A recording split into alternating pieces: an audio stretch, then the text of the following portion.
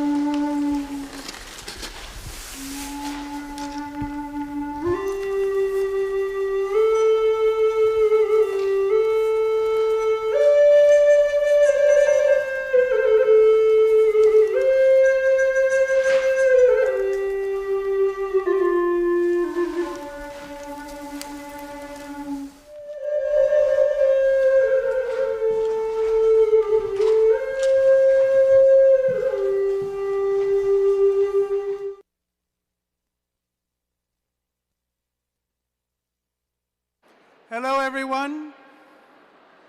This fellow here is Robert. He has been a career dancer with Propeller Dance since its inception here in Ottawa. Ottawa falls under a much broader territory of the Anishinaabeg people, and the Chaudière Falls, which are just 10 kilometers from here, are a site sacred to that nation. 4 years ago, in April, Propeller dance was treated to a dance demonstration by a local Anishinaabeg artist, but Rob's involvement and familiarity with native dance goes back much further than that. Not least because he very often has gone to the Summer Solstice Indigenous Festival, even when he was a child. If you it's a fun place to visit if you're free on June 21st or 22nd. This year it's at, what's that place? No, anyways, it's here in Ottawa.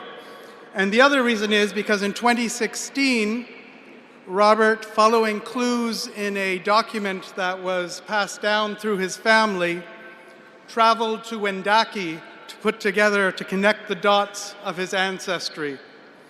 And one of the first experiences we had, because we went together, was we took a tour of the museum guided by a local Wendat storyteller, Dominic St. Marie.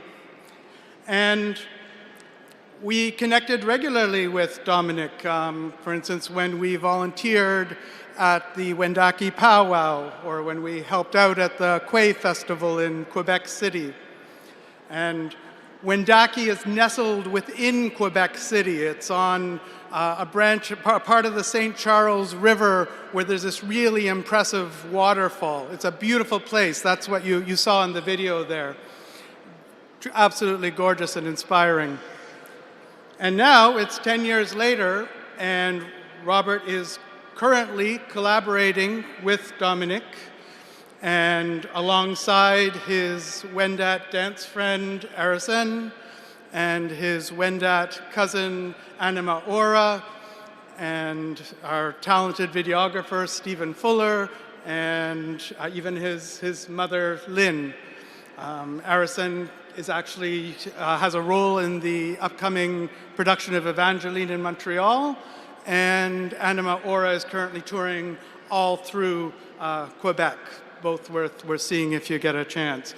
And all of that was possible because of generous grants from the Canada Councils for the Arts and the Ontario Councils for the Arts.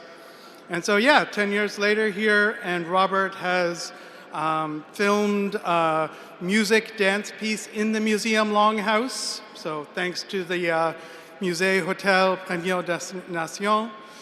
And he has crafted and showed a 30-minute stage piece about his Wendat ancestry, thanks to GCTC and Shara Weaver. And he has created an hour-long documentary about his life, special thanks to Carmel Whittle and Mo Saunier for that. And yeah, we're happy to have been able to share a glimpse of that with you today, and are happy that you can all attend this wonderful event.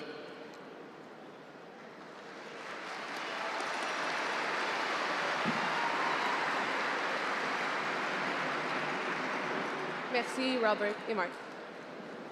Bonjour à tous, merci d'être en si grand nombre aujourd'hui. Bienvenue à la cérémonie d'ouverture du championnat canadien de Ringette 2026 ici à Ottawa, dans la capitale nationale. On est très heureux, très heureuse de vous accueillir à Ottawa pour une deuxième année consécutive, alors qu'on se prépare à vivre la semaine de Ringette la plus excitante de l'année.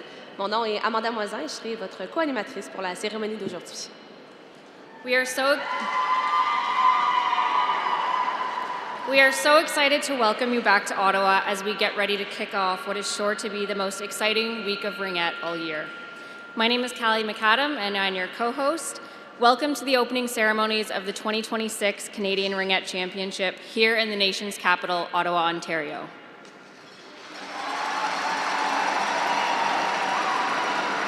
En nous rassemblant dans un esprit d'équipe et de solidarité, on se rappelle les valeurs que la Ringette nous transmet, le travail d'équipe, la persévérance et le dévouement. Au cours des prochains jours, de la prochaine semaine, les athlètes de partout au pays s'affronteront au plus haut niveau, démontrant leur talent et leur passion pour ce sport qui nous unit. This championship not only celebrates athleticism, but also the bonds that unite us as a community. It is a testament to the hard work and commitment of countless individuals, from the athletes who have dedicated themselves to their craft, to the coaches who have guided and inspired them, volunteers and organizers who have worked tirelessly behind the scenes to make this event possible.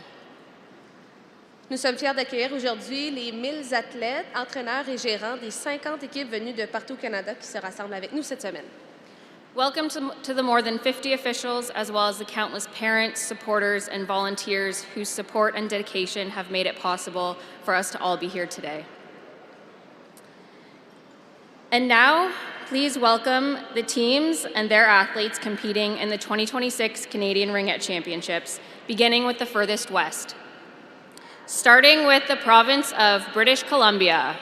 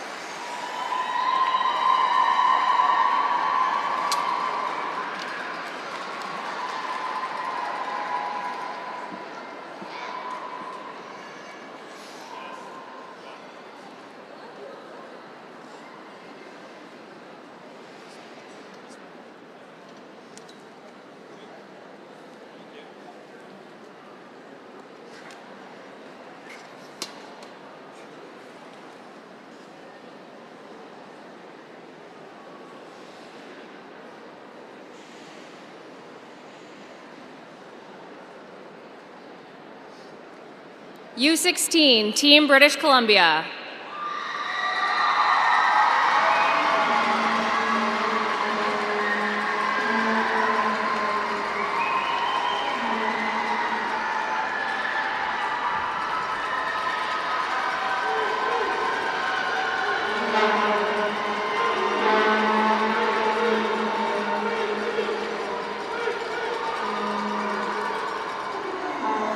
U19, Team British Columbia.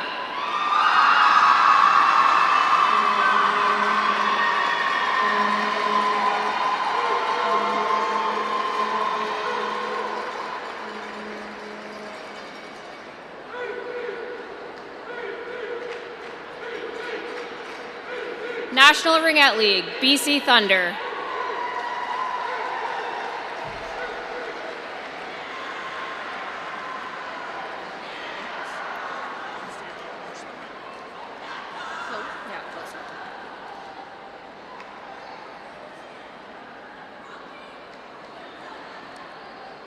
Les équipes de l'Alberta.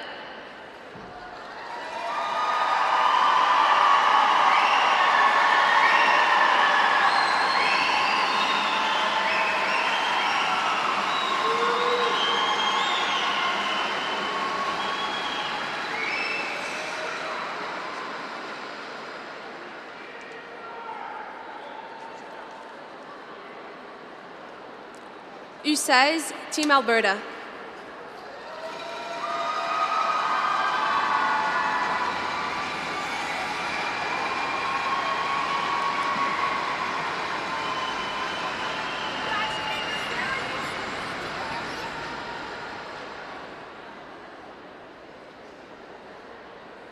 U16, Edmonton Edge.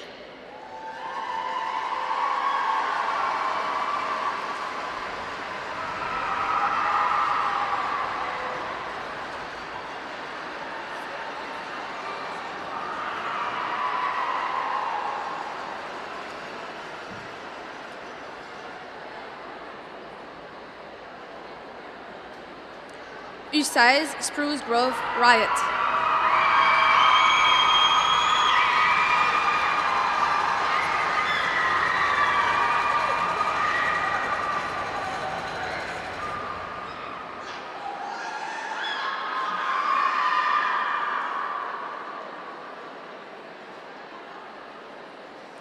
U16, Calgary Rowdy.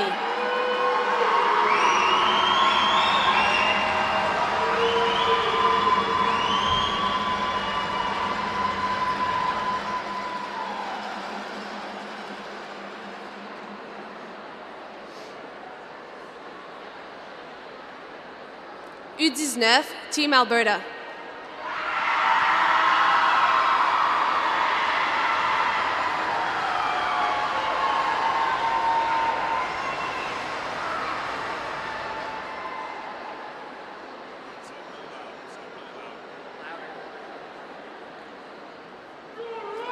U19, Calgary Rock.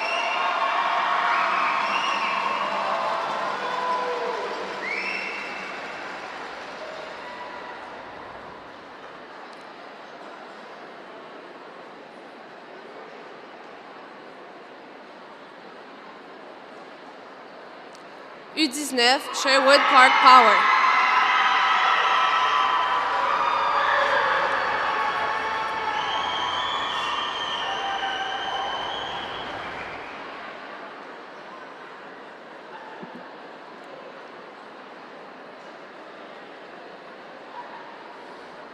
U19, Calgary Havoc.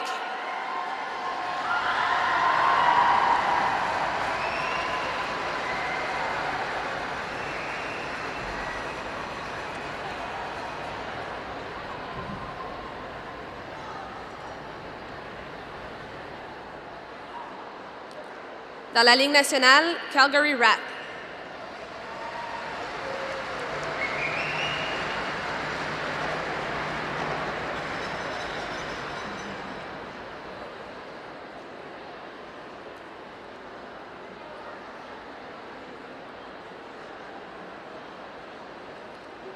Dans la Ligue nationale, Edmonton Rush.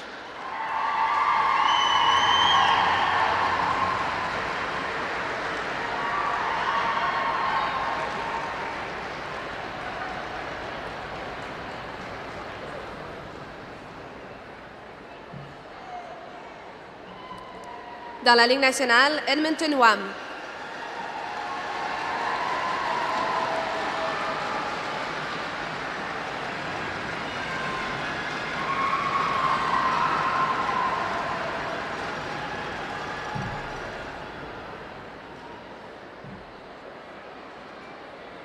Dans la Ligue nationale, Rocky Mountain Rage.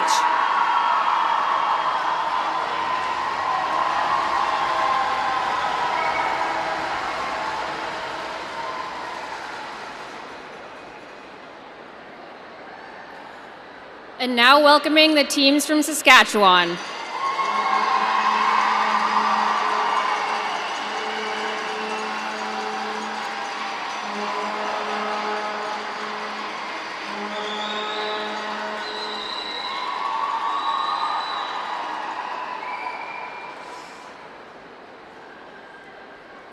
U16, Team Saskatchewan.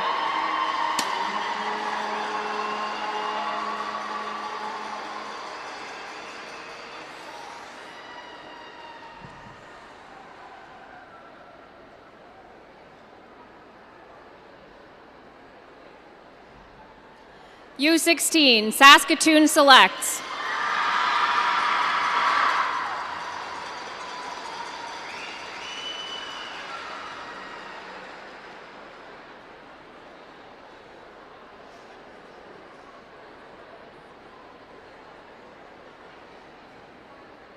U19, Team Saskatchewan.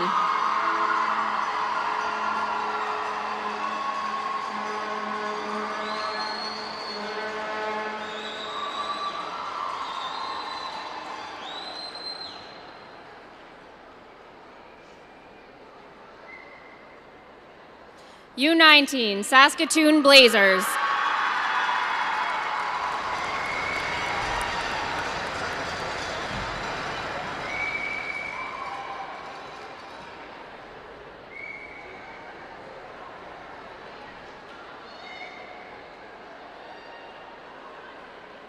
National Ringette League, Saskatchewan Heat.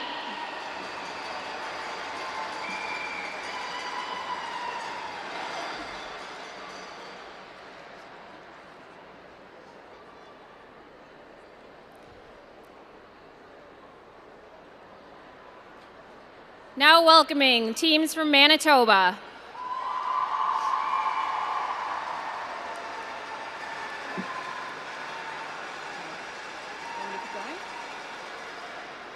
You go.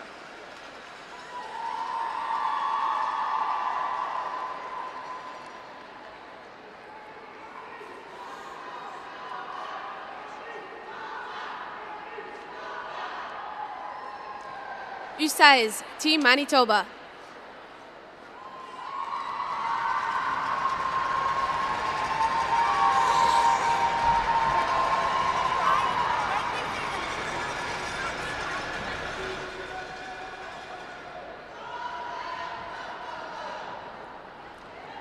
U19, Team Manitoba.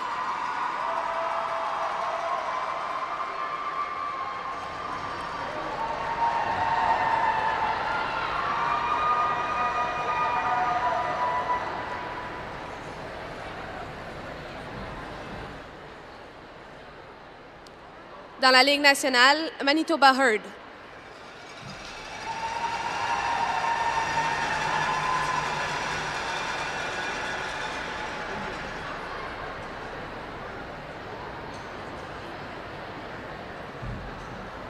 Now welcoming teams from Ontario.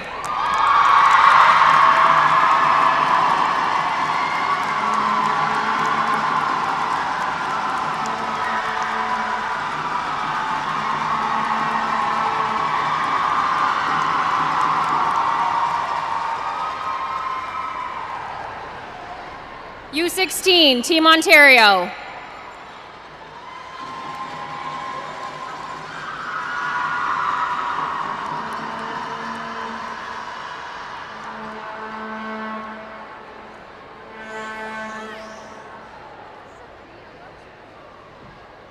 U16, West Ottawa Wild.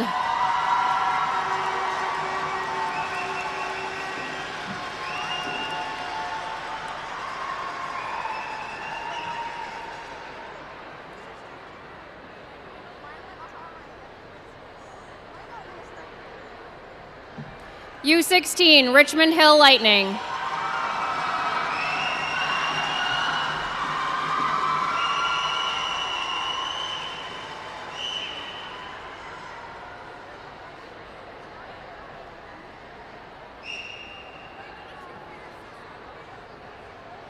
U16, Waterloo Wildfire.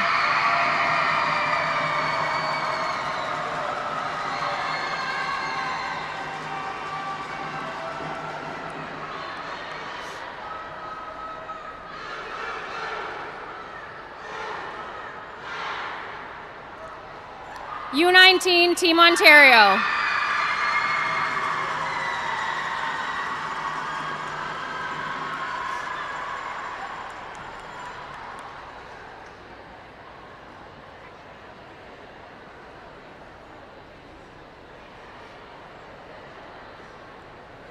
U19, Eastern Ontario Force.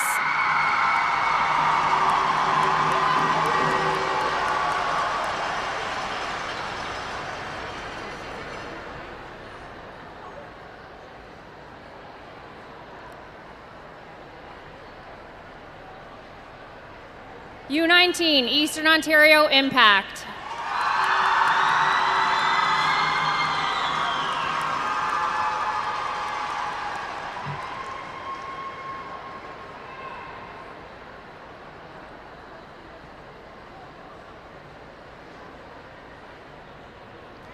U19, Kitchener Wildcats.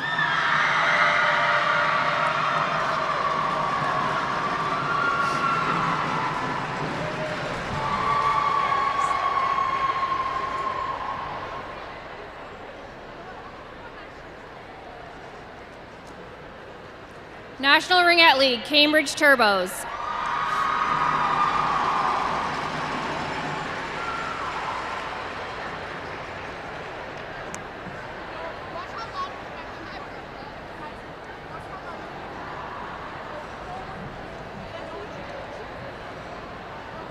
National Ringette League, Eastern Ontario Capitals.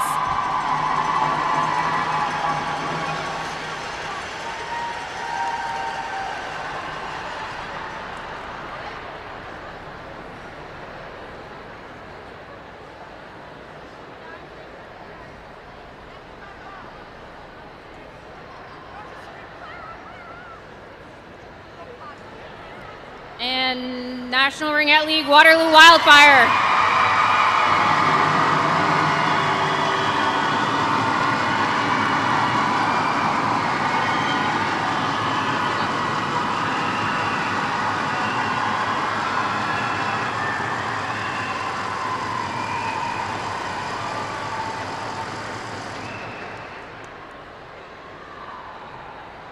U16, Équipe Québec.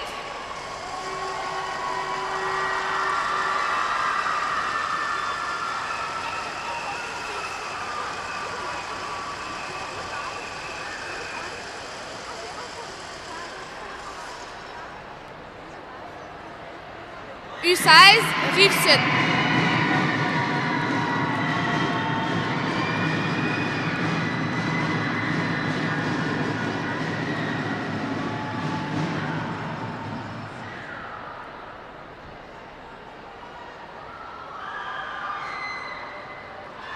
U16, Lac-Saint-Louis.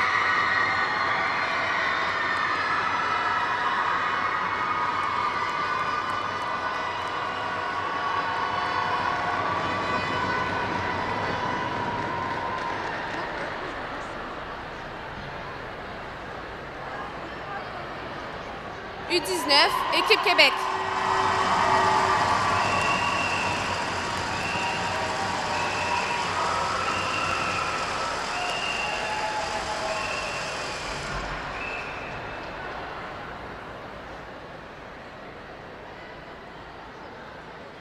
U19, Rive-Sud.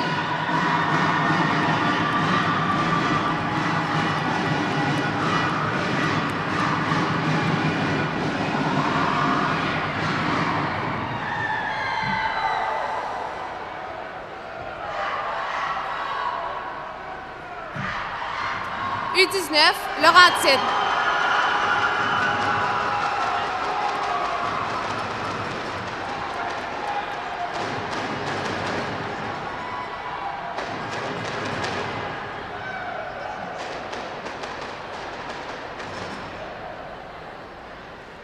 Dans la Ligue nationale, le Fusion de Gatineau.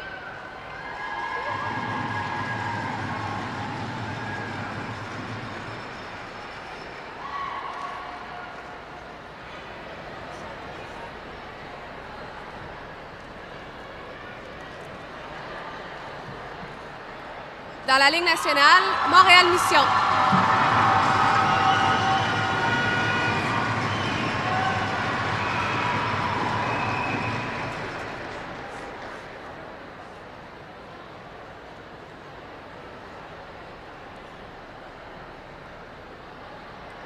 Dans la Ligue nationale, Rive-Sud Révolution.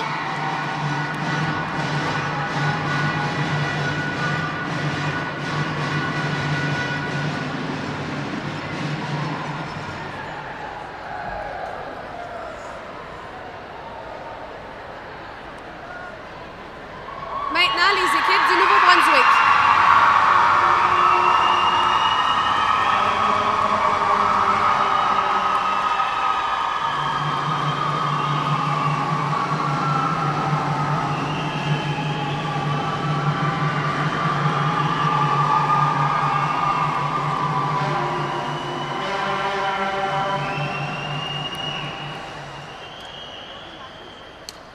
U16, Team New Brunswick.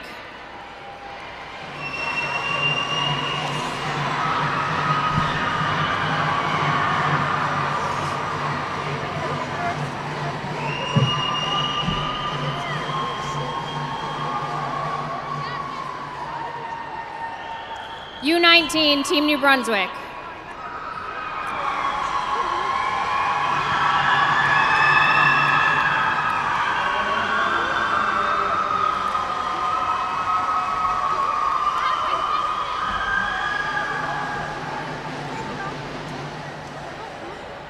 National Ringette League Atlantic Attack.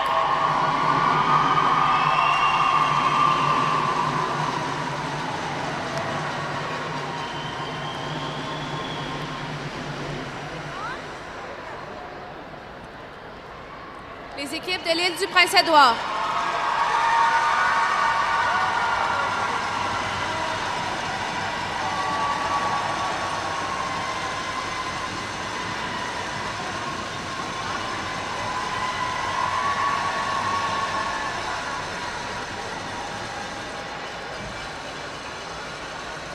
U16, Team PEI.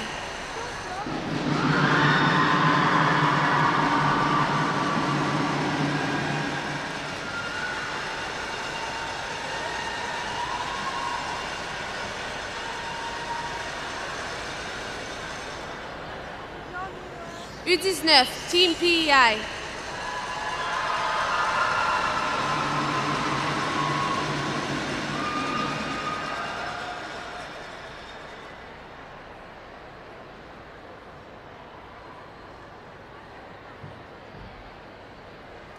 And now welcoming the teams from Nova Scotia.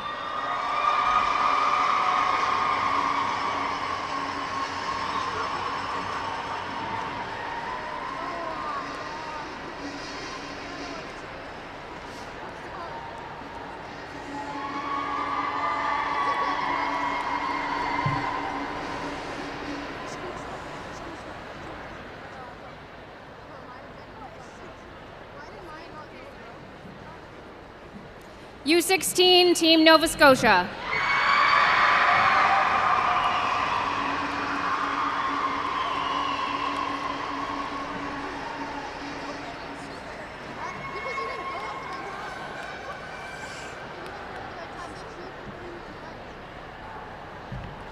And U19, Team Nova Scotia.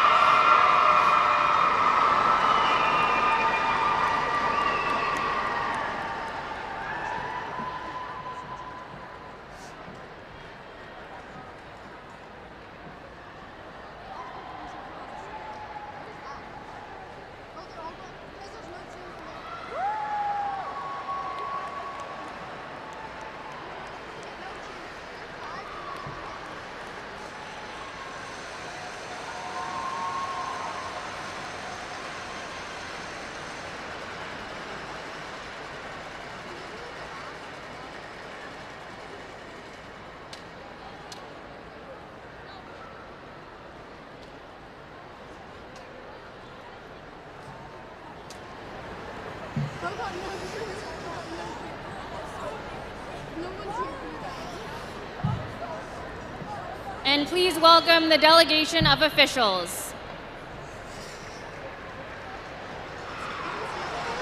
Bienvenue aussi aux officiels.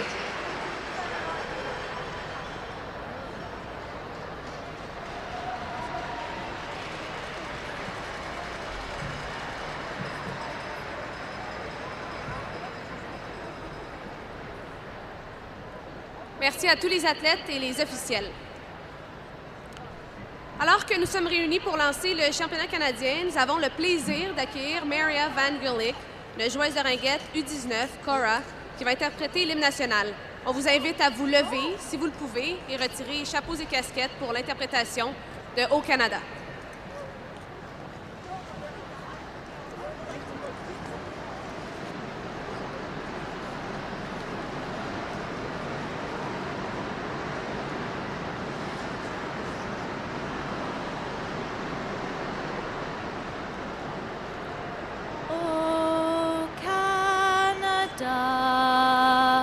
Terre de nos aïeux, ton front est saint, de fleurons glorieux, car ton bras sait porter l'épée, il sait porter la croix.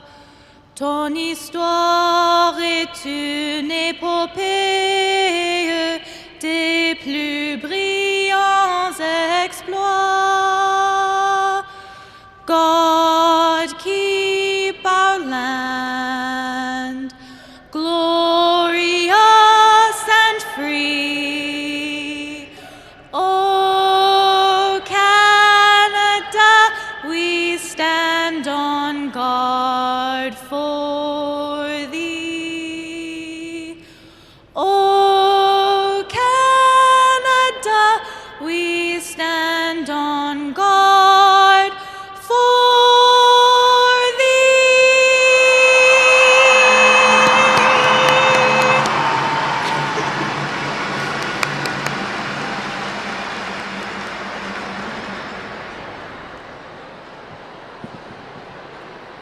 Thank you, Maria.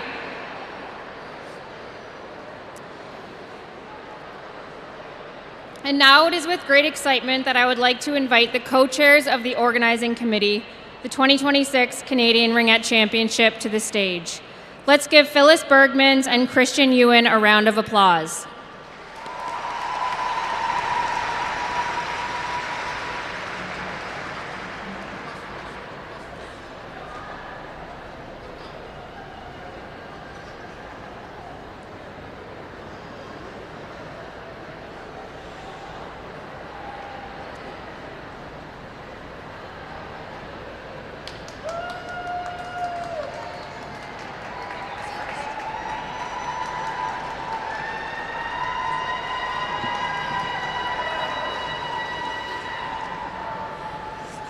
So obviously we weren't as prepared as we thought because you saw us running around the rink there, so sorry about that.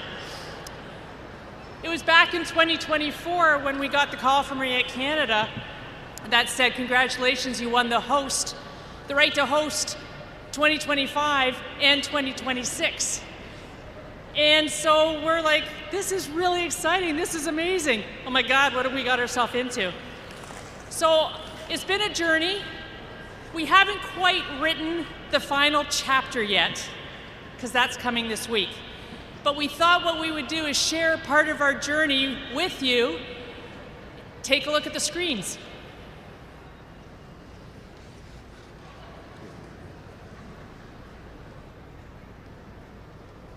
And the winner is the 2025 Canadian Ringette Championships, Ottawa, Ontario.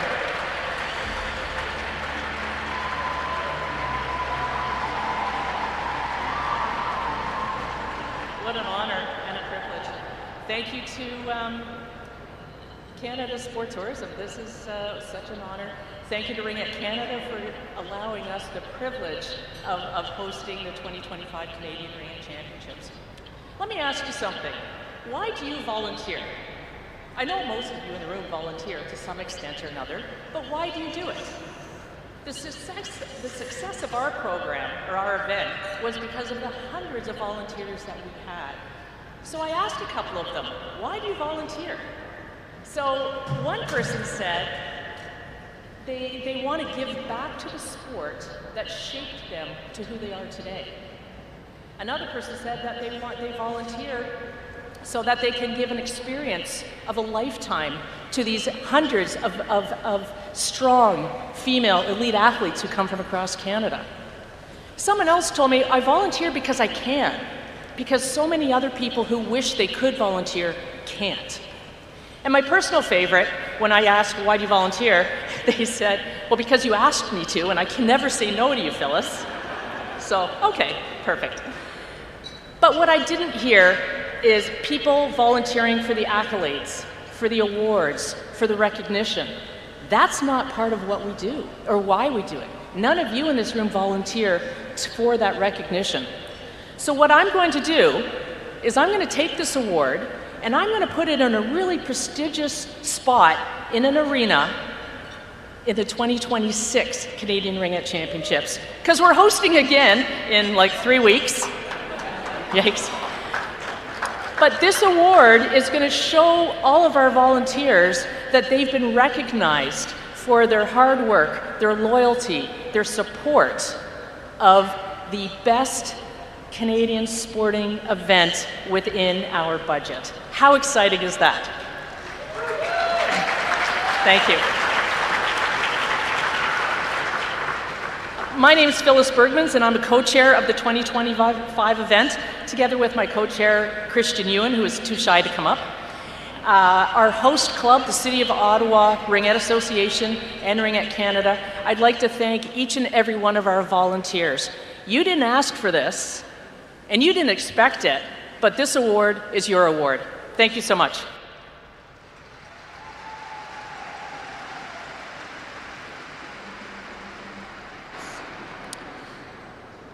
Chers athlètes, entraîneurs, spectateurs, aujourd'hui, nous commençons une semaine spéciale, une expérience qui ne serait pas possible sans l'effort d'une centaine de bénévoles. Quand vous allez les voir dans les arénas, regardez leurs sourires. Ils sont pour vous. C'est aussi le début de 1000 mémoires pour vous, des mémoires pour la vie. Je vous souhaite une bonne compétition.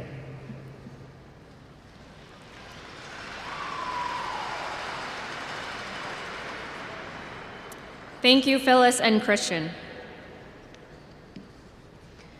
On behalf of Ringette Canada, we would like to invite Debbie Frail, President of the Board of Directors, and Peter Leiser, CEO of Ringette Canada, to say a few words of welcome.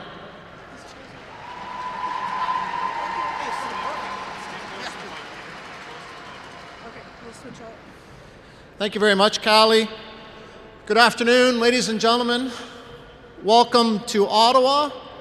For some, welcome back to Ottawa, who was here in 2025. and as everybody in the Ringette community knows, the best week of the year.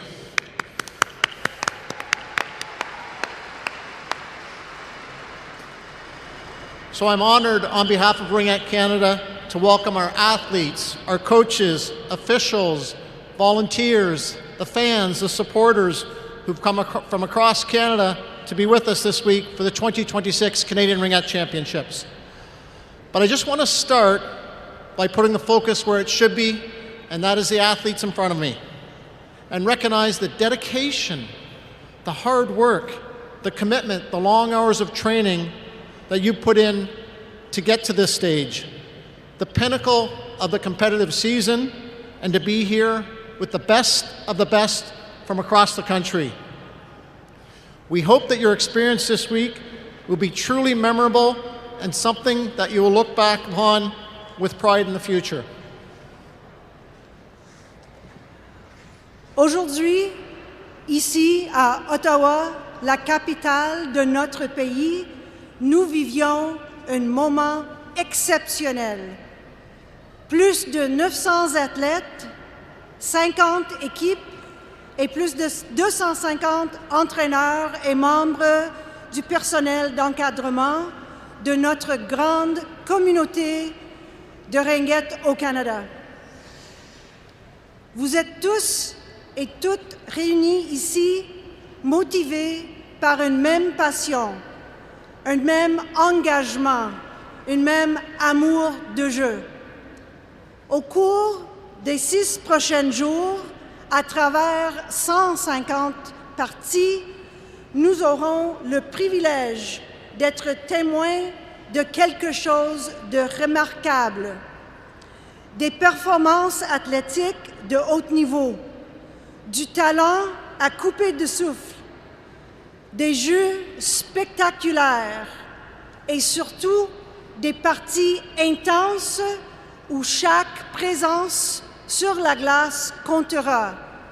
Donnez votre maximum effort.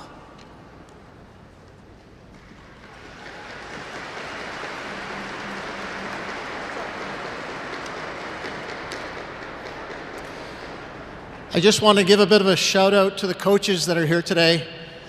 This doesn't happen without strong coaching, so kudos on getting here and the success that you've had to this point, and not just the coaches, the trainers, and the team managers as well.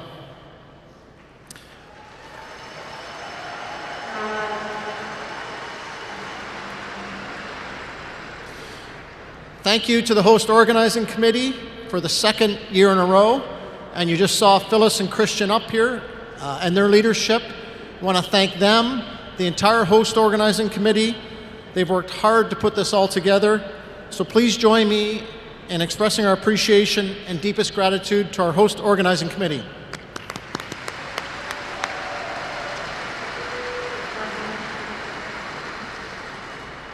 Aussi, nous tenons à remercier tout particulièrement l'équipe de Ringette Canada, qui a consacré de nombreuses heures afin d'offrir à chaque participante une expérience exceptionnelle tout au long de cette semaine. Merci, Ringette Canada.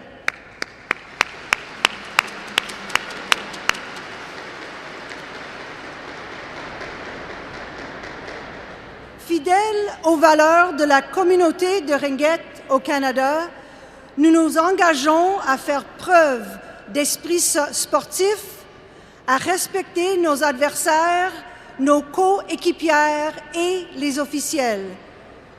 Je sais que vous jouerez avec cœur en faisant preuve de grâce dans la victoire comme dans la défaite. Et surtout, ensemble, nous porterons avec fierté les valeurs d'intégrité et de conduite éthique qui définissent notre sport.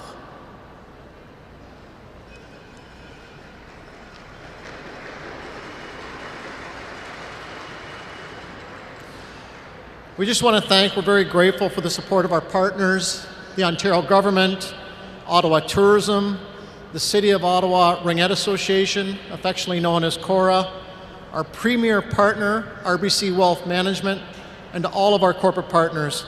Thank you, and your support is vital to the event.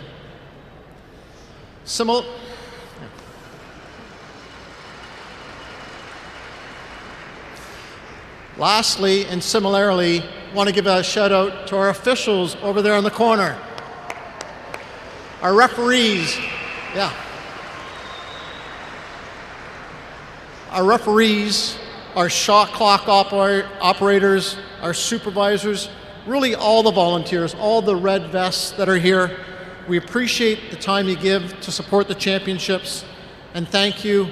Without you, this event doesn't happen.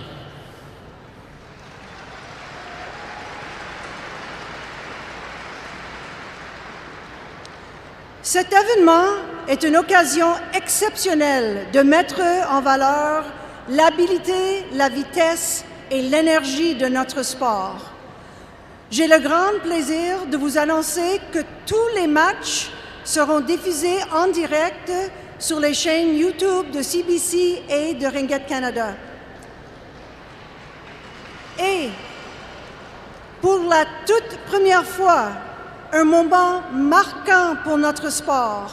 Les matchs pour les médailles de bronze et les médailles d'or de la Ligue nationale de Ringette seront aussi diffusés sur la chaîne All Women's Sports Network.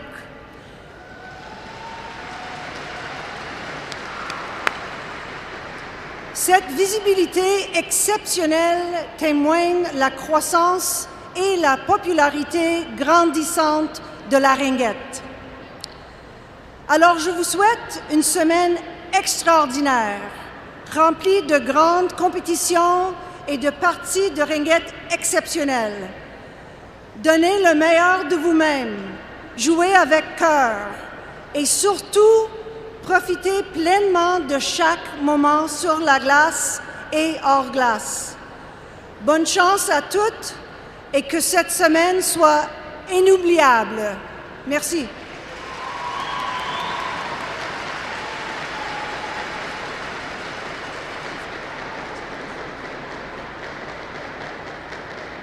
Merci Debbie et Peter. En tant que responsable de l'arbitrage pour Ringette Canada, j'aimerais accueillir maintenant Karen Meek sur la scène pour qu'elle vienne dire quelques mots.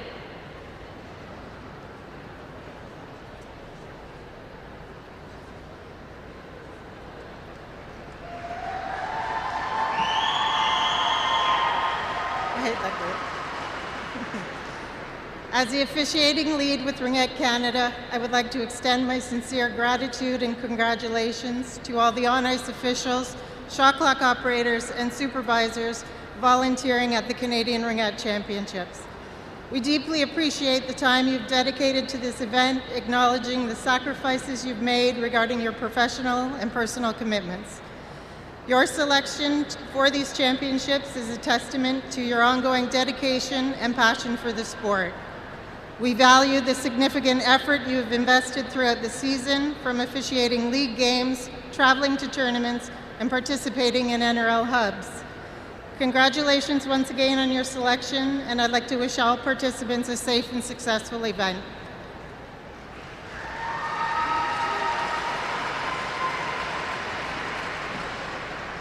Thank you, Karen. As a host committee, we are grateful for the unwavering support from the Province of Ontario and the City of Ottawa, which allow us to make this event a success for another year. We would also like to thank the sponsors who have contributed to the success of our event. We would like to take a moment to recognize the invaluable contribution of our platinum sponsor, RBC. Their unwavering support has been instrumental in making this event possible.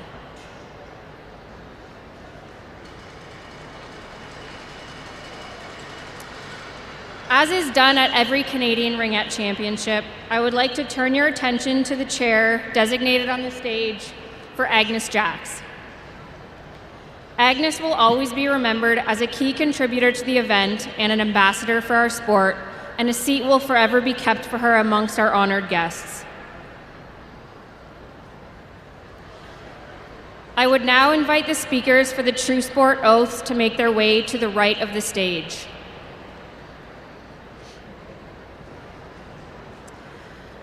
And now, please join me in welcoming Emma Miskew, an Olympic bronze medalist and one of Canada's top high-performance curlers. As a longtime member of Team Homan, Emma has competed on the world stage under immense pressure, where precision, preparation, and trust in your team make all the difference. Emma Miskew partagera des réflexions tirées de son parcours olympique, ce dont une athlète a besoin pour performer lorsque chaque instant compte, comment les équipes élites se préparent et communiquent, et comment rester concentré sous la pression.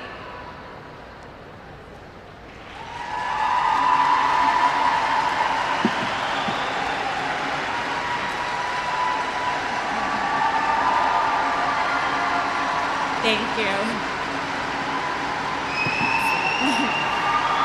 Hi, everyone.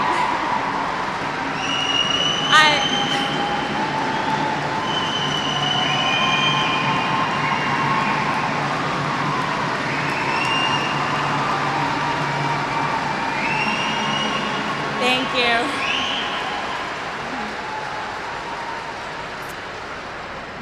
I am honored to be here today speaking at the Canadian Ringette Championships. Not everyone gets the chance to play in a national championship, so first off, congratulations. Bonjour à tous. C'est un honneur pour moi d'être ici aujourd'hui pour que je prenne la parole au championnat canadien de ringette. Le droit de jouer dans ce match a été mérité par vos efforts. Donc, tout d'abord, félicitations pour votre présence ici. I'm going to talk a little bit today about my recent Olympic experience and a little bit about the lessons I've learned along the way. Our Olympic journey hasn't always been easy. I was at the Olympics with Rachel, my longtime teammate, in 2018 after coming off a World Championship win and going into the event being the favorite. The event did not go as planned for us. We started off the event 0-3, and as you know in a round robin, that's not great, and it was really challenging for us to try to battle back. We battled back as hard as we could that year, falling just short of the playoffs and coming home with a 6th place finish.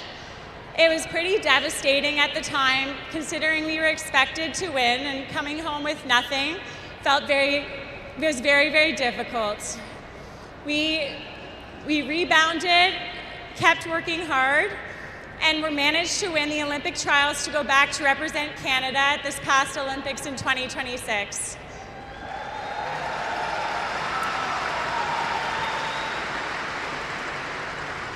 We really wanted a different Olympic experience, and the past 2 years we were able to defend our title as world champions and wanted to go into the Olympics and win for Canada, and that is what we were thinking about.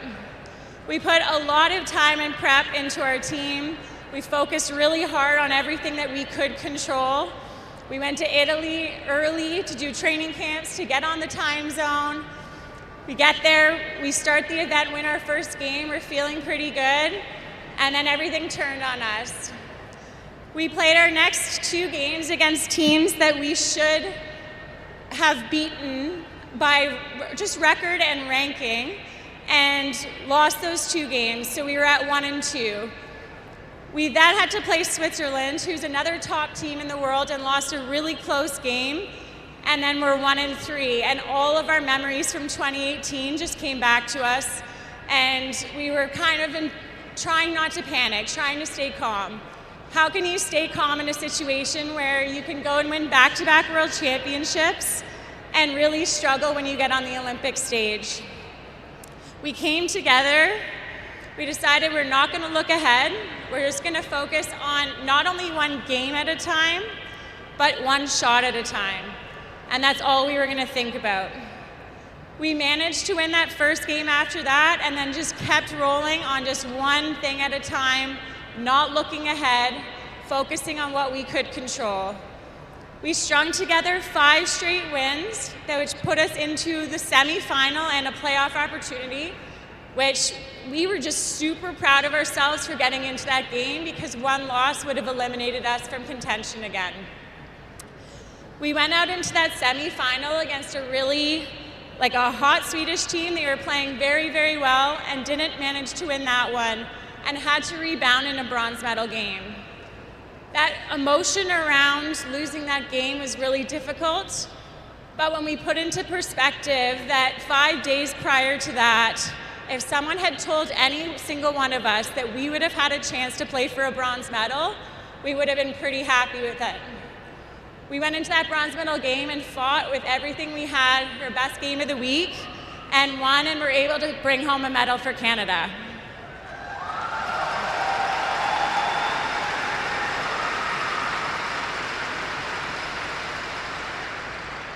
This was a big lesson for us, saying it's not always easy out there. It's not easy to feel the pressure. It's not easy when you look ahead. It's not easy to wear the maple leaf. It's not easy to represent any especially your province, but it's about learning how you can get through that one game at a time, one moment at a time, and work together as a team.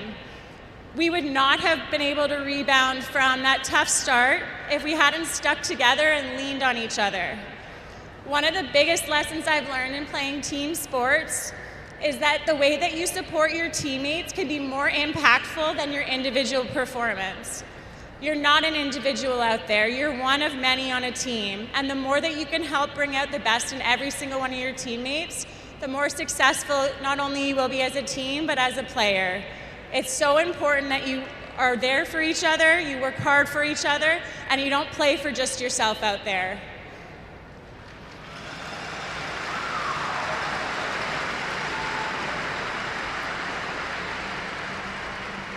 The last thing that I really learned in my entire experiences at not only World Championships, but at the Olympics too, is that you can't just look ahead and hope that you're standing on the podium at the end of the event without just appreciating that you're here, appreciating the journey that it takes, and taking in all these moments.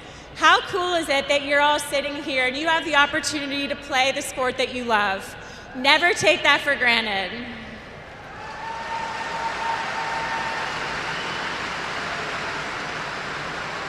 When I look back on my career, there are definitely moments where if we didn't win the event, the whole event was a bust, and I didn't take any fond memories from it.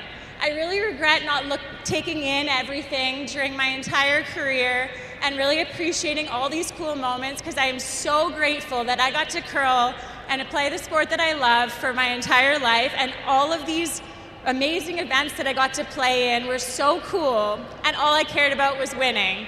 So please, if you're going to do one thing this week, take it all in, be so proud and grateful that you're here, and honestly, have fun, because when else are you going to be able to do this?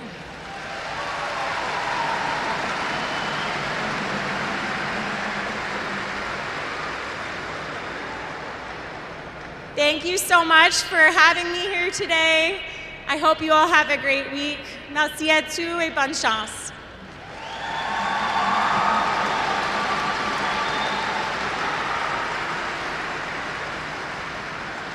Merci beaucoup, Emma. Et maintenant, voici un message par vidéo de l'honorable Neil Lumsden, qui est membre de l'Assemblée législative de l'Ontario et ministre du Sport.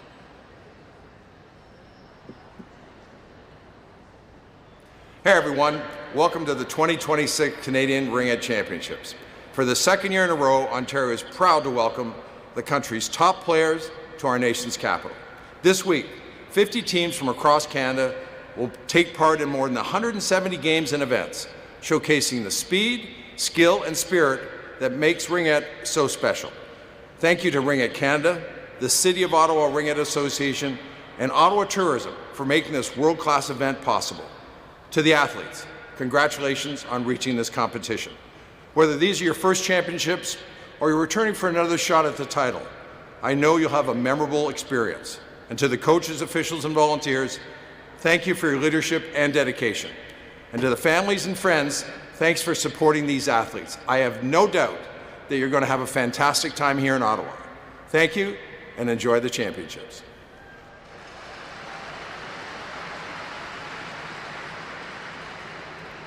Thank you, Honourable Neil Lumsden. As we transition to the final part of our ceremony today, it is customary to reaffirm our commitment to the true sport values of sportsmanship, integrity, and fair play. In this spirit, we invite you to join me as we witness the solemn recital of the true sport parent's oath, the athlete's oath, the coach's oath, and the official's oath. It is a pledge that symbolizes the essence of competitive excellence and camaraderie. We would like to invite Lynn Desmarais and Sean O'Neill to read the parent's oath.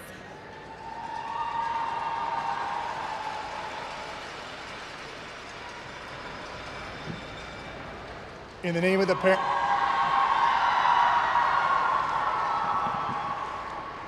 the parents taking part in the Canadian Ringette Championships, I pledge our commitment to creating a positive sporting environment and encouraging our daughters to participate to the best of their abilities. In the spirit of true sport, we will respect all players, coaches, and officials, and strive to be the best fans we can be, using good judgment in our enthusiasm and being courteous in words and actions. I pledge our commitment to the true sport principles, believing that good sport can make a great difference.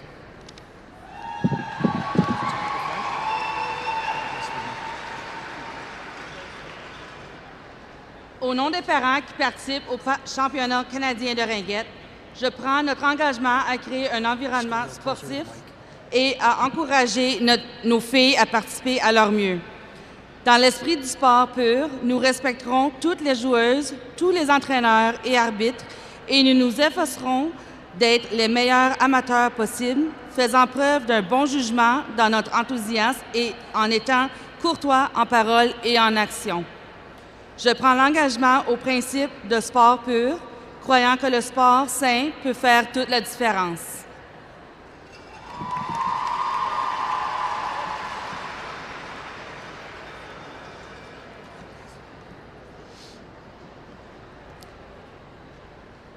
On invite maintenant Mackenzie Miller et Isabella Haziasmanis pour la lecture du serment des athlètes.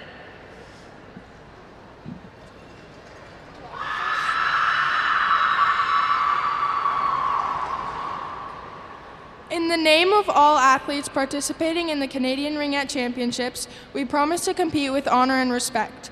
In the spirit of true sport, we will play by the rules, recognize the contributions of volunteers, and commit to the true sport principles. We will strive for excellence, maintain a healthy mind, body, and spirit, and have fun.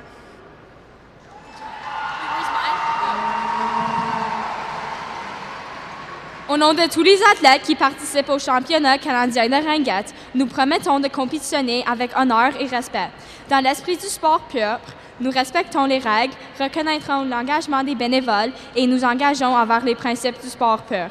Nous viserons l'excellence, maintiendrons un esprit et un corps sain et aurons du plaisir.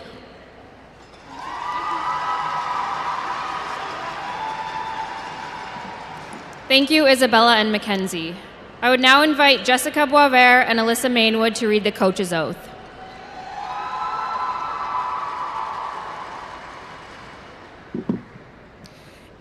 In the name of all coaches and other members of the athlete entourage taking part in the Canadian Ringette Championships, I promise that we will coach in a manner that is consistent with the spirit of true sport.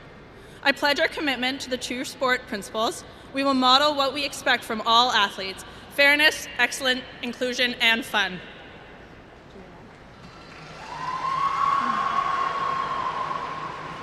Au nom de tous les entraîneurs et autres membres de l'entourage des athlètes qui participent au championnat canadien de ringette, je promets que nous remplirons nos fonctions de l'esprit de sport pur. Nous nous engageons à respecter les principes sport pur et à incarner ce que nous entendons des athlètes: franc jeu, excellence, inclusion et plaisir.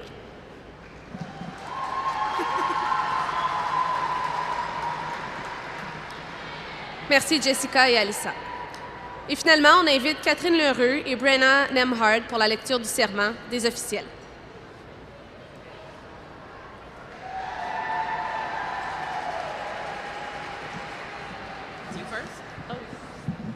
Au nom de tous les officiels majeurs qui participent au championnat canadien de ringette, je promets que nous remplirons nos fonctions pendant cette compétition en toute impartialité, en respect et en appliquant les règles qui les régissent dans l'esprit de sport pur.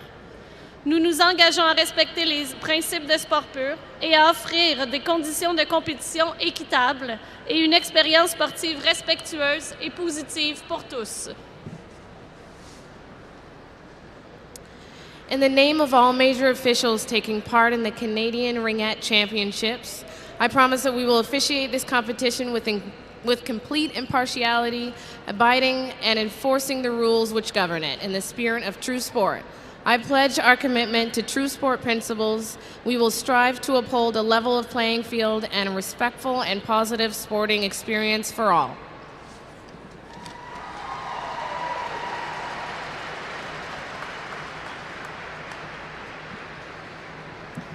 Thank you, Catherine and Brianna.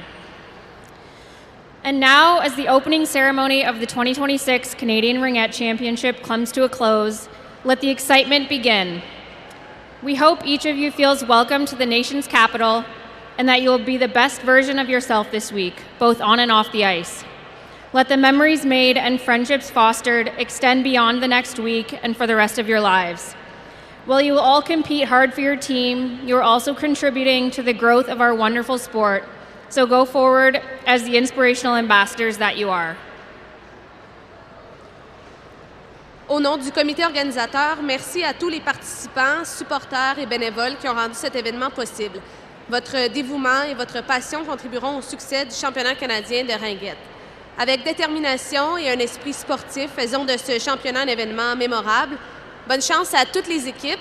Merci d'avoir été avec nous aujourd'hui et bon championnat.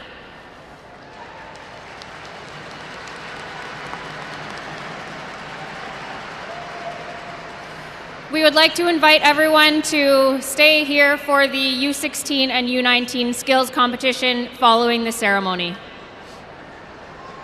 On vous invite à rester sur place pour les compétitions de U16 et U19 au cours des prochaines minutes.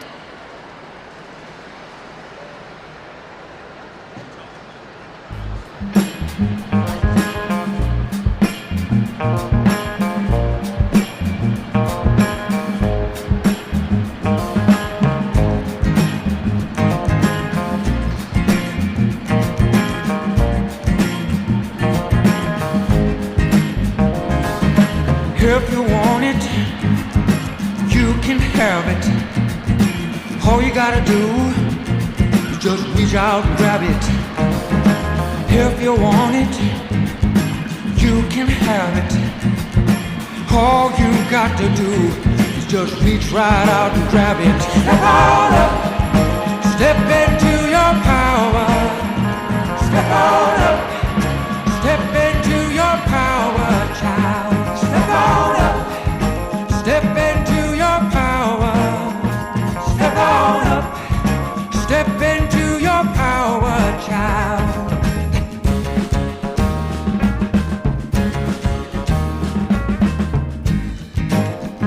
Now listen to me. All you need, you're already on. It was given to you on the day that you were born. Anything that your heart can dream, you can make it reality. Step on up, step into your power.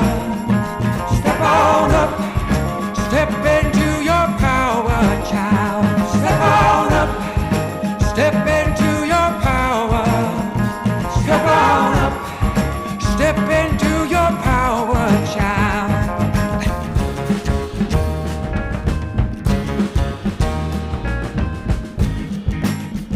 Now listen, don't be afraid to fall. It's the getting back up that's gonna make you stronger. God only made one like you. So come on, baby, and just do what you were born to do. Step on up, step into your power. Step on up, step into your power, child. Step on up, step into your power. Step on up, step into your power, child. Step on up, hey!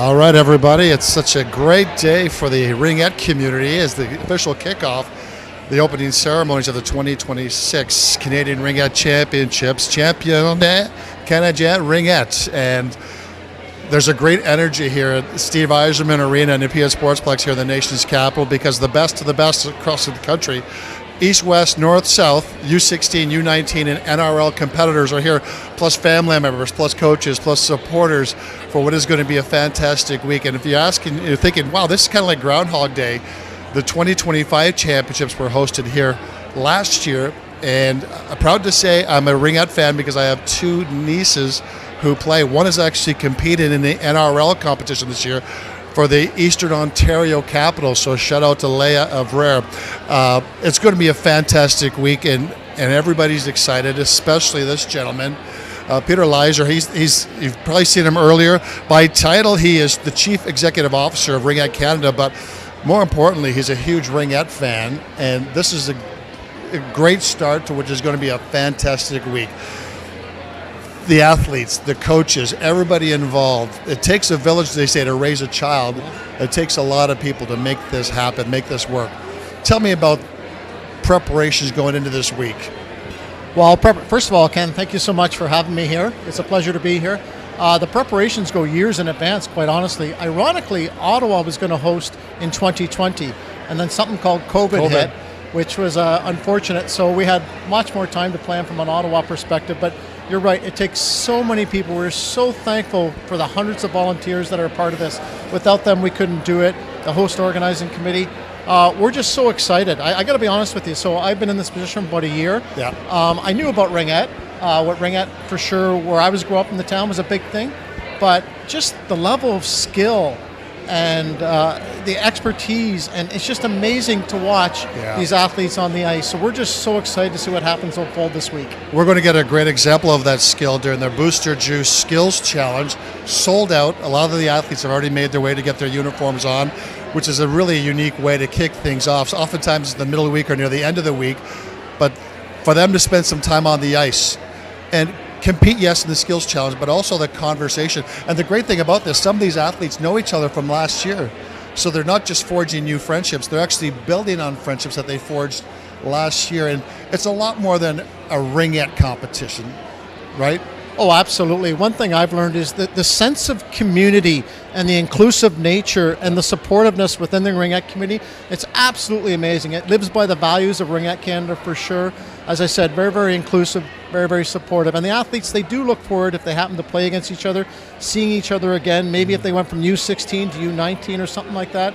And there's friendships and bonds built. Some of these athletes may have participated on our national team, our U18 team, our junior team, or our senior team from the perspective of the National Ringette League. So it is a very tight-knit community. They love to see each other. Hey, they're competitors on the ice, to be quite frank. They're going for the ring. They're not giving any mercy, but they're going to go hard. But it's great to see the sportsmanship that happens. I was going to say that, yes, they're going to be friendly off the ice, but because of the way it's been situated, 2 consecutive years in the nation's capital, the rivalry element, there's some heartbreak. We celebrate our champions, which is unique and it's great and well-earned, but the teams that get so close, or the teams that have improved, realizing what do they have to do coming back to improve, to become one of the competitive teams at each level. Yeah. So there's an evolution connected to this from last year to this year. 100%. And let's not forget, these are high-performance athletes. Yeah, absolutely. They're competing at the highest level. They're working on the ice training, off the ice training, nutrition, mental performance, athletic therapists. So these are true high-performance athletes that are trying to reach their peak and peak at the right time of the year at the Canadian Ringette Championships.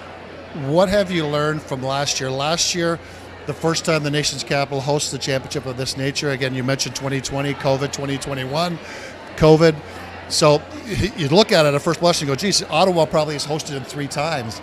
Last year was your first run through, an important experience. How important is that, knowing you're back at it again? It's almost like seeing a picture for the second time. It's like deja vu a little bit, for sure. There is some synergies hosting it back-to-back in a city. You know, a lot of the volunteers are the same, the host organizing committee, some of the partners and the sponsorships that you have. So I think that really benefits hosting it, and something that we've considered and we're actually going to do again. So next year it's at 2027, it's in Halifax.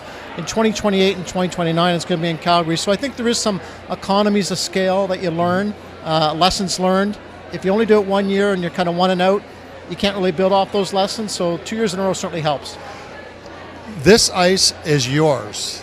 When you go to the Ringette Canada website, you see that creed. Tell me what that entails, because at first blush, you go, okay, it's competitive. This ice is mine. This is my space. I want to compete. But again, it's broader than that. It's this event and the sport of ringette really fills the storybooks of so many athletes, and it begins at the grassroots level, where the kids will aspire to be here someday.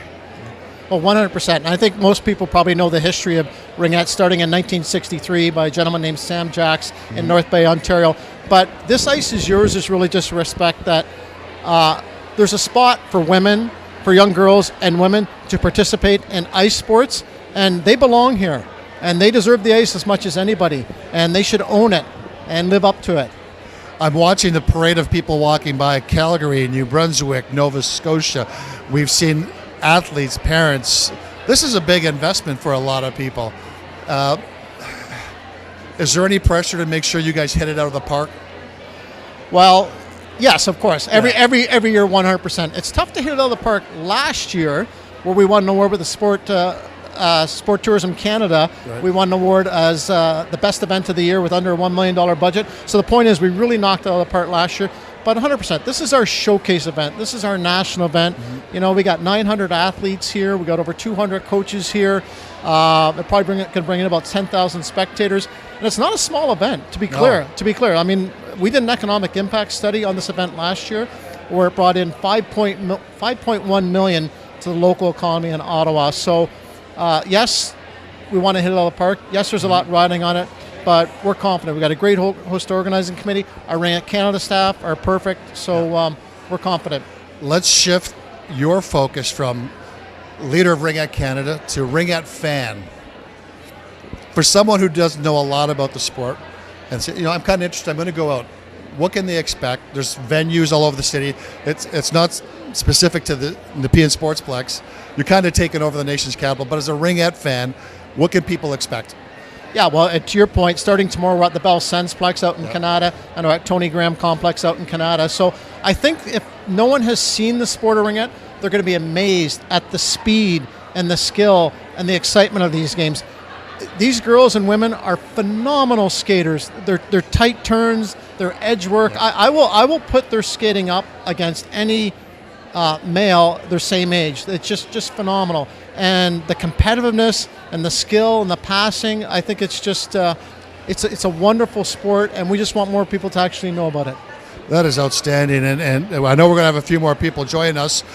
But when do you take a big breath and go, is it now? Is it at the end? When do you just sort of get a collective sigh and say, okay, we did everything we could. Let's just let the chips fall where they may and have a good week. Is it before the week, or are you like a parent overseeing everything going, not till 7 days, 8 days from now?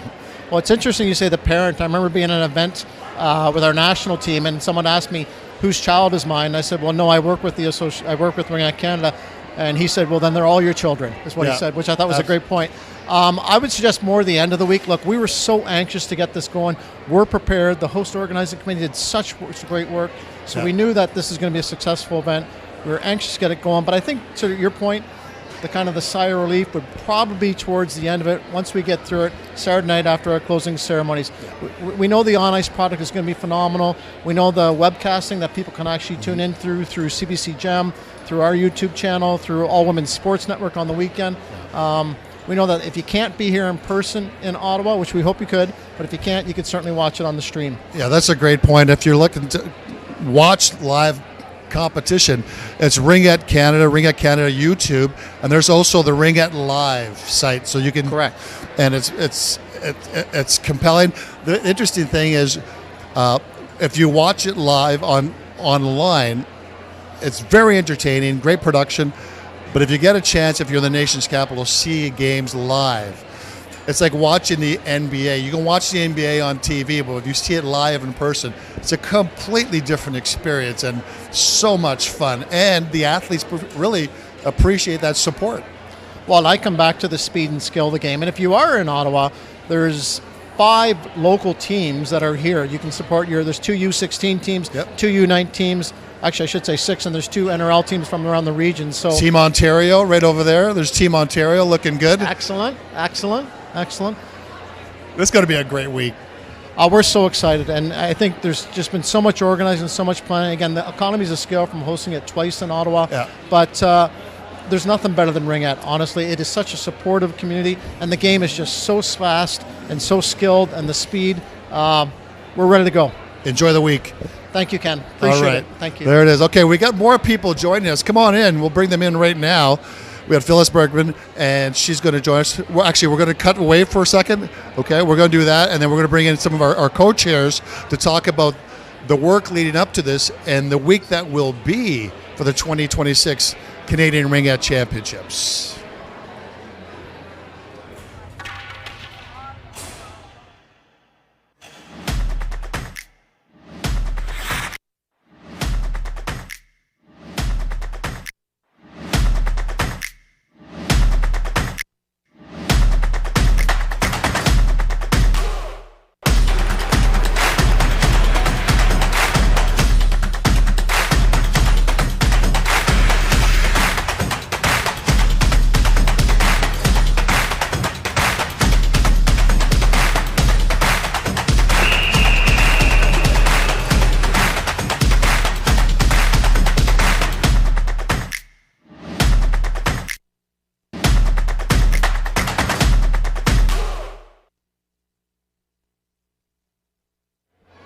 All right, welcome back to the 2026 Canadian Ringette Championships.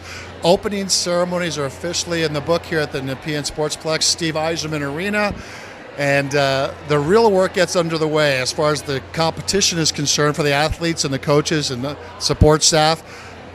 But a lot of work goes into this recipe and making sure this works out. Phyllis, thank you. Christian, good to see you. Christian Ewan and Phyllis Bergman, you are the co-chairs, co-committee chairs, and first off, I got to ask you, it's a lot of work. Yes, it is. How are you holding up? I'm upright. Christian, are you? I'm keeping up in some form, so yeah. This is a moment you've been waiting for, I imagine. Sleepless nights, worried about all the things that could go right, but the 101 things that can go wrong. And here you are now at this moment. How's that feel? Absolutely fantastic.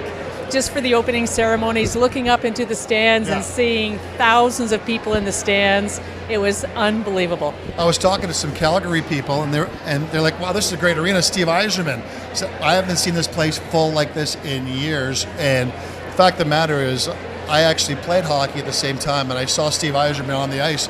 I looked at my dad and I said, "Dad, I'm not going to the NHL." Christian, let's talk about this. Bienvenue, welcome. If you could, for our French community, your thoughts on this event and maybe the pressure to hit it out of the park after you've hosted it last year.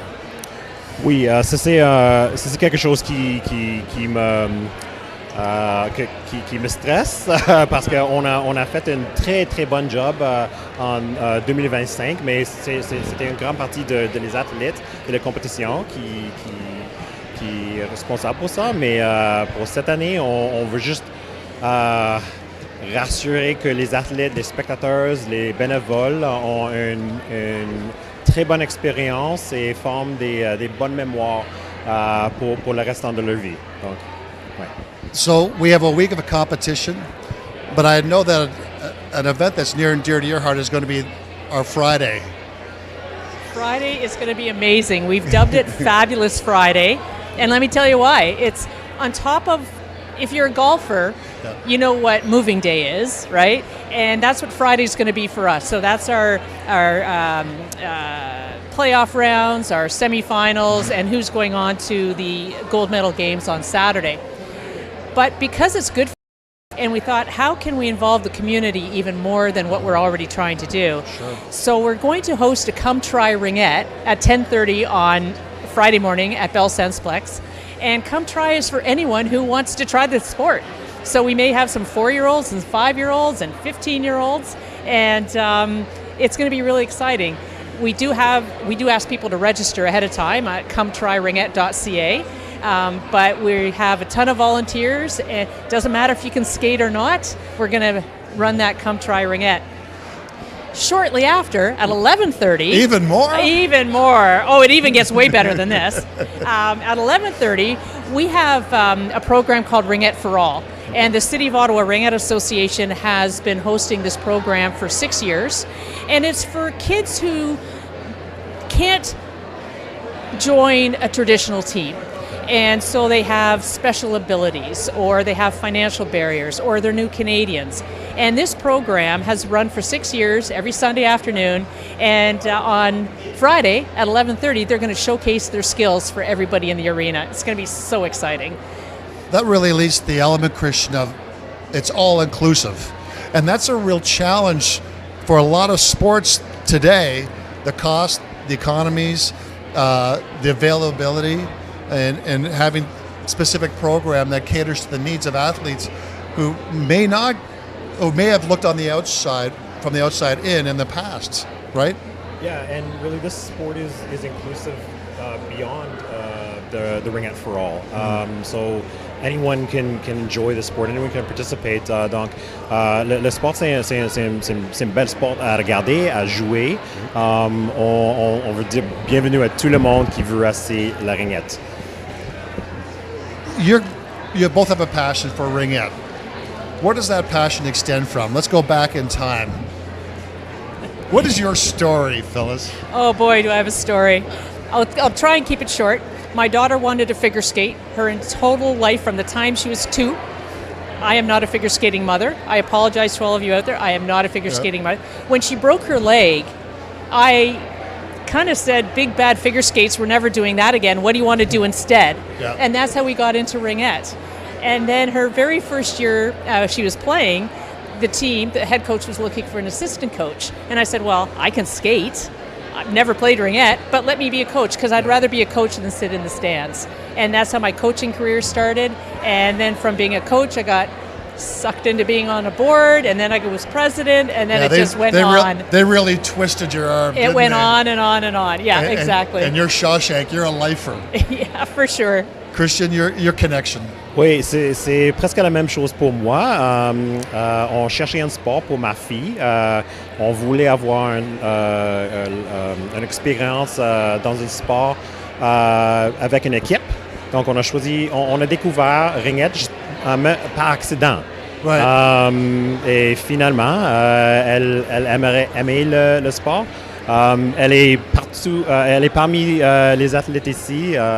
Donc, je suis juste attrapé par le sport après cette interaction. You all have a passion for the sport. Peter, where do you see the sport 5-10 years from now? Because when I watch Ringette Canada, I watch the provincial championships, and as I mentioned, I have 2 nieces who played. One is actually going to be playing NRL for the Eastern Ontario Capitals. Yeah, they're the Capitals. Yeah. And it's such a broad experience, and we're so good at it. Where do you see the game 5-10 years from now?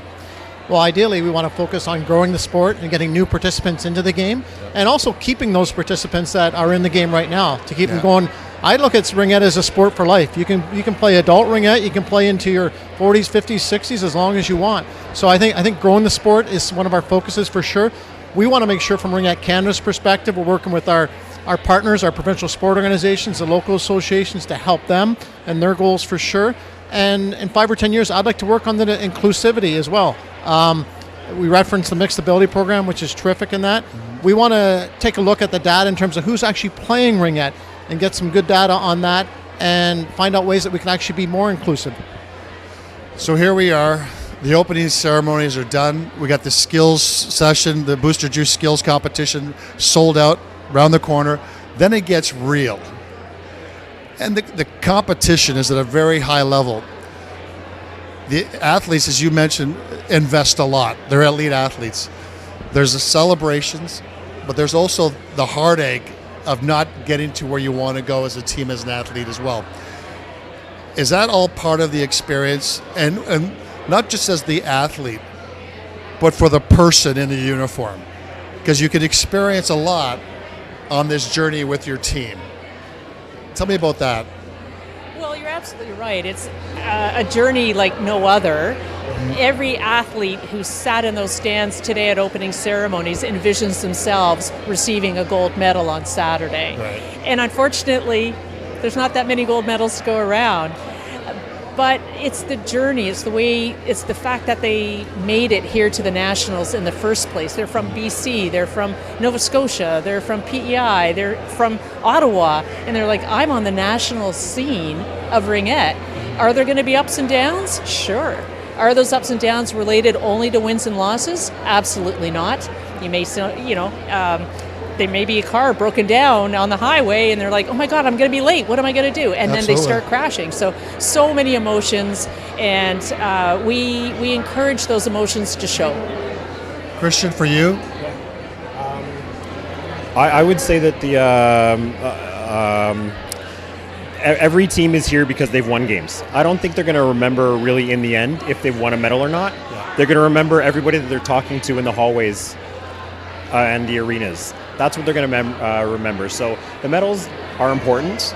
That's why they're here. But that's not what they're going to take away from this. When you look around the concourse and they're waiting for the skills competition, people are represented in their colors. I see the Calgary guys, they're in their plaid red and black. I see Nova Scotia, some of them look like they're part of a breakdance team. I've seen Saskatchewan green in the house. It's so cool to see that, to say, as an athlete, I had a chance to play in the CFL and wear those uniforms, and just to be able to put on that uniform and to remind them to take that collective breath before you go out and just enjoy it, right? That's what you really want them to do. Oh, exactly.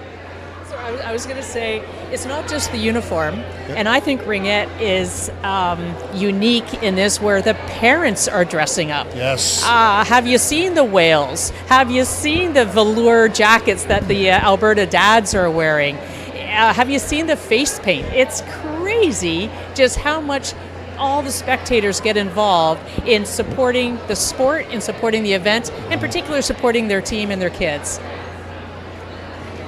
I don't think I can add to that. Yeah. It's just I'm more excited about getting in and amongst the crowds right now. So I'll let Phyllis's answer stand on that one. Yeah. So when do you? I said, Peter, what do you think when you catch your breath? When will the two of you catch your breath? Based on how the jacket's set up on you right now, Christian, you're already pretty worn out because there's a lot of work. When do you catch your breath, and how do you celebrate the week with your team? Because you're not Batman and Robin in a kitchen creating a national championship tournament. There's a lot of people that are involved in this, correct? Absolutely. There's our host committee, our subcommittees, our volunteers. You know, as I had mentioned in our speech that was shown earlier, the volunteers are the bread and butter of this whole entire operation. But going back to your question, when do we rest? Probably in about 10 days or so. You know, the Saturday's the end, Sunday's the cleanup. Then it's like, oh my Lord, we have to write all those reports. But yeah, it'll take a while to come down. And get everybody home. Yeah. And then Halifax gets to jump into, and they're going to try to raise the bar. Is there a competitive part of this where you want to do such a good job? Absolutely not. Absolutely not. We are going to Halifax next year, a couple of us, so don't make enemies. As volunteers to say, hey, how can we help you? We want to make it just as good, if not better, than what we did. And Halifax next year, then Calgary for 2 consecutive years. So it's going to be an exciting time. We're going to touch base on what the Calgary experience will look like in a little bit, but we're going to take a brief time out and let you guys go into the concourse, meet and greet, and just enjoy the environment, the atmosphere that is here at the Nepean Sportsplex. It's the 2026 National Canadian Ringette Championships. The official ceremonies are in the book. We got a skills competition coming up. You're watching ISI Live, and we have more just around the corner.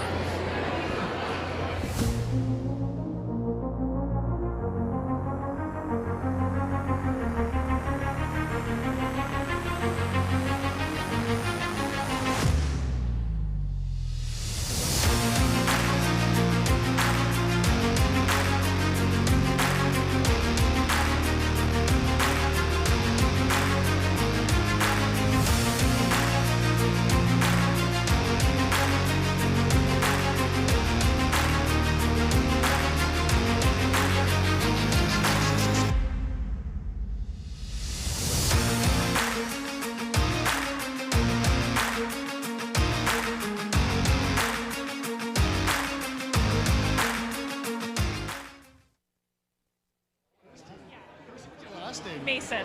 Mason? Mason. Yeah. Mason. Yeah. Kirsty, what? Okay, so what are we talking about, Kirsty Mason? CRC 2027. Okay. Hey, everybody. I'm just taking notes here. We got a special guest who's just joined us. We were talking Halifax, and we're talking Calgary, and Kirsty Mason's going to talk about 2027. Yes, we're very excited. We're going to jump forward in time. Yes. And if I know anything about the East Coast, I know that you guys can't wait to get going and host a party.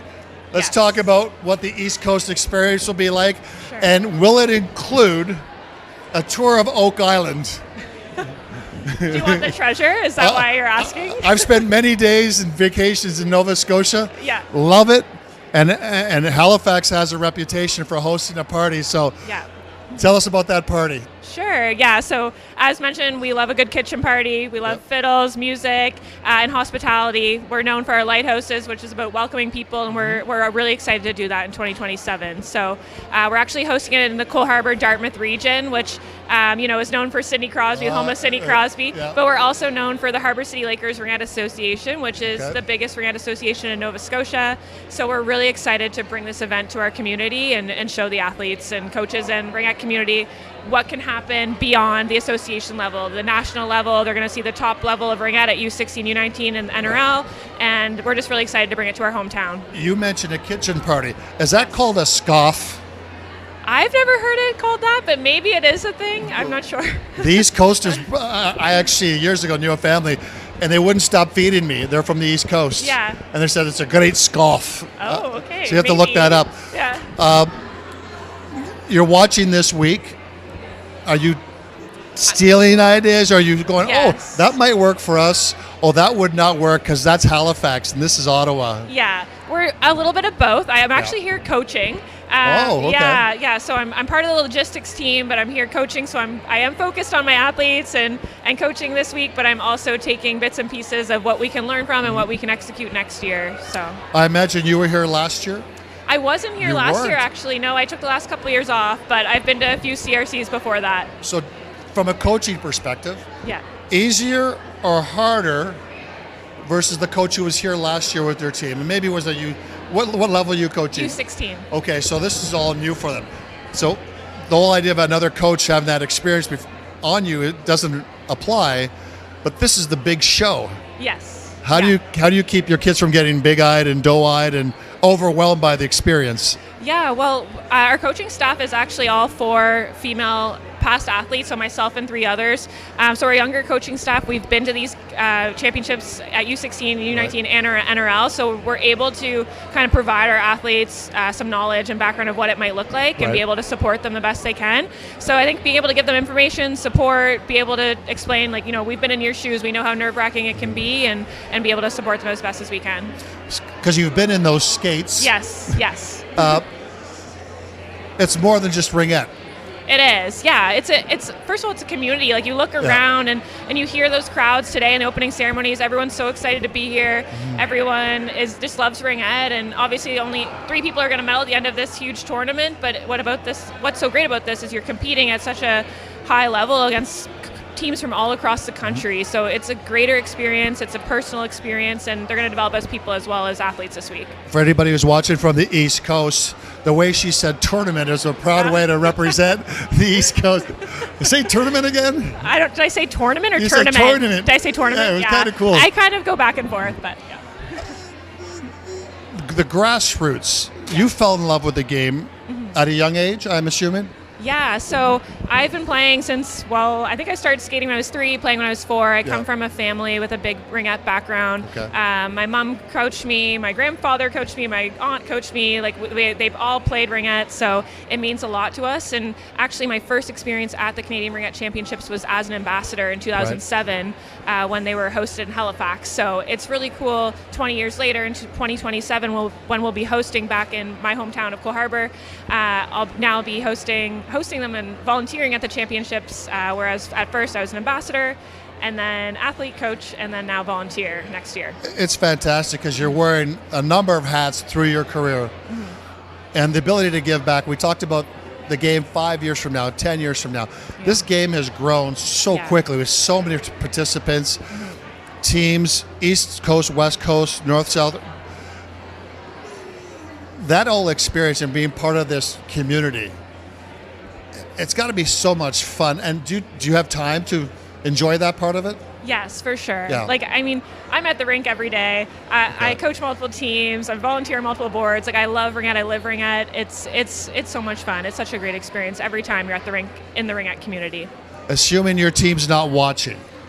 Okay? Right now? Yeah, I they're don't probably know. stumbling about. I told them to stay away because I knew they would make me nervous. The first game is going to be unique Yeah. because you have the Canadian Championships. Mm-hmm. How much sleep have you lost trying to figure out what's the right thing to say to them before they go out? Do Yeah. you say too much? Do you say too little? Do you not say anything at all? Yeah, I mean, and to put it on top of that too, we're actually playing Team Ontario our first game, Oh, and lucky they're you. from Nepean, so we know Yeah. there's going to be that hometown advantage and crowd, and it's going to be loud. So, I think, as coaches tonight, we'll talk about what our words will be the first game tomorrow morning. But they've prepared over these last 6-7 months. Like, it's going to be a very small talk because they've done the work, they know what they need to do, and we've come together as a team, and we're ready to play tomorrow. So. All right. Tomorrow it begins. Yes. Best of luck. Thank you. Thank you And so much. of course, you don't need a whole lot of luck when you're hosting a party in the East Coast. Yeah. So we're pretty 2027, it's going to be a party, and I'm thankful for you joining us. We're going to take another timeout, the skills competition, to getting ramped up for that. But we're going to travel from the East Coast all the way to Calgary, and I got to tell you, I'll probably feel triggered because I had to play the Stampeders years ago, and I'm still hurting from that experience thanks to Doug Flutie and the Stampeders. But the party is going to be shifting in Calgary in 2 years, and it's going to be some fun. So stay with us. It's the 2026 Canadian Ringette Championships from the nation's capital. They're just superhumans, and they come from a humble background. Seeing my sisters make big teams, it made me realize even though we're from this little province, you can make your dreams come true if you work hard. They just love the game so much. 8 seconds remaining. Snowden with a shot. This past season, the two of them scored 97 and 96 points each. That's in 24 games. My earliest memory of Ringette is my dad making an outdoor rink in the backyard. Our older sisters did not go easy on us. There was no mercy in our family. She knows what I'm capable of. I know what she's capable of. So they've always been really close. Moncton sisters ready to take on Ringette World. All right, in. This is the game we came here to play, guys. They said that if she got another concussion, she'd never be able to play Ringette again. Oh, nice break. I'm always scared that they don't get hurt. When we first started the Atlantic Attack, we were at the bottom of the barrel. Now we can actually compete. People sacrifice a lot for the sport. I am just realizing now everything that they had to go through in order for us to just play a simple game. I love you! It's always been about togetherness. You said it once and you said it before, that them Snowdens are not too bad Ringette players. All very, very good players. All spend a lot of time at the rink. I know that these younger girls have spent a lot of time watching their older sisters play, and it's fun to watch them in a very nice family. All right, welcome back to the 2026 Canadian Ringette Championships. It's well underway. The opening ceremonies are officially in the book. The Booster Juice sold-out skills competition right around the corner. We've heard about a party that's going to be in the East Coast, but we're going to have a party in 2 years that kicks off in Calgary, Alberta, and it's going to be a party among parties. I've been to Calgary, and even though I never won a football game there in my CFL days, I can tell you it's a great place to be, and they're going to celebrate Ringette. And it just makes sense that we have Brad Kane. He is the chair of the 2028-2029 Canadian Ringette Championships for Calgary. And when you see this guy, the first thing you're going to think is, this guy screams Ringette. Hey, big man, how you doing? Welcome to the nation's capital. Thank you very much. Appreciate it. First off, let's talk about being here and the wait. You still have 2 years until you get to host your party. What is this experience like for you? What are you looking for? Are you taking Cole's notes? What's your plan? Yeah, I mean, you come into this with a whole new perspective now Sure. Uh, that we've got the event for 28-29. And I think that the time in the next few years is going to pass by very quickly, and I think they'll be very busy.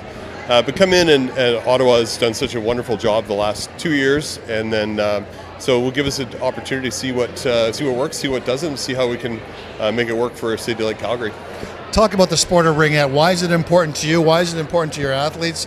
And how'd you become connected? I imagine a daughter.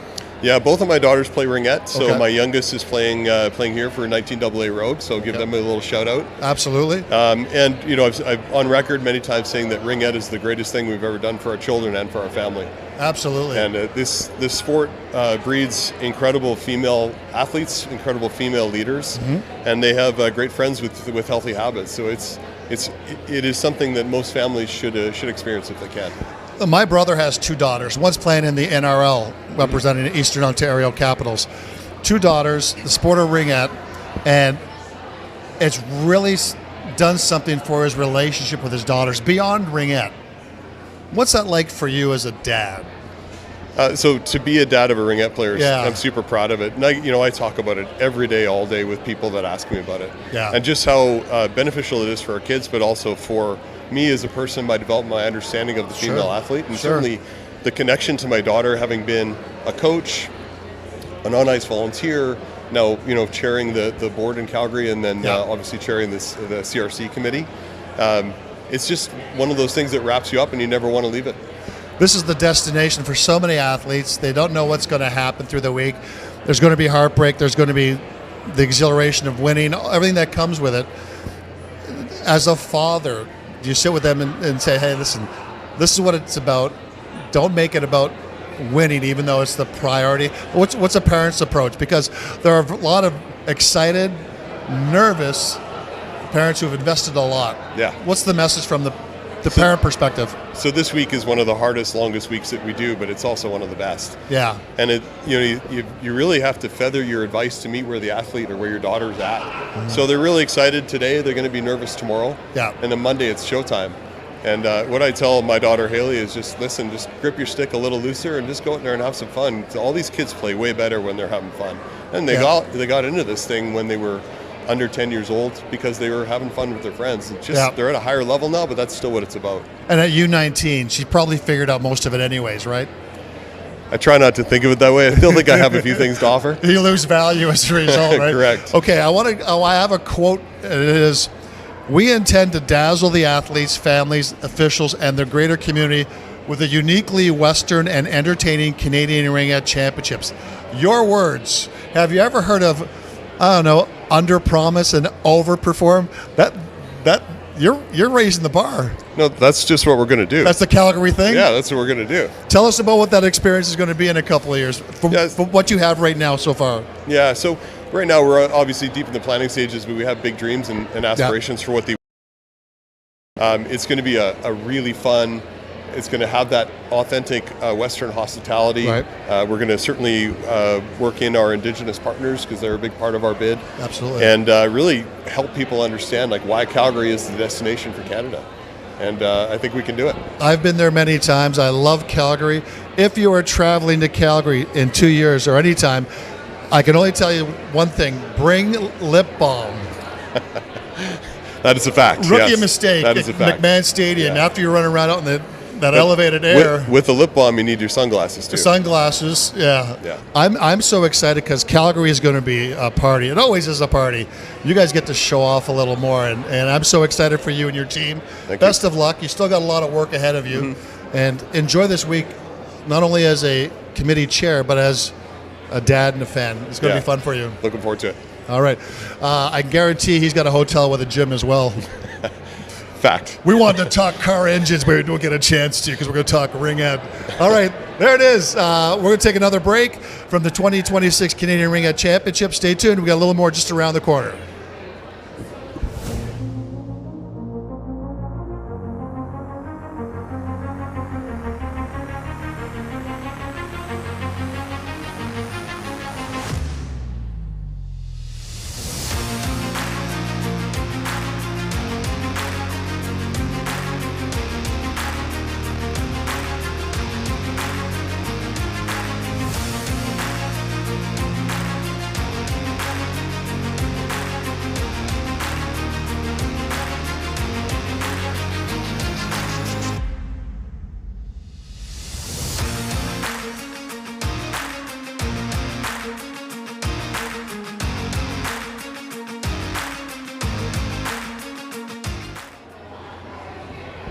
All right, welcome back to the 2026 Canadian Ringette Championships. I'm Ken Avrere, and we're going to go through what's called a bonding moment. We may actually get our nails done after this because I'm a Laurier guy, and if you can read the sweatshirt, Waterloo, Ontario, Kitchener-Waterloo. Sherry Markle is here, and first off, let's talk about your role with Ringette in Waterloo and how it's so important to you. Well, I'm here as a coach. Okay. My daughter's on the team, and I've been coaching in Waterloo for many years. Played my whole life growing up as well, so this is our week. We're good to go. I have a feeling you may know a girl I dated in university that was on the Canadian Championships. Me, I wish I could remember the name. Yeah. It was a fling, nothing more. But let's not go in that direction. Let's talk about this experience. The Canadian Championships are a different bird.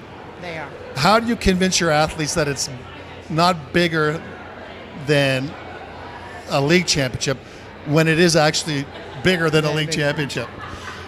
For Ringette, this is the week. This is the event. This is all in. So for my athletes, the age and the competitive level that they're at, it doesn't take a lot to convince. They're focused. They're ready to go. They want to be here. And league or not, that doesn't matter. It's this week and this event that they're all focused on. What level are you coaching? I'm coaching NRL. So the top level, the National Ringette League, Waterloo Wildfire. Watch out for the Eastern Ontario Capitals. Yeah. My niece plays for that team. I'm not sure if you've heard. Okay. I know that team very well, so we're good. When did you fall in love with the game?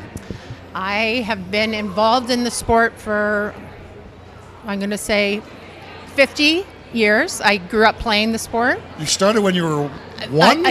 Yes, minus actually. Yes. Minus 10. I feel bad when I say that. I shouldn't say that age because no. It's been a long time. So I have been. I didn't make it in the figure skating world, so I became a ringette player, and I've just been in love with the sport ever since, and never left. You and me both at figure skating stuff. Yeah. Ended up having to play football instead. Wasn't made for a figure skating body here.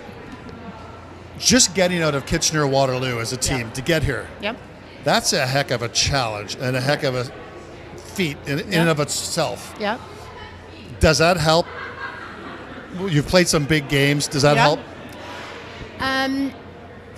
When at the NRL level, the players are ready for the CRCs. Yeah. And I was in Ottawa a week ago because we're here for a hub. Yeah. So we know the stretch of the 401 very well, and we were happy to drive this time. So not a problem to get out of Waterloo. It's a great investment. It's It a is. challenging week. Yep. When these athletes look back 10 years from now on this experience, Yep. because some of them will graduate, some of them will go on after this. What will this experience mean? Because you've been there as an athlete, Yep. and now you're here as a coach. Yep. What will they draw from this 10 years from now?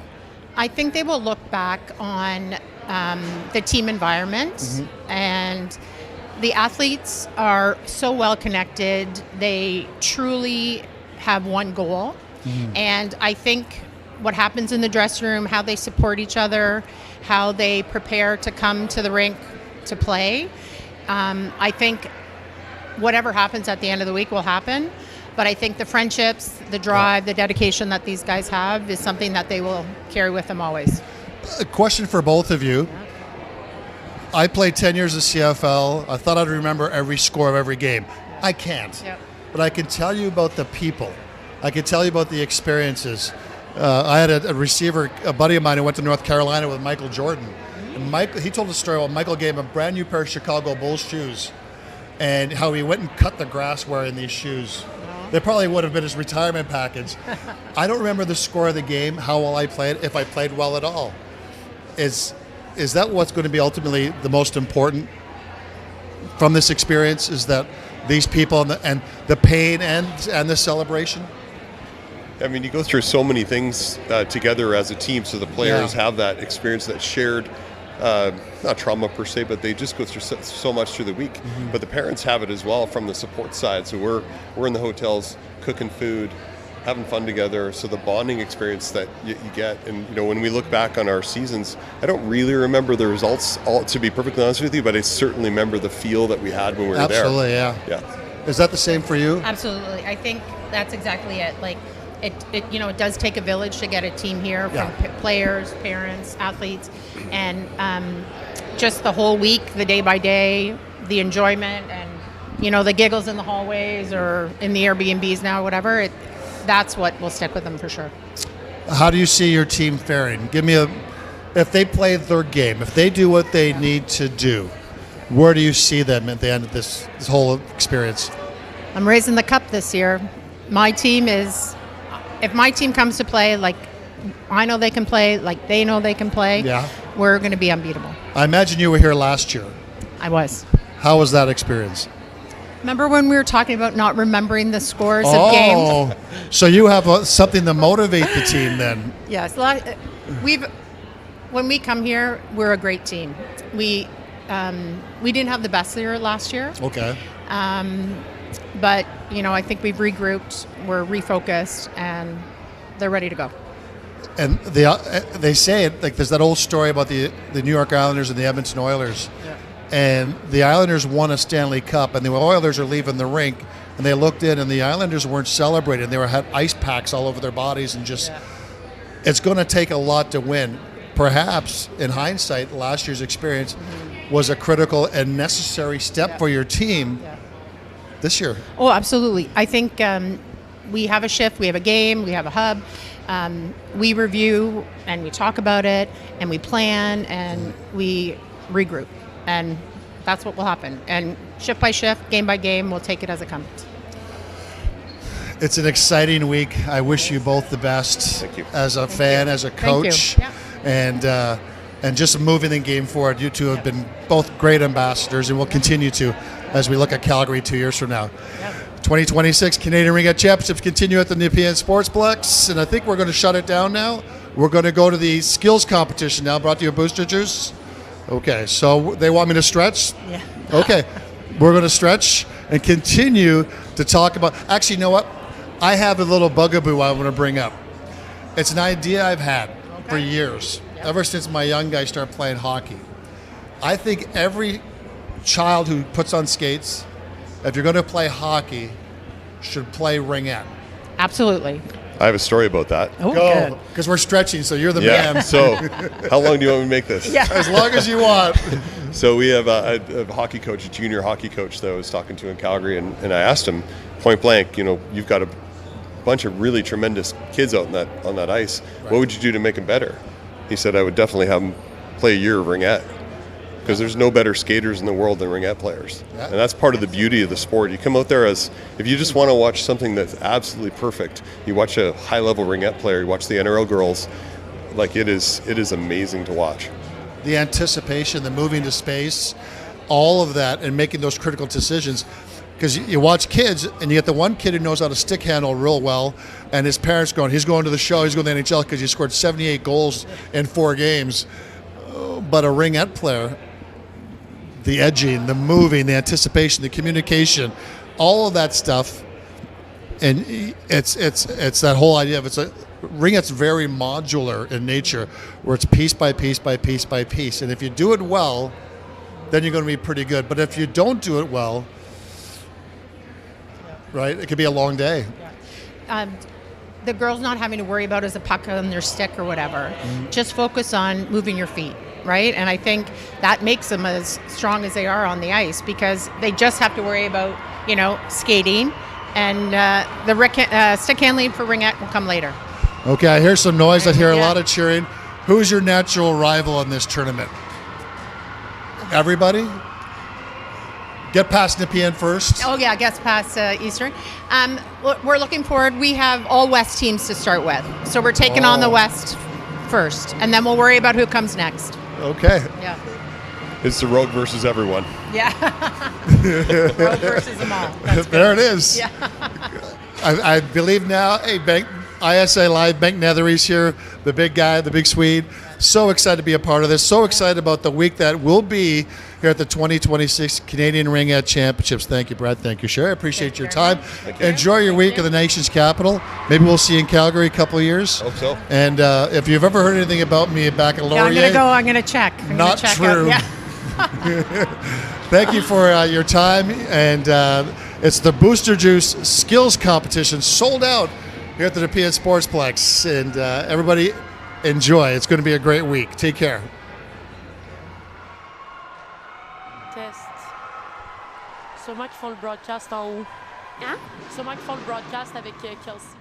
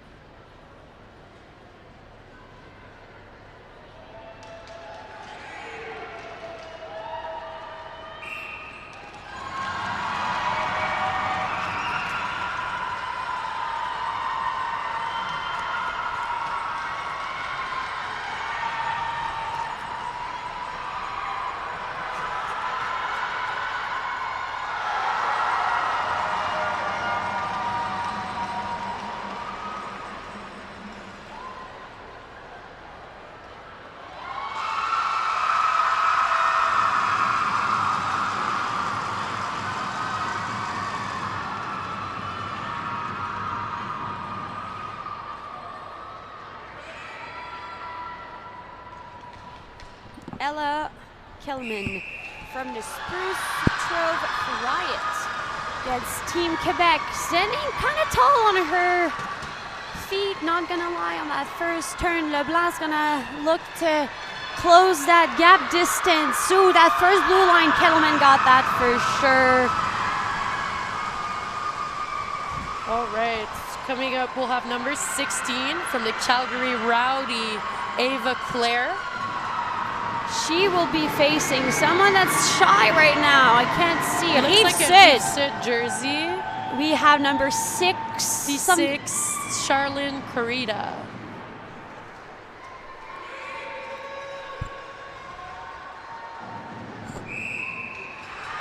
Good starts from both players. Alberta looks like they're gonna take this one. Rive-Sud catching up. I think she'll do it. Oof. That was close. Damn, those duo are really getting me anxious for our games tomorrow. Aren't you excited to play?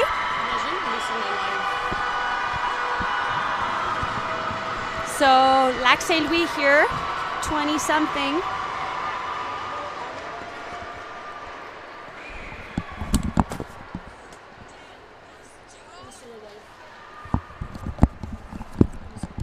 So we have Lac Saint Louis here, number 23, rounding up.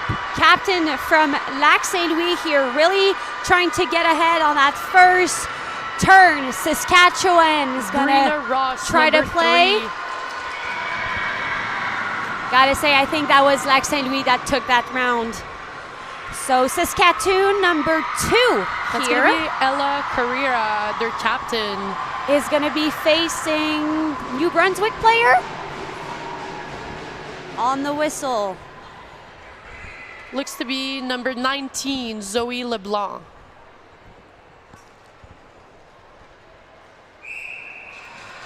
Here they go. They're going to be facing each other for a full lap, losing her edge here, but nice comeback for LeBlanc here, skating to close that gap.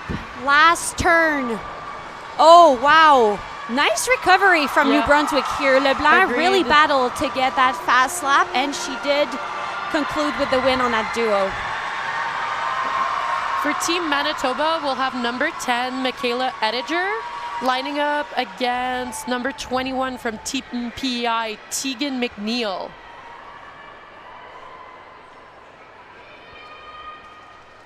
Okay, for a clean start, we got a little correction here. And here they go. Wide turn here for number 21. Very quick feet though. Nice movement. Those turn, wow. On that lap, those turn make the biggest difference. I think number 10 had the lead, but those 2 turn really made up the difference. Nice battle and keep going. Our second duo here is gonna line up. From Team Ontario, looks to be number 8, Emma Riddle. Going against number 15 from Spruce Grove, Alberta, Ella Kellerman. Oh, quick start from number 8 here.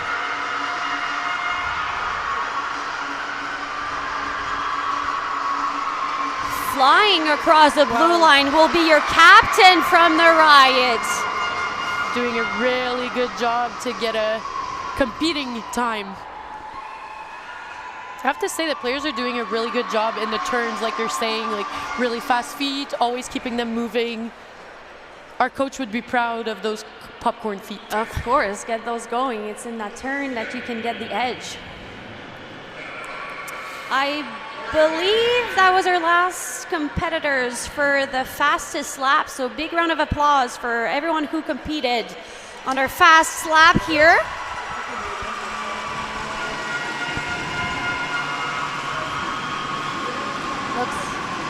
I have to say the crowd has been really into this one.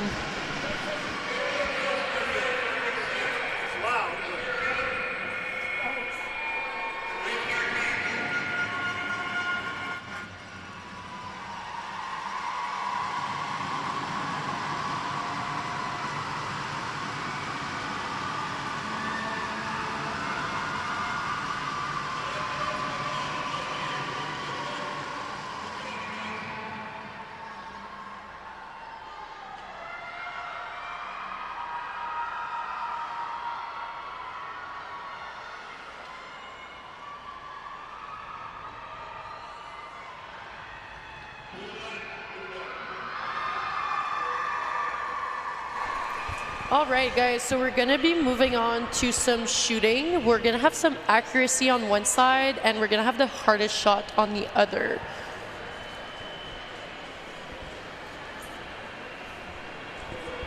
All right, so the accuracy shooting is quite simple. Your player is going to be standing stationary at a line in front of the net between two pylons. The player will attempt to knock out the 4 targets. They'll have 5 shots to do it. The event is timed, so you get a better time if you're hitting the target. The most target hit in the fastest time wins. At the same time, the hardest shot, that's going to be measured with a radar gun. You'll have 3 shots, and you're allowed to skate into your shot.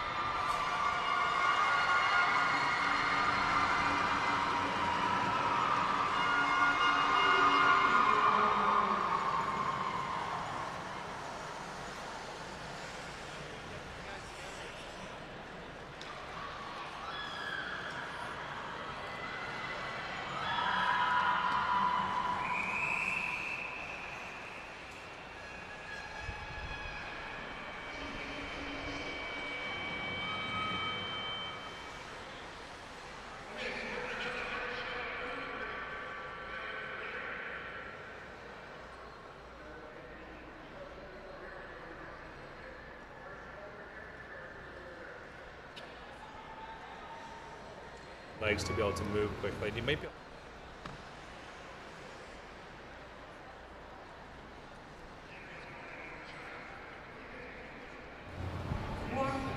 Hey, how to everybody out there in Ringette land? We're really happy that you're joining us for the 2026 Canadian Ringette Championships here in Ottawa, Ontario, hosted by the City of Ottawa Ringette Association. So fantastic to have my co-hosts here, Caitlin Gulden, Ali Bueld. Did I just call you Bueld? Bueld's fine. Bueld. No first name in Ringette. It's not a big deal. Right. So anyways, thanks for joining us. I know we've gone through the speed segment, the fastest skater, and now we're into accuracy. So if we can take a peek here. Oh, there we are. There you are. Thanks. Hello, everybody. Thanks for joining us here. And the accuracy, we were just talking about accuracy, and we don't have a 5-hole in this accuracy setup, which is interesting. Given that, especially with the ringette, being able to move that ring back and forth and get a goalie to have to move a leg aside and open up a little bit.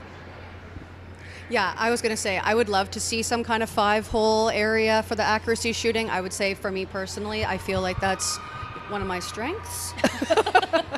Don't tell so everybody. I would like to say that, yeah. Being able to catch a goalie before they drop into a butterfly or be able to get a shot as they're crossing laterally. I think it's a nice strategy move. So it'd be interesting to see that as an option in the shooting I think it was comp. difficult. It was probably to get the frame to be set up so that it would hold onto something, because the frame's going to get pushed all over the net, I think was the difficult part of it. But still, yeah, I agree with you. And it's very interesting to look at the statistics on how people shoot, especially from the left hand shooting from the goalie's left, or the right hand shot from the goalie's right, because you have that extra space on the opposite side, which people of your talent can clearly hit those, you know. What's your thoughts? Yeah, I mean, 5-hole, definitely a key area to focus on, especially at a higher level. Me personally, I think just getting the shot on net is a win for me. So this is why accuracy shooting is in the skills competition. That's correct. Yeah. Yes, exactly. Balances all. It is a key skill. Yeah, no doubt. I think the big thing about this, though, is when you are accuracy shooting, we don't have to shoot as hard as we need to, right? So take your time. That's a great question. I think that would be my advice. I have a side question that's just of interest to me personally, and that is about the strength it takes at the younger ages, the wind up. At a younger age, of course, to get enough strength to get a decent shot away, you're taught to obviously drag it along and release it. But when you're at the older ages, when you have that strength to be able to shoot from the hip and just rip a shot without telegraphing the shot, dangerous. It's super dangerous, Yeah. right? Yeah. The question is, again, the accuracy, and I'm just curious what your perspectives were on that, on the flow through, on the big wind up, and to your point, you don't need to be shooting hard to be accurate. Yeah, I think like when you're standing still here, you're going to see a big difference than when you would see in the actual gameplay with the way that they wind up. I think they're doing this intentionally, you know, because you kind of go back to like that fundamentals and the basics of like what you've learned and how to shoot. And that is, you know, using that full body, full power. So I think here in this competition, we will see exactly that, a big wind up to get their accurate shots. But in a game, when you're playing, and as you know, kind of progress through the levels, I would say it's a skill that's needed to be able to do both. Because I think it could also be a strategy move to drag as a fake. So to make it sort of look like you're shooting, appearing that way, you do a drag and shoot to be able to deke afterwards. Now, I'm just watching Adamson here, and her release at the very, it's not a big push, and then that last second, it is a snap. Yeah, a lot of wrist movement, I'd say. She didn't have a big wind up, but also looked like she had some great power on that shot as well. Yeah, that was a strong shot, that finish. A West Ottawa product here. And this is, you notice that this is from 20 feet approximately. I think the... oh, very good. There we go, wow. Excellent. Wow. That wasn't very many shots. That was maybe 5 shots, 4 targets. Yeah, I think she heard us, just took it slow. Took it slow. Yeah. A lot of patience. You know? We commend that in U16s. I just like this right now, this view where we're seeing the players talking with each other.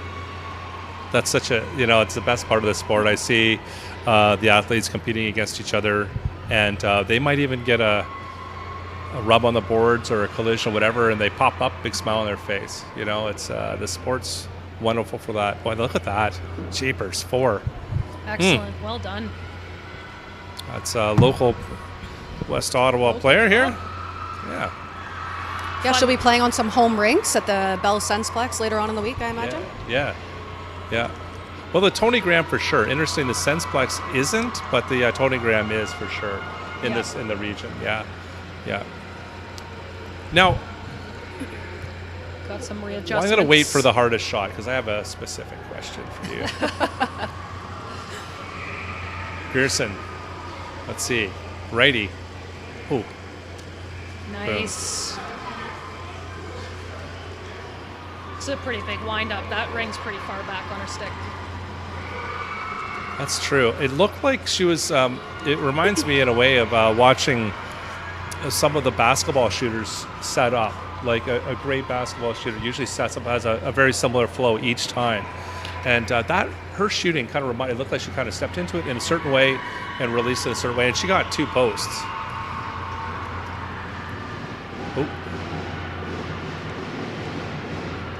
Oh, that just didn't bust there. Yeah, that should have dropped. Yeah. So what happens if the target doesn't move? It doesn't move. Okay. Oh, this is a great one too. Oh boy. Oh, Saskatchewan. Look at the congratulations amongst them. I just, it's fantastic. Yeah, the Ringette community is awesome. All these guys just chatting them to each other, cheering each other on. It's great to see. Yeah. And it's possible if they've gone to any kind of high performance camps sort of over the summer for the younger development programs. Right. If they've had, you know, the opportunity to kind of get into contact and train together over the summer. I'm not sure, but it's possible that some of those athletes have done that as well. Good point. So are you, either of you or both of you involved in any coaching high performance athletes, anything like this? And do you get involved in those programs? I actually helped coach the U14 AA West Ottawa team. So as we saw West Ottawa out there, a little shout out to that group there. We had an awesome crew going into provincials. Finished short of Barely. nationals, unfortunately. Finished 5th with a 4-person tie for 3rd. Yeah. So all plus minus that they didn't make it, unfortunately, but great group. Great group. And so we know what's on the curriculum for the accuracy now? Yes. Yes. Big time. Take it slow. Yeah. Take it slow. And I also find that it's very difficult to try to simulate what happens in a game where you're skating into a situation and you're loading your weight on a different leg as opposed to standing still. It's a different thing, but you do your best for sure. Try to. Oh, there we go. Look at that. Pretty good. Oh, that was great. Yeah. Good finish. Very difficult for a goalie to get an elbow up on their blocker side. That top corner. Yeah, I think it's all about angles, how far you are out, depending on where the shot is. To be able to get that. I've also unfortunately hit some sticks, the top of a stick. So the goalie is able to kind of stop those top corner shots if they can get it with their stick. Oh, we got a good flow going here. Come on. Interesting order. Order. Yes. When she went, corner, like high corner, low corner, then low corner, high corner. Whereas you see some people doing like high, starting high, some people starting low. What would you start with? I think I would go low first. Try to warm up, hit those feel good early. Oh, that's a tough question. I know. Because I actually think sometimes the low ones are harder. Because I feel like I'd be more likely to hit the post on the low shots. Okay. Yeah. So I think I would start high. I think I would start at my favorite corner first. Caitlin's hit a couple of those top cheese goals, so we've seen it before. One of her favorite spots, other than 5-hole, apparently. Yeah. Yeah. Lined up here, looking from the. Oh, those are nice pants. Those are nice on-ice pants. That's something that I love. I'm like, I always want to see a nice pair of Moss Pro pants, or whatever they are now. I'm not even sure if they're Moss Pro. And here is we're looking at the speed now. We're not going to get the numbers in right away, but this is the hardest shot. Oh, that's a good competition. I like that. So how close can you go? Where's the stopping point? I don't know, actually. I'd go as close to the net as I could. You would think, yeah. Well, what's the terminal velocity on the ring there? At what point does it get its maximum? There's a lot. That'd be super interesting to put a camera on that and find out, because when you're shooting it, obviously the top of the ring flexes outwards and then the rear end catches up to it. I'm really curious to know how that speed changes throughout the shot. Right. I'm curious about that, if that can throw a goalie off as well. I also think there's some strategy in this competition too, to shoot it right at the radar gun. I believe you're right. Yeah. Yes. I was like, I see some people aiming for some corners, and I'm like, oh, I don't know. No, that's load it up at that gun. Yeah. You want as much profile as possible. Smart shot. There it is. Right there, she found it. She got it. Yeah. It's my daughter again had said to me once I was watching a game, like, wow, that was pretty lucky that ring came off the top of your stick. And she looked at me like I was a monster. She said, I used the top of my stick too, and I was blown away that she knows of course she does. Right. Yeah, but I know, but it didn't occur to me. I was like, wow, that's amazing. Yeah, I always think it's an accident, but I'm like, then they get upset that you don't give them enough credit. So yeah, they make a save with the top of the stick, and then they just get back to where they were normal, and they're like, wow, you don't like, whew, no, it was meant to be. Yeah. So there's some anecdotal, some legends floating around here that you were radared at 94 kilometers an hour. Oh, that would be news to me. Oh, maybe it is news to you. Yeah, the only time I remember doing radar for a shot was at a summer camp that I ran with my family and Haley Moore, Colleen Moore, that family. So it was actually, we ran it out of the Bell Sensplex in Canada for a few summers, and we did radar. I don't remember what I got. I don't remember it being that high, but we do have a teammate, Dominic Scapolati, who used to play in the PN. Got a rocket, eh? Yes, yeah, and I remember hers being over 90 kilometers an hour. Fantastic. Yeah, shout out Dom Scapolati. Yeah. It was unbelievable. There's a quick shot on the ice there, TMO. Yeah, so a bit of the accuracy as well as speed, aim for the gun. Yes. I'm interested. Could be a 5-hole shot. Where's that gun sitting? I didn't quite see it, but it looks like she's sort of mid-net, which would ideally not be where you'd want to shoot in a game, if there was a goalie in the net. If it was an open net, then yes, of course, shoot it right there. But don't shoot it from the second blue line when there's an empty net, okay? Or the first blue line, I should say. Nice big team photo. The U16 awesome. double A's. Look at that. Oh, it's always so fun to see all the different color helmets, different color jerseys, And the all crowd. mixed in together. Look at that crowd there. And I the love crowd. everyone that stuck around supporting their teammates. That's amazing. Oh, it's a fantastic way to start an event like this. Yeah, absolutely. The family's just what a point of pride. It's again a closed small community and whatnot, and the sport that's gets very tight, especially when you get to this level. And people again, that they played potentially in the regional teams against each other for so many years in their younger ages, and then playing together on some of these provincial or regional teams. Yeah. I found that pretty great to see that, and that it's still a comparable level of talent. Absolutely. Yeah, we definitely have a lot of experience in that, playing against people or playing against, I can't even name how many teams I've played on where I had previously played against them. And then if you move around in the NRL, it's the same thing, where all of a sudden you're playing with, new people playing against old teammates. But it's all in the fun of the game. And that's why we love Ringette, because it's small, big community. Yeah, and it comes from such a competitive place in the beginning, right? So there might be some tension before before you meet them, but then You think there'd be a little beef over there, but no, it kind of goes away right away as soon as you're on the new team. Okay, here we go. We've been talking about goalies, and now they're up. Here we go. Right.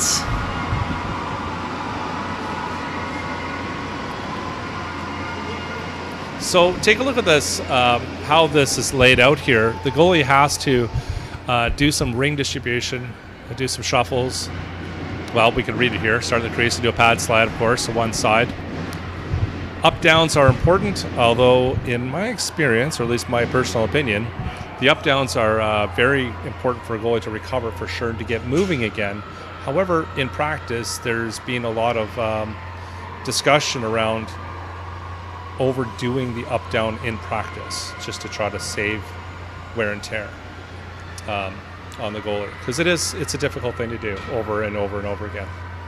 Yeah, well, goalies suffer so many injuries, so I think it's smart to be, considering those kinds of things. Yeah, there's been a lot of conversations, I know, with NRL goalies, because a lot of them are actually suffering similar injuries on similar sides based off where they hold their stick, which is, kind of strange. Yeah. So I just think it's definitely worth thinking about those things and considering it, because it's just so common. The hip and the knee, And not doing up downs just for the sake of doing them, but as something that's a tool that makes sense. Clearly you need to be strong and mobile. The mobility involved. Well, I think coaches just need to be considerate of overdoing it. It's is it just a means to make athletes tired in practice, or is it purposeful practice for the skill? Right. My earpiece fell out. 1 second.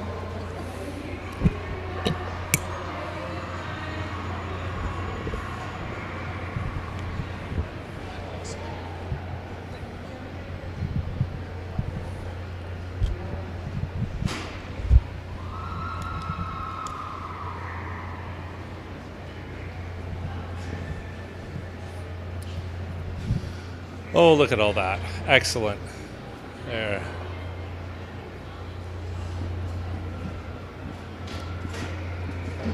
So you had a brief look at the graphic showing how the goalies are going to be distributed. They're going to do some different parts of their skills, including ring distribution, how they're going to be moving around the slide, and it's still also time. So you need to accomplish the different pieces to it, but you want to do it in a certain time frame.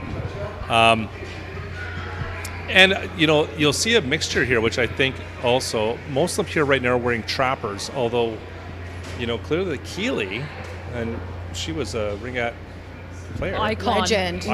Yeah, for sure, developed her own glove, and I think the second edition of that is out now, the next gen, which offers a little bit more on the hand protection side, I believe. So you see a mixture of trappers and whatnot, which don't really give you a lot of control, and some really interesting ways to handle the ring as well from the goalie's perspective, especially if you're right-handed or left-handed. You see a lot of goalies like Jasmine LeBlanc, who I just saw here, actually, might pull the glove off and then do that little stick tuck. Use the blocker instead, right? Yeah. So you'll see that a lot. They're either using a Keeley or they'll tuck and then use their blocker to pass. I actually know there's quite a few goalies that will kind of alter their trapper a bit to make it so that it's easier to throw. Obviously, it's not meant to pass the ring, and so they'll alter it a little bit to be able to tuck and pass more accurately. Some can do that overhand throw too. Yeah. I don't know if you've seen that before. With a trapper, I've also seen it with a trapper. Yes, save some time. The disc. Yes, that's right. Frisbee. Yeah. It's pretty amazing. One of the goalies in the West Ottawa program, she just I don't know.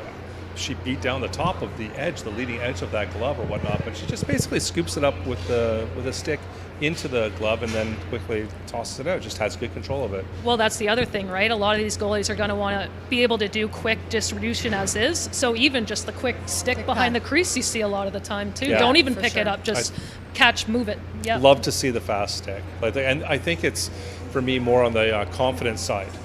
I think that if you're in that headspace to be able to, I'm going to turn around and put a stick down on it, that shows that you're pretty confident what's going on there. So it's always a pleasure to see, as well as the punch out with the blocker, which we're not going to see shots on goalies. I don't believe that's part of this, which I would like to add to it in the future. But a big blocker punch out to me is just super confident, All right, they're all getting ready here, getting set up.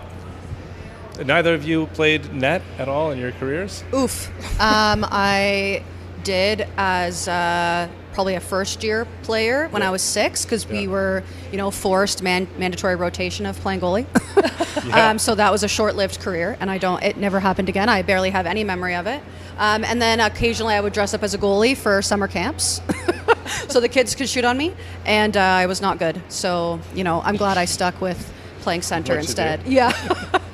Yeah, same. Back in the day, like petite a little bit, maybe emergency backup kind of thing. U12. Yeah, you're aging sorry. yourself. Come on.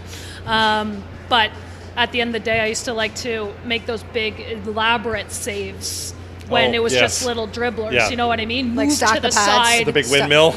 Big windmill. Stack the pads. Yeah. Love That's what I liked to do. That's what I like to see. So maybe we'll see some big movements here. See some windmills. Over-exaggerated movements. Every goalie coach is going to say, if I see a big movement, that means that you were out of position. All the goalie coaches are going to be very upset with this segment.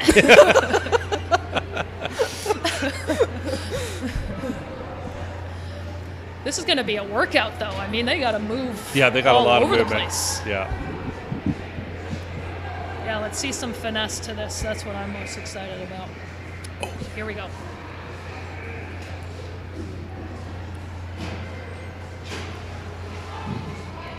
Big T-push. Now see the edge there, the amount of effort it takes to get that push across and not be twisted.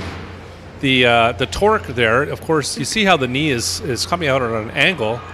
To be able to keep on that center line, it's super impressive. This is a BC goalie.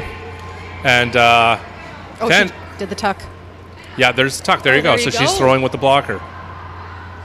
Now she may be right-handed. Now an interesting thing, and she hits the pylon there. Well done. So good accuracy on that. And a lot of times, you see a big throw, and sometimes you want to have a big throw, but sometimes you really just want to make a quick drop to your D, rolling behind the net, and it's got to be accurate. You want to what do you prefer as a player as far as a lead? You want a couple of feet or 5 feet lead on the ring that you can skate into it? Not into boards. Yeah. Not into boards. I would say there's some rules around that. Yeah, I don't want to pass in the boards for sure, because most of the time you'd be skating into it kind of straight on because you have pressure. Yeah. And so it's sort of a dangerous area, but I prefer some lead in the pass, but yes, Not in the boards, definitely not. Yeah, just a little bit in front of you. Stick Yeah. to the stick, preferably, but skating onto it, no problems. Yeah.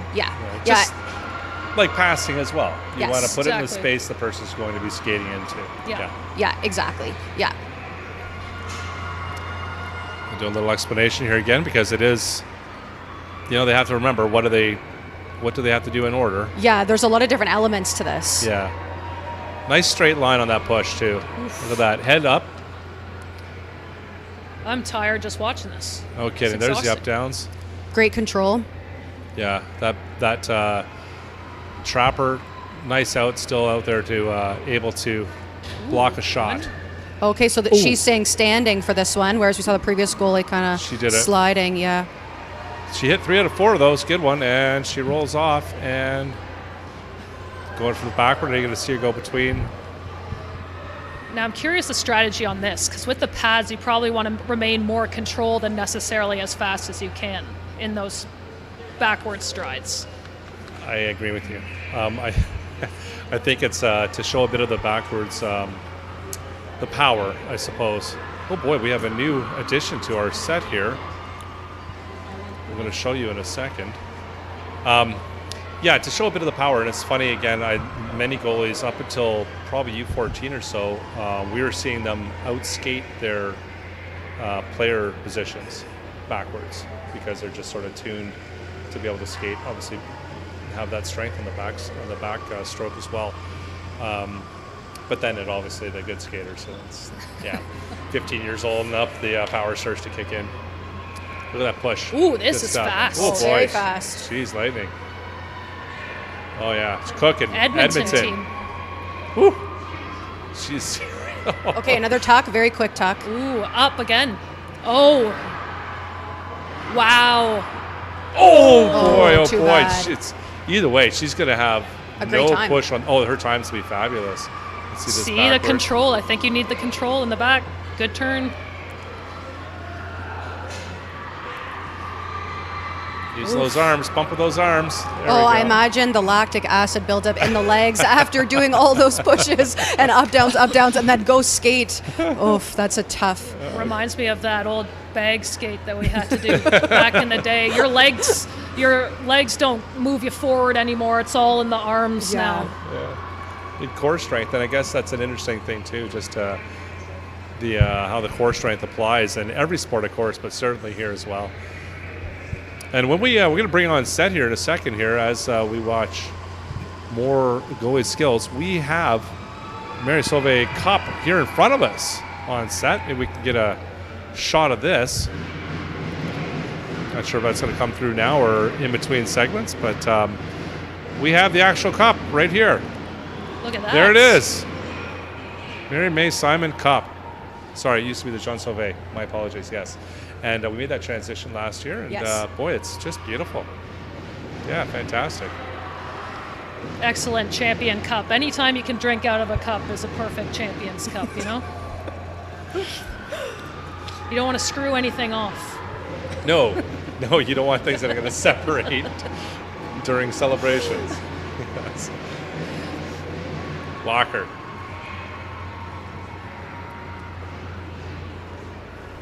She has the Keeley on. There it is. Now, for a left-handed goalie, that helps a lot because you're going to pick it up with that instead of having the chopper. If you're left-handed, that's a decision to make. So any of you young goalies or people that are going through the decisions to change from the Keeley, there are a lot of things to consider there. If you're left-handed, you need to move to throw with your blocker hand, then you need to be able to throw with your right hand and distribute accurately to your teammates. Yeah, we'll have a full visual on someone with a Keeley now to be able to throw, see how that accuracy is with this. She took 5-4 on this side and Speed as well. just Look at working that. it. Oh, touched it. Oh, she's not getting this distance on it. Just Okay, maybe going for the speed instead of the accuracy points here. Interesting. oh, little roll around 1 foot. Damour. Strong finish.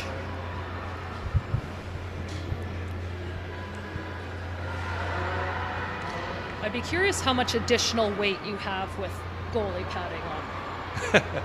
Well, it certainly has come down. Let's we can say that. If you look at the thin pad here compared to what a lot of people associate with going back 10, 15 years or more, with the thicker, heavier, the hockey pads that were quite thick, because a puck can have a more intense feeling at one point on it, and you want to maybe have the device bounce out. And ringette, you don't really want the ring to just jump out and bounce somewhere randomly where you can have another shot taken on you. So these pads, I'm not seeing any of the older style. I think that we're well past into those being, especially at this level. But see, notice how thin they are. They're quite light. It begs the question as a parent buying pads, when you're buying less padding, why did the price keep going up? Yeah, I don't envy goalies for that, or goalie parents for the cost of their equipment. Yeah, shout out to Jazz LeBlanc here, who used to play with both of us. She's gone through several pads until she found one that she likes. So yes, yeah, I remember that. She was it's my daughter's coach at one process, point. so Yeah, a lot of different nuances to how they fit. So to all you goalie parents out there too, thank you for all you do. Saskatoon represented well there, just after Calgary. Tendy, yeah, breathing. Got some breathing going on there for sure. Oh, I love those Saskatoon jerseys also. Oh yeah. Yeah, they look great. Like that maroon color. Yeah. It's beautiful. Yeah. Now, is this Saskatchewan? I'm going to say PEI. yeah, PEI has gone to the green, the greener side of things, haven't they? Well, I think they've been, as far as I remember, being green quite often. For some I'm reason, not I remember sure a when different you remember color, but I'm not sure. Yeah, well, they've definitely been like a darker green as well. Oh, maybe that's all I'm thinking. Because I've seen them at Canada Games have a darker green. Right, like an emerald. Yeah, which, you do sort of see a bit of a two-tone on there, but throw that blocker. That's tricky. Now, see the top of that blocker as well. It's taken away part of the padding, and, obviously around the finger, you don't need all that extra. You can kind of see a little bit moving on it. I don't know if that's separated or what, and if that interferes with their ability to throw, but you see that bit of material there at the tip. Oh, yes. Yeah. So good work there. There are still Nice quite job. a number of them using trappers. Yeah. Yeah. And these are U16s, and honestly, I don't think that we changed to chopper until first year U19, when the shots just started, bending the fingers back and stuff like this. So, but there's an argument to be made that if you are in the competitive side and you are likely to continue on that path, to get used to the trapper and how to do the distribution as soon as you can. The other thing, though, is that the Keeley's being redesigned, and I really like that glove. Like, it's an excellent glove. Good accuracy, good stuff. Keeley, if you're listening, that's some free advertising for you right there. Yeah, for sure. Yeah. Just cooking. Look at just the subtle twist there. Ontario, speedy. There's the arms going. One thing we haven't talked about with the goalies too is all the art on the helmets. The lids. Yeah. We got some really nice helmets. Well, this looks somewhat new because they would have just become Team Ontario recently at Ontario Provincial Championships. So it looks like she's got a new helmet on where it says Team ON. Yeah, nice subtle with the dart, the matte black. Yeah, it's pretty cool. It looks pretty cool. Nice. And her gear, she's got all black gear there. Yeah, it looks very slick. I've seen a few goalies in the NRL change to all black pads too. It's a nice look. It's a cool look. I don't know if there's any look. strategic. Do you think for the shooter, do you care if you see black or if you see the sort of those inflected angles that we used to see on a lot of pads to make you think to shoot to the center of them? Black's a slimming color, though. I know. I've actually heard the opposite about white, whereas like the white blends a little bit more into the ice, so it's more challenging to see the spaces. I'd be interested to see if there was any. It's a good question, though. Let's keep more stats. Yeah. Yes. We definitely need more stats. Yeah, Ringette needs more stats. Yes. Oh, good throw. Oh, that last was more of a shuffle. Just didn't get quite to get her fingers into that from the Richmond Hill Lightning. Just rolling out. Osford, let's go. Here we go. Pushing with the toes on a flat skate. Ooh. Makes the turn. Catch that outside foot. Interesting turn on that one. Inside. Yeah, it seems to be challenging in this kind of like obstacle course that they're doing here, agility course, with getting the stick back from under the tuck to start skating. Right. You know, because I'm like, it's not something You're that they would off-footed. do. It's not something a goalie would do often, right? Like from the tuck, grab their stick and skate as fast as they can. Usually, after a goalie ring distribution, you have a second to regroup because you've made a pass to a teammate. Yeah. You know, so I'm like, it's a lot kind of transition, yeah, natural transition. yeah, exactly. So I'm like, you know, I thought these athletes did a great job at sort of adjusting to this new transition, this skills competition, but an unexpected challenge, I would say. Maybe this, I was going to say maybe this weekend we'll see someone distribute the ring. And a delayed penalty happens right away, and roll someone's out to gone. the net. Yeah. That's a great point. That's a great point. Yeah. Then that's another piece that maybe I certainly hadn't considered in there, but it is how fast can you skate to the bench? Okay, well, I would also just like to mention, though, there's been a rule change with the delayed penalty that you no longer have to pull your goalie to put a fourth person in the offensive end, but you would need to pull your goalie to get an extra player on the ice. Which is fair. Yes, of course. Yeah. So something interesting to think about. I think if you had a goalie ring and you had the ring in the opposite end, it would make sense to still pull the goalie to get that extra player on to be able to break out and get full possession. So in that case, this crowd is a the Ringette possible line still. situation to happen this week. It's true. Yeah, for sure. Periods 2 and periods 4, right? When you're closest to your bench. Keep an eye on that, friends, when you're watching the games. Those even number periods are the ones that you're going to see more opportunity to pull a goalie and get that extra player on, or like you just said in that rule change where you don't have to pull them except when you want to add the extra player. Yes. What's your opinion on that? No, because that creates a lot of extra people inside that ringette line. Like that extra player on the ice. How advantageous is that? I think it's beneficial to have more people, just in create the case box, it pops right? out. Yeah, I think it's definitely dependent on the situation, of course. Like, I just think in terms of timing, you know, there's different like strategy. The team has talked about different strategy to adjust to this new rule, because it's like, do you just put a defense on the line into the zone without putting another person on, save the goalie from doing a skate? So it's like, could be advantageous in case the ring comes out. Or it's kind of like, do you just take a defense off the ice to put another offensive player on, which would be much faster than pulling the goalie? Yeah. So how much of an advantage is it? I don't think it's that much more. I think the person outside the zone just needs to be paying attention to where the ring is going. I think in terms of like the amount of time that you would have before you get a reset, it would just be great to, as quick as you can, get 4 offensive players into that zone. Yeah, that's true. Give you your options to try to move that ring a little bit. But once it's set up to, you know, when you're trying to move around the box, when the defense still has the triangle, that's a lot of players on the ice there, and certainly not the same as having a 3-on-2. Oh, definitely. You know, that's almost a 50% chance of scoring. I'm finding at the higher levels, it's maybe higher than that, honestly. Yeah, I would say so too. Yeah, I would say so too. Yeah. The best defense that I saw, and tell me from a shooting perspective. 2 players, you've got the 2 defense, but they basically just clogged up the slot, because that is, again, where you really want to be shooting from and where the likelihood of scoring is from. So I saw this recently, and that's basically, they barely even tried to cover a shot on the angle, let the goalie deal with the angle shots, because they have such an advantage geometrically. What's your thinking on that as far as playing defense on a 3-on-2? Don't ask me. That is not my wheelhouse. Yeah, Caitlin, all you. Well, I know that on teams that I've been on in the past, we've talked about the strength of the goalie in that situation. Right. So is the goalie really strong Active. Laterally, or do they prefer to take the straight shots? Yes. Because then I would adjust my positioning slightly to take away the option that the goalie feels less confident with.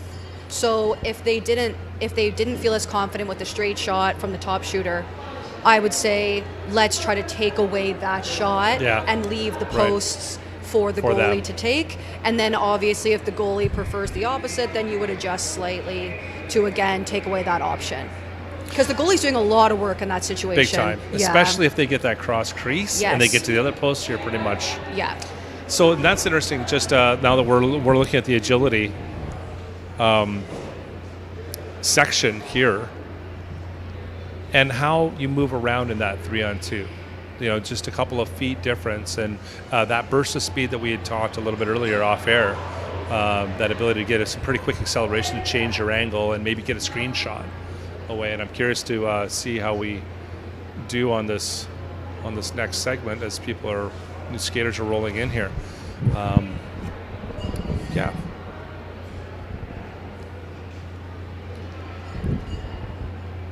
So they're just going through some of the explanations. Caitlin, I feel like you would have been strong at this. Maybe in my prime.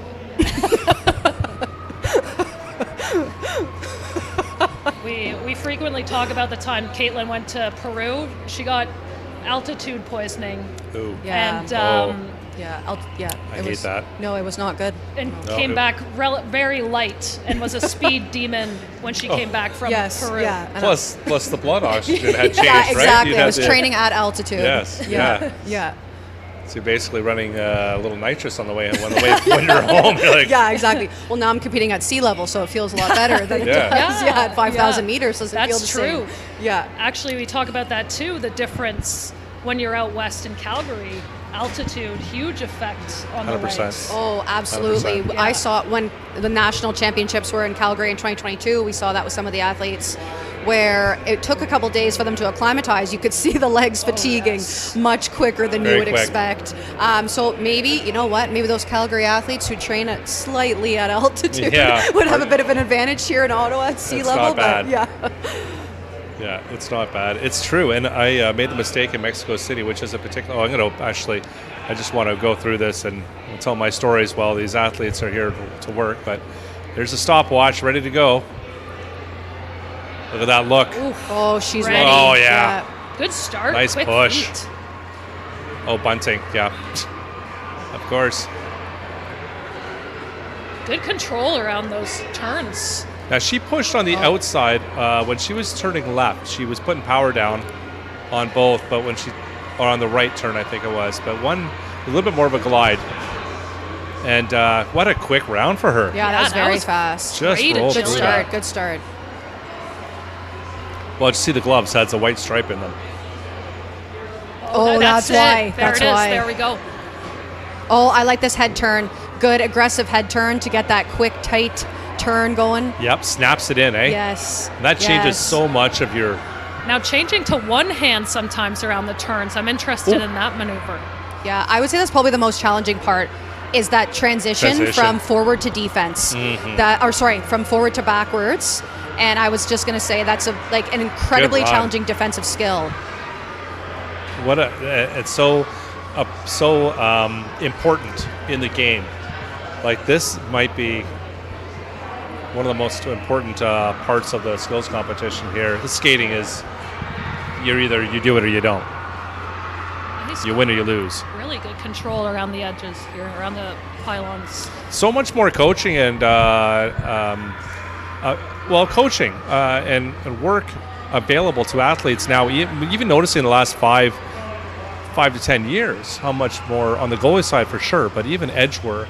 So many athletes you see working with figure skaters. Yes. Very cool. Yeah.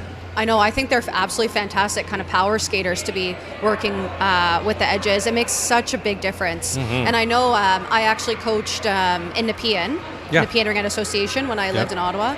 And I did the Learn to Skate or Bunnies or I'm not even sure what it's called now. Fun. Okay. So ran that program for a number of years, and we would do stuff like this. Maybe not at this speed, of course. They look fast. They look good. I wouldn't say the Learn to Skater is fast. What a good run for her too. Yeah, but that's how they get there. That's how you get there. It's good habits. I think I'm going to take one of those myself, just for my beer league playing. A little bit of power skating. I could really use it. Yeah, for sure. And where's she? Ripsud, I believe. Yep. Yes. Oh yeah. There's always such a powerful group of skaters in Quebec. Having watched them played against them, there's no quit. Oh, definitely not. And a lot of them have the high numbers and the short sticks. Yes. True. Yes. Yeah. Yes, that is a common trait. Yes, it is. I am curious about that again, going back to that ability to shoot from the hip. and not telegraph. With that short stick, you don't have that extra wind up. I know it's. I won't get too much into shooting because obviously we're doing this agility competition. But I always thought that too. You get a quick release with a short stick, but then I watched the Finns. Oh. And they have long sticks, incredible reach, and it's just a completely different tactic. But they trick you. They choke up on the top. Yeah. Trick you, right? Those Finns, they're pretty good. Yeah, they're pretty good. They're okay. They're okay, I guess. Good run there, LSL, I believe that was. Yeah, Another good quick Montreal run. Boy, team. yeah, it's been fantastic. I'm really loving this section of the skills competition. Look at the look. Oh. New Brunswick. This competition, this part of it too, event directly would correlate really well to getting open on the ice too, right? Just being able to make those cuts and get open over the blue line. Right. I think that this is one of those skills that we can see coming out of this, how well people can get open and cut. It's huge in Ringette. You don't have a lot of space. No, you don't. You absolutely. And especially depending on what rink you're playing on. I'm not sure where you guys play, but there's a couple around town that are Centennial arenas, and they're pretty small. Yeah, Potvin. Yeah, Potvin. Potvin. Original Potvin, we should say, not Sensplex. No, Richcraft. That's right. There's PEI up. That green is glowing. It looks great. Yeah. Oh, nice transition. It's always nice to. That was smooth. There's a lot of teams that like the blackout look now, but we love to see a team that reps their province's actual color. I think that's really cool. Yeah. And original. Okay, we got another Maritimer up. Nova Scotia. The back-to-back East Coasters. Oh, sorry, we had. I love these close-up shots too. Oh yeah. Being able to see, be able to see the focus right before they start. Oh, yeah. And remember, this is U16. This is the skill level just keeps improving. Yeah, they look. Oh, that's fast. Good choppy around the corners there and get their acceleration up. There we go. Oh yeah. Oh, great effort, great finish. Oh, I would be very curious to see how many of these athletes are defense versus forward versus center. Very curious. Yeah. I just find out forward, when I've played forward, that transition from forwards to backwards, like I was talking about earlier, you just don't have as many opportunities to do that unless you're kind of adding it into a cut or something. Whereas a defense they would have to be doing that cut often. Well, funny you say that, because we did small little fun competitions like this when Caitlin's dad, Paul Yolden, coached us on Gatineau. And Julie Van Dahl killed this. She is a defense and amazing agility, and was one of the best at these agility transition skill sets. It's unbelievable. Yeah, you can watch her competing this week. Yes. For Gatineau Fusion. Play with Fusion. You know what I love is going over to Slush Puppy and driving up through the parking lot and seeing the massive banners and the support that they get there. Yes. You know how much they believe in what they're doing, and they celebrate their athletes. And I just love to see that. It's a treat to go over and watch them play, and they're a great team. They're like just a great bunch of people as well, as most every Ringette team that I've come across is, for sure. But really nice to see that support for certain. I agree. We actually played in Gatineau for 3 years together. Right. This was pre-COVID. But yeah, they do a lot of work behind the scenes, with the city and with like local kind of stores and like rinks to be able to get all of their like pictures and available to see. Anyways, they do so much work behind the scenes. Yeah. And they've done a great job. Like when we played there, there was so much sponsorship. Was and made Mr. a huge difference. Involved then? Yes. Yeah. Yes. Okay. Yeah. We had our own change room. Yeah. At the arena. I don't think they have that. I'm not sure what they have now, but yeah, we had our own change room. It was beautiful. It's the right way to do it. Got spoiled. Yeah. Yeah. Well, take it seriously, and I think it's an important thing that we should consider as a sport as well. Again, I mentioned being unapologetic, and that's how I feel about it. Most Ringette players that I found, they play the sport, they play it hard, they're very proud of it, they're not really concerned about what you think. It's fine, we're going to go out and do this and enjoy ourselves, and I really want to celebrate that as well. I think that's just a great angle to the sport, But to continue to promote it at a higher level like that. Now, we have restrictions, and the thing is, and we have good provincial sponsors, so I don't want to say too much about that, but I find that the rules in Ontario are unduly restrictive. From arenas to how things can be done, from events and whatnot, it's quite restrictive. And in some of the other provinces, they are certainly allowed to, they have more leniency in what they're going to do to enjoy the experience. How do you find that? Have you found anything different in Calgary as far as how Alberta handles a similar type of event? They have this much freedoms? Yeah, unfortunately, I won't be able to speak to that. I wasn't involved in the championship in 2002. Right. Or sorry, and 2022. So I'm not really sure how they work with sponsorships, but I know that like with the teams. I mean, like as far as the province, about how much latitude you, the fan experience. How good is the fan experience in Alberta versus Ontario? Oh yeah. Well, it's good. Like Calgary Wrath and Rocky Mountain Rage, they get a lot of fans out. Yeah, a lot. A ton of support. Yeah. I've seen those webcasts. Those arenas They're are doing full. a good job. Yes, Yeah. yes, 100%. We broadcast out of Winnipeg. That was a great event. It's fantastic. You know, the NRL hub. Yeah. Yeah, they do a great job too. I think like those teams just do a lot to be engaged in the community, and then they see the payoff by the support coming out to their games. Well, I'd like to see more of that in Ontario, and I know there is a lot of different sports available, a lot of things competing for people's time, but everybody's busy, and I think that the city certainly and the province could have a large part to play in seeing some of the success for our teams to sort of promote them more, for sure. Yeah.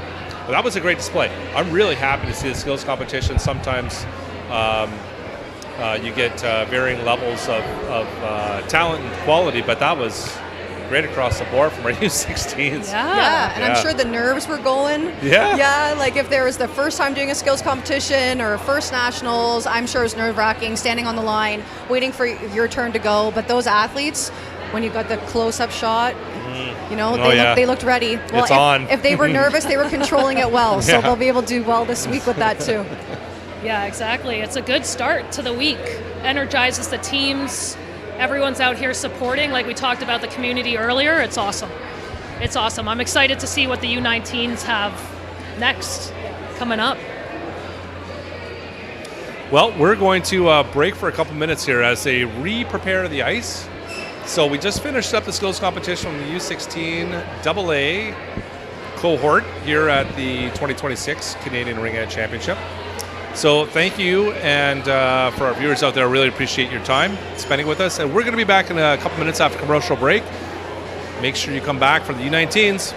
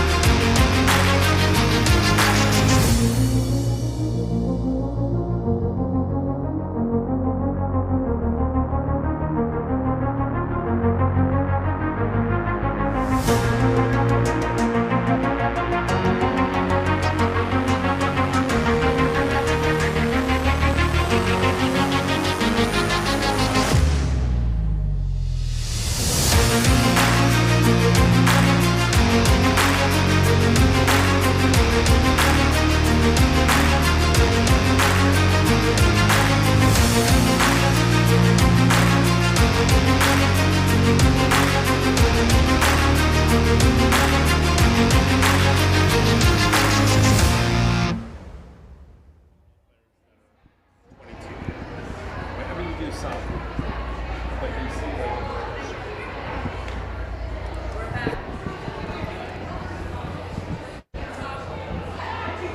all right, welcome back. We're here on set just having a little talk about discussing the players that are here, the younger ages, being able to experience the 2026 Canadian Ringette Championships and all of the championships with their NRL athletes, to be able to see that the sport is something you want to keep for life. And I think that's a directive that we start out with at the younger ages, to say, certainly we want to compete, and we want to do good things, but we really want to build better people, really, ultimately, and have something that you can be involved in for a long time, a long career.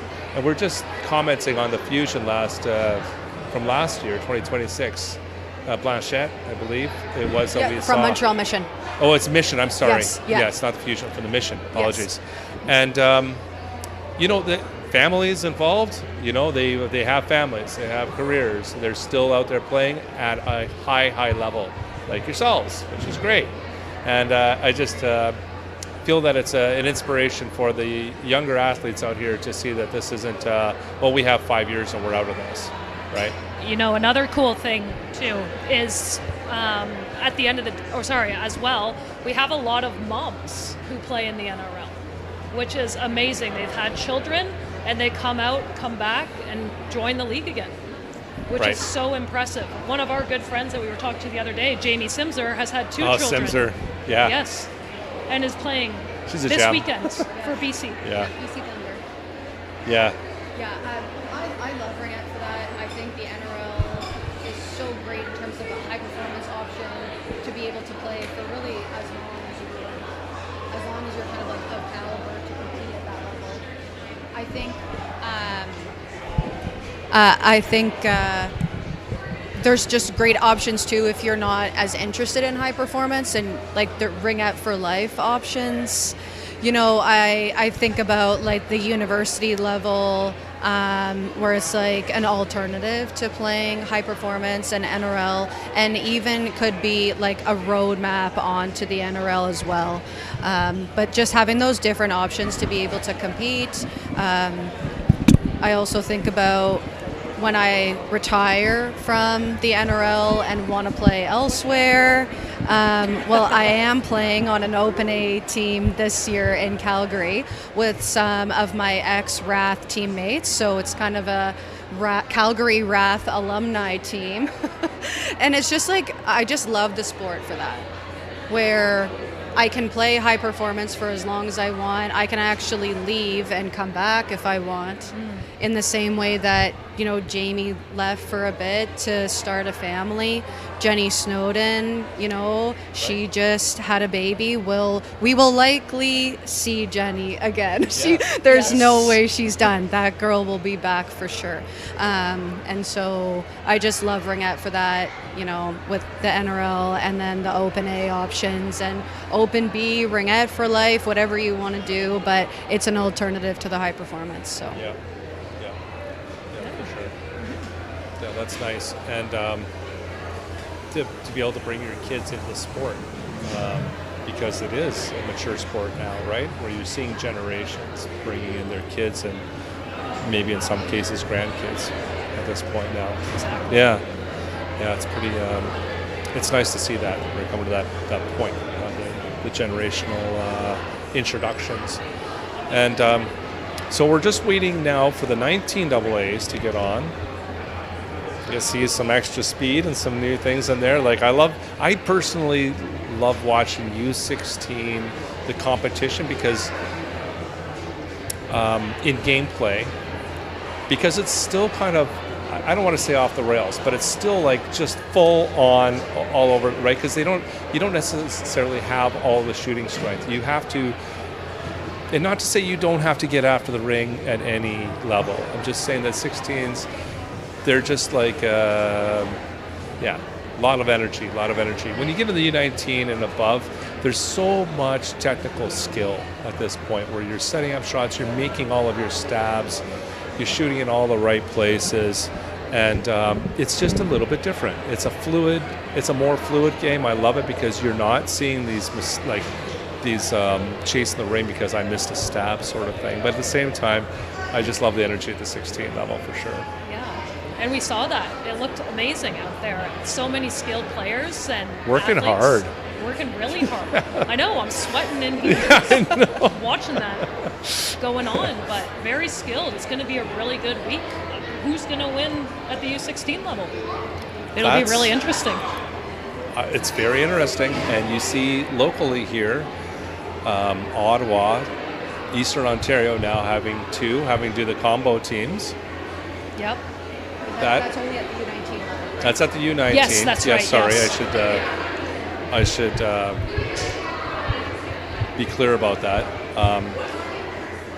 But to see that this is only its second year, and there's two teams that both the teams are represented, and that was a bit of the goal, I understand, to put that together to say, we're not getting we're not progressing far enough in nationals when we're separating our teams, and so it's interesting to see that. Yeah, and they're actually taking it from Calgary model. Yeah. So when I moved out to Calgary a few years ago, I thought it was really interesting that it's kind of like their AA programs because it's so different than it is in Ontario, or in Ottawa, I should say. I can't speak for all of Ontario. Mm-hmm. And the fact that they do some different, they bring them all together at U14, U16, U19 with all the AA programs, and the way that Eastern Ontario and Ottawa are doing it. Change it? Oh, it died again.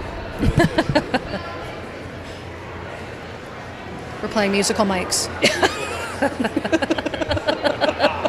Which mic is it? Yeah, I'm like, who gets the blank one? Mine's been good. I don't know what's going on over here. Yeah. Well, there's a magnetic activity down the way, and I think it's the flux capacitor, to borrow a little statement from or the left Ken Herrera. phalange. Oh boy. But speaking on the different programs across the provinces that you said, we're trying to combine some teams and cities to make it stronger or more competitive.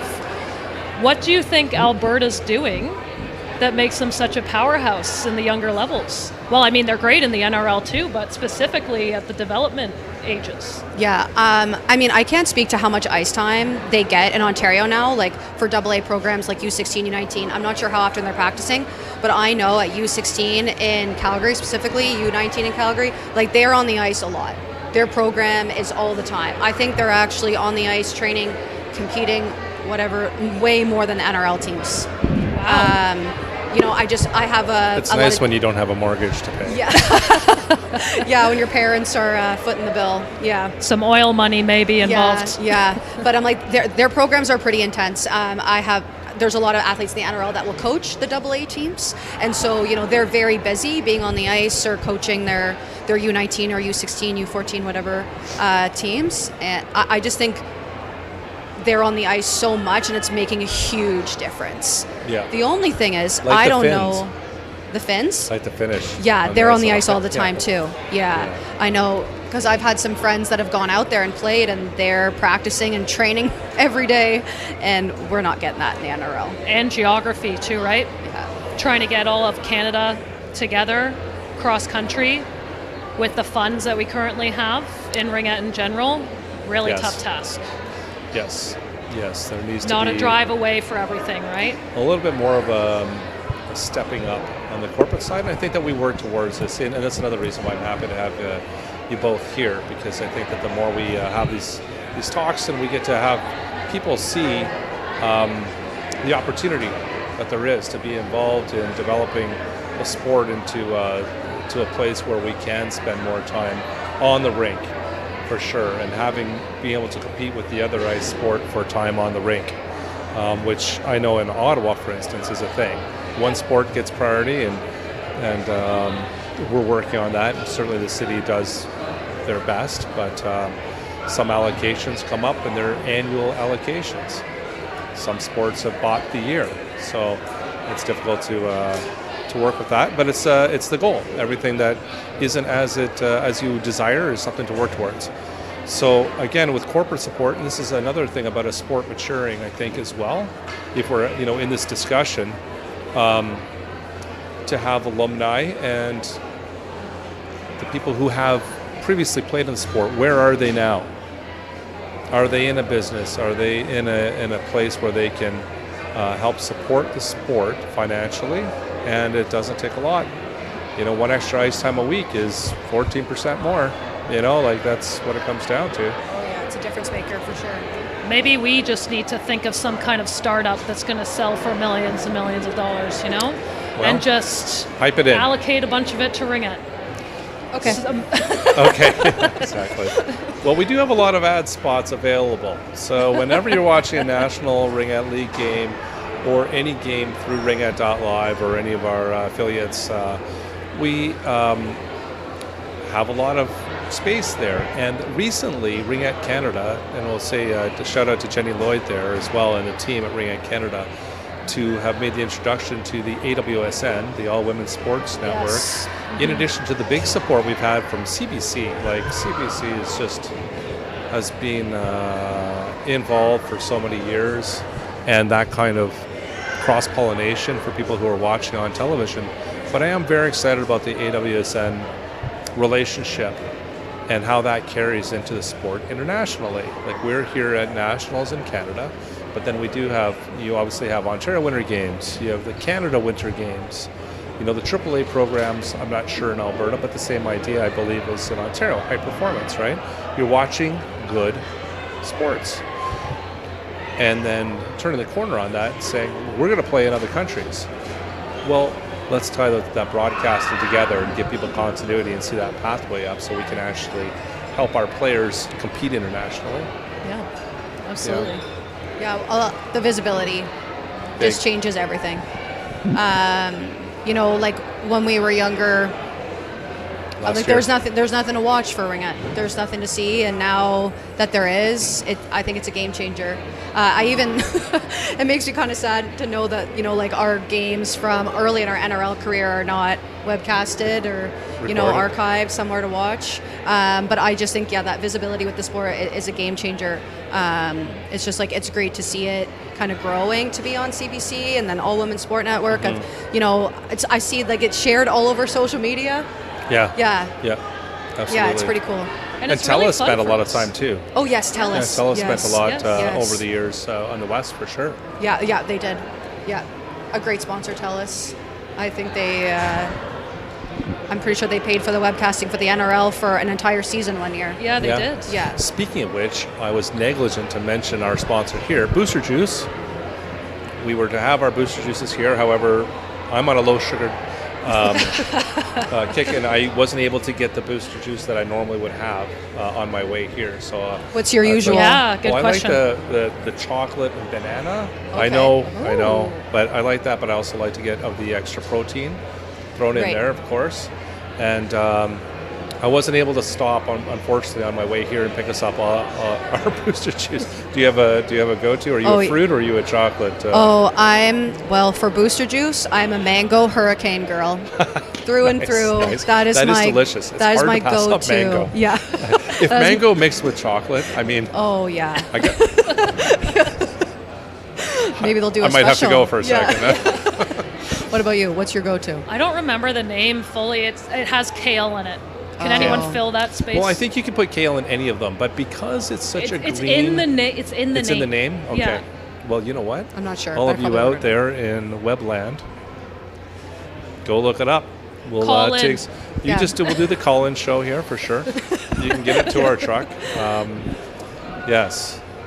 You can send me a text to 613-875-9990, and don't tell anybody else that number. Tell us what the kale is. That's your goal here for the Booster Juice segment. Thank you. I just want to say thank you as a sponsor. Also, the province of Ontario, city of Ottawa, we have a lot of sponsors that's really helped out here at the CRCs, as every host committee is going to need. So it was nice earlier that we had both Christy from next year's championship in Halifax. We had her on set, and Brad as well. He's from Calgary. So 2028, 2029. So we're building up the continuity there. We're going to have these things in place, and hopefully some of our beloved sponsors are going to say, yeah, I'm going to see a 2 or 3 year commitment here. Yeah, awesome. Yeah, that would be great. We can't do it without them, so appreciate them so much. Yeah, no, it's fantastic. So we're just going to get a double check. I want to really say a big thank you to my team here, the ISI Live production team. Jeff Robinson producing here. He's just done a wonderful job. And Chantal and all of my camera ops and our production crew. It's just, we bought into this last year, starting in the championship and then moving on through the NRL hubs last year. On the ground, Steven Zeideman from ISI Live. What a guy. When you meet him, I know you haven't met him yet, because if you did, you'd be like, oh, I love Steven. He's just such a great guy. So in any case, a big shout out to the crew for sure. So the next segment, we're looking to see when the Unite Teens are on. I'm looking across to get some notification from... Okay. All right, we're going over pretty soon then. We're going to wrap up in this open discussion, and we're going to move on to the 19 AAs. All right. Oh, I'm looking forward to it. A little more speed, a little more strength.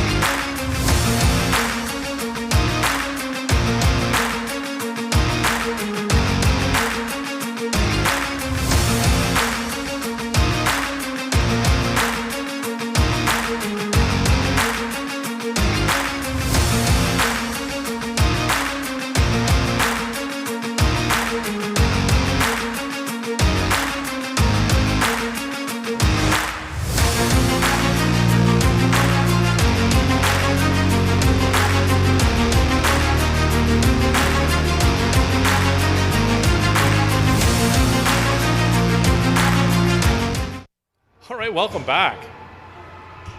Thanks for joining us here at the 2026 Canadian Ringette Championships. We're going to resume our studio show now, the U19 AA section. And thanks to you all who texted in the answer, the Tropical. I don't know if we can get a little zoom in there or not, but I'll try to do the fancy phone fancy, thing. I know, I got the fancy phone. I've seen the another commercials. shout out to Telus. Honestly, I don't know if we can zoom on this or not. Tropical. Oh, there's a phone number. Sorry about that, friend. Nobody text her. Okay. But thanks for your help, and I love the interactivity. Your gems. And the Vlahakis family as well. Thanks for texting me. That's awesome. Yeah. Love the community. Love the community. There we go. Got our backs. The community loves you back. They know what I'm saying. Yeah. So I think that they're just setting up the rink. They're just setting up right now to get ready. And at center, they're going to do some explanations here. So what's the first event? Is it a skate first again? The agility? Yeah, it would be the fastest skater. Fastest skater. They want to keep the ice as good as possible for the fastest skater and not tear it up in the corners, obviously. So, okay. They're just doing the explanation, and this one is basically go fast, turn left. It's kind of your classic NASCAR, formula. Yeah, or speed skating. Now, I don't think that I would skate fast, turn left, then cut correct. I think that that's probably more of a curve around the bottom towards the net there, as opposed to the diagram. Yeah. Don't be too serious there, friends. I'm being facetious. I mean, clearly it's not cut like a box. I know. I have a strategy mind, and I immediately go to, well, what's the strategy to go the fastest? It's true. Well, you don't want to take. You typically want to take the least amount of strides, right? If you ever, and I'm just going by speed skating. Yes. But they have a different blade on them. Yeah. Mm-hmm. Yeah. Yeah. So, I think especially when you look at the crossover difference between, a ring out player versus a speed skater, it's very different speed. But again, I guess I'm thinking a lot of long track versus short track would also be quite different. Okay, that's true too. Short track, right? Yeah. Yes. We can also talk about the start differences for both of those. You know how speed skating has kind of the T start? Yep. To get a big push. And these guys probably have the crossover start out. Yeah, I imagine too. Yeah. Let's see. Things to watch out. Yeah. And let's see. Different athletes may take a different Yep. So we have the that's Dobson takeoff. Oh, yeah. Oh, good Dobson speed. Go. She's in the lead at this point. Fun fact for these U19 teams, because I play in Waterloo, they let me come on the ice with them. So shout out to both Impact and Force here in Ottawa. Yeah, well, I coached Kira at Bunnies in the Learn to Skate. Yep, so she looks good. Good job, really? Kira. Yeah. Yeah, her dad, my daughter played with her older sister, and her dad is a staple here. Oh, yes. Big time. Brent. Yeah, he's great. He's a gem. Yeah, he does a lot of work for Nippian Ringette. Yes. Well, I guess just Ringette in general, I should say. Yeah, I'd say so. Yeah. Oh, we got a face paint. Oh, this is Maddie Rice from Zone 2. Okay. Yeah. I saw her earlier today, and she said that she's going to have to do a lap with the face paint after the, celebrating the opening ceremonies. Yes. And we got Murphy from the Ottawa Eastern Ontario program. Ooh, that's she's very fast. Good wheels. Very boy. fast. Wow. Whew. That was a great lap. I think it was the face paint. Go faster. It's like having the white gloves. Yeah, just missing white gloves. Exactly. That's the full package. Good stuff. We got more Alberta here. Kane from Alberta. Yeah. Oh, yeah. Okay. Maybe we can compare some Eastern and Western strides here and see if there's any differences. So you're at the crossover start here, just waiting. Yeah, see, nice crossover start. Good observation. I think I would do the same. Yeah. Well, I'm curious about that, if that has something to do with the shape of the blade. Because on that push, on that crossover, you're going to be able to get a bit of a twist. I'm not sure. We're just talking about versus a speed skater who's got a flat blade, which may not be possible. Well, I know I've learned to do the crossover start specifically in changing directions as well. Which like a speed skater wouldn't have to do is change directions in their sport. And so we're often changing directions very quickly and needing to pick up speed. It's one of the most beautiful parts of this sport. Yes. It's just the skating. Yeah. You got Calgary up right on screen right now. She's, Oh, is this a crossover start? I can't see the feet. Yeah, it looked like a foot back, not a T, but. Yeah. Oh, I Top also, of the arms. yeah, I also think it's really interesting what athletes decide to go 2 hands versus On the 1 stick, hand for their yeah. stride. Stick. Yes. I don't even It know if I depends would. what their coach told them growing Yeah, up. of course. I think so too. It's just like habit, right? You go So back to your true. basics. So true. Yeah. 1 hand versus 2 hands. I can't see how you can put 2 on. To me, it's this motion. And it's I not, wouldn't. Your hands aren't lined up to pump the same way like a runner would, for instance. Yeah, absolutely. Yeah. But you're the ones that actually do the work. No, I just watch. I would also There go we go. 1 hand. Yeah, I would Rib go 1 stood. hand. Oh, but then here She's it's rolling just, 1 until the turn. Yeah, but it's habit Is because that a balance? when you carry the ring Yeah.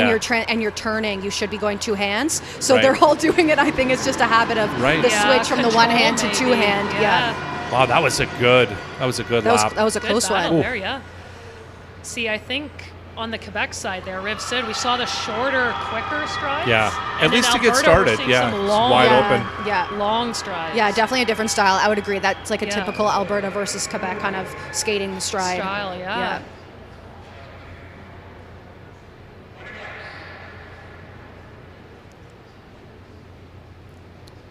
Ooh, the anticipation. Yeah. There we go. Oh, and the white gloves. Yeah. We got some more white gloves. Automatic win, I'd say.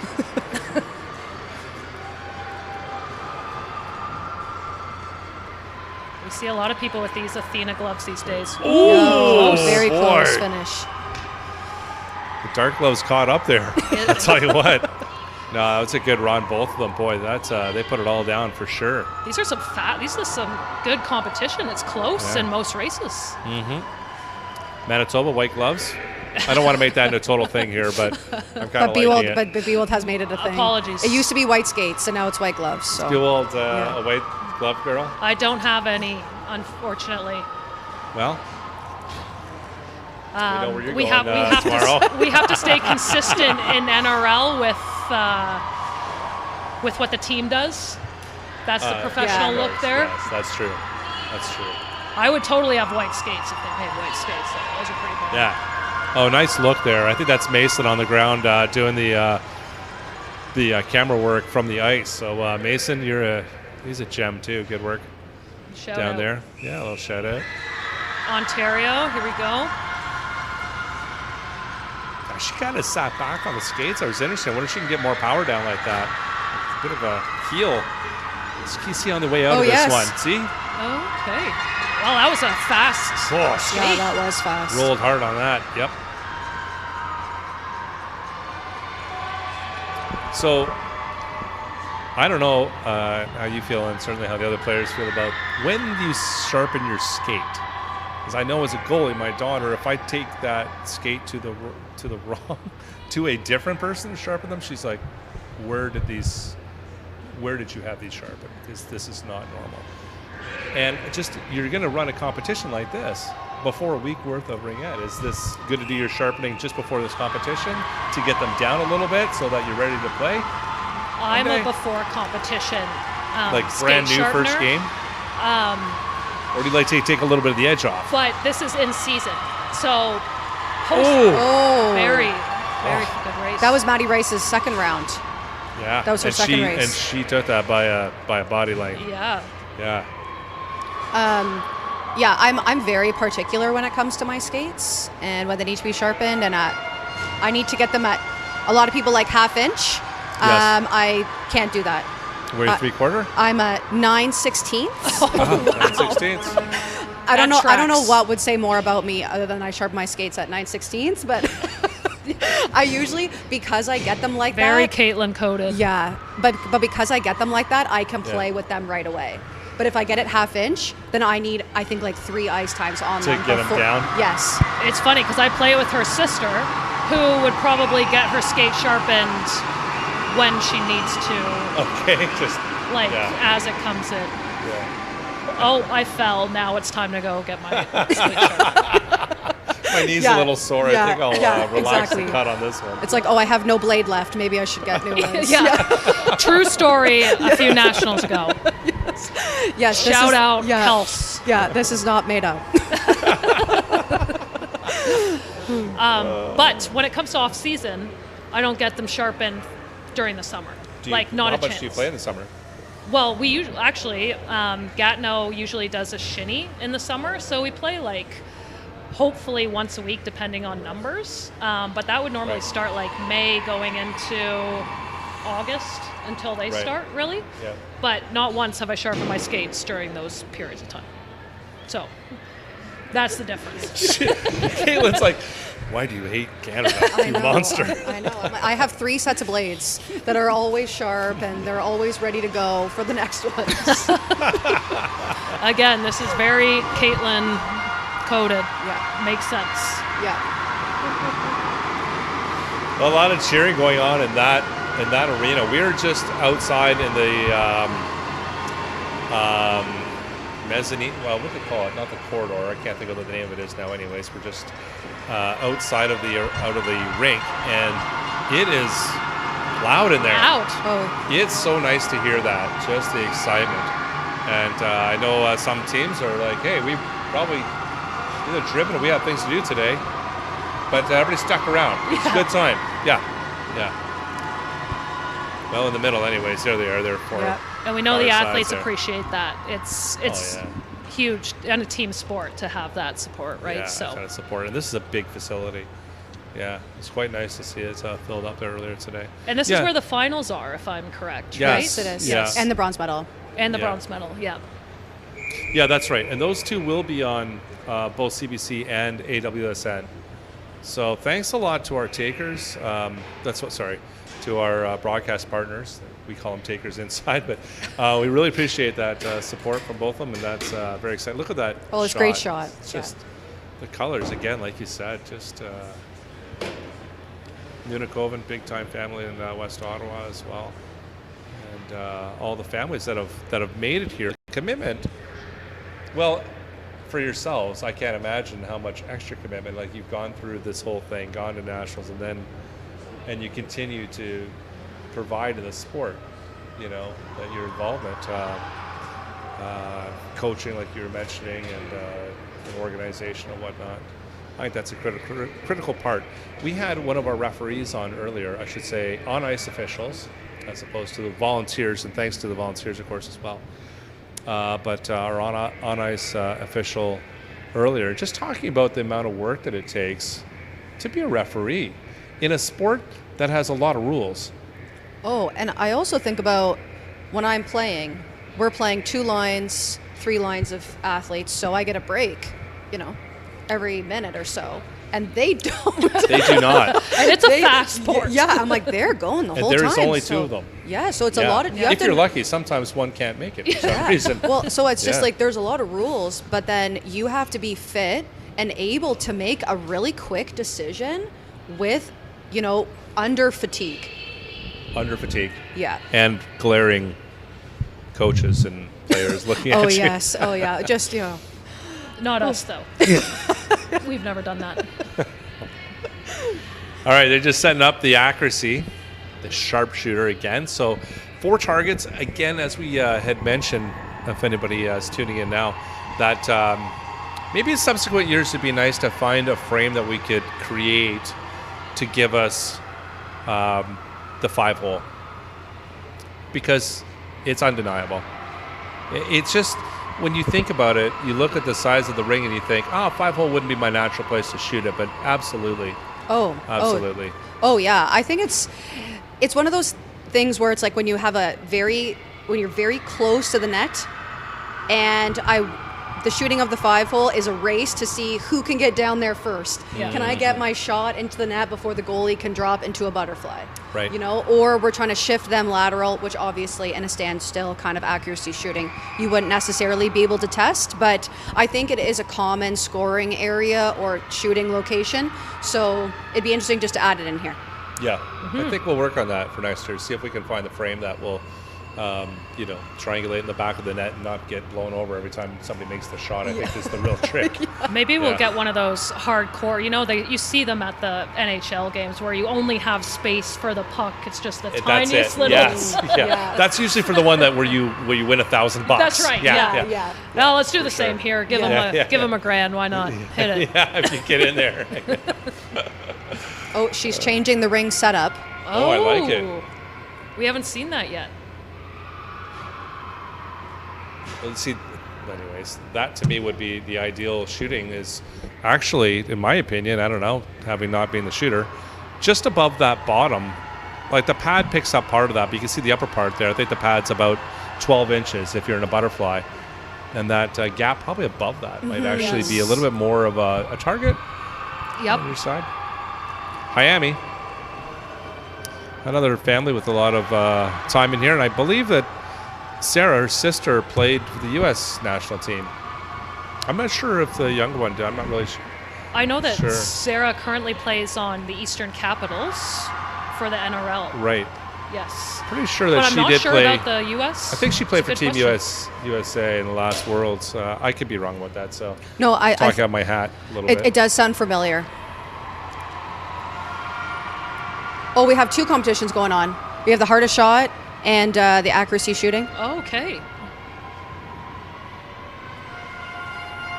Oh, so there is a line there. Now we see that they can't go as close into the net there it is. as you possibly can. Yeah, so we're going to be waiting for the stats to come back on how the winner, how hard the shots are. Nunikoven, and up, wheels, lines up. That was on, like you had pointed out, as close to the gun as possible would make the most sense. It's interesting too. When I had previously tested like hardest shot, it was from a standstill. Right. So I would love to be able to try and see the difference between your speed at a standstill versus your speed while you're moving. The assumption is that a ringette skater is skating somewhere between 15 and 23 kilometers an hour, probably, or miles per hour. I have to double check. No, I think you're right with kilometers. I have accidentally tracked it on my watch before. Accidentally. Oh, that was. I don't care what everybody says. That was a great shot. That was a good shot. You know what though? We have the accuracy shooter. Oh, we got it. Oh, that's a good. Oh, she's got all four. Look at that on the left. Good work. Good work. Yeah, he just kind of comes back, saunters back. Casual. Nice. Yeah, Percival. casual. Good stuff. You know, I haven't seen anyone go as fast as they can into that hardest shot yet, though. No, Right. and so that would, it would be interesting to see. It's another Calgary. Oh boy, just barely missed that one, but nice. there it And is. she's got a different stance here. She's not a lot of people are taking that side to side, but she's doing what you would do more in a game, which was beautiful. left foot forward. Yeah. She's on her dominant hand forward. Yeah, feet facing the net. Yeah, she was almost like feet facing the net shooting, but it worked really well. Yeah. Yeah, she got it. Well, she yeah. hit them all. Yep, yeah, she did. Well, that was the second player from Calgary to nail it. Again, I don't think you have to go fast. Just try to place it, as my teammate Paige Nozzle would say. That's with my wildly inaccurate shots. That's a nice way of putting it. She just tells you. All right. That was with authority. Yeah. And, you know, I got to say, I like that she started with the top. Like, that's the more, in my opinion, like, just from viewer, whether you get all four or not, those top two are the most important shots, just from a participant, but also from a viewer, from a goalie, you know. Yeah.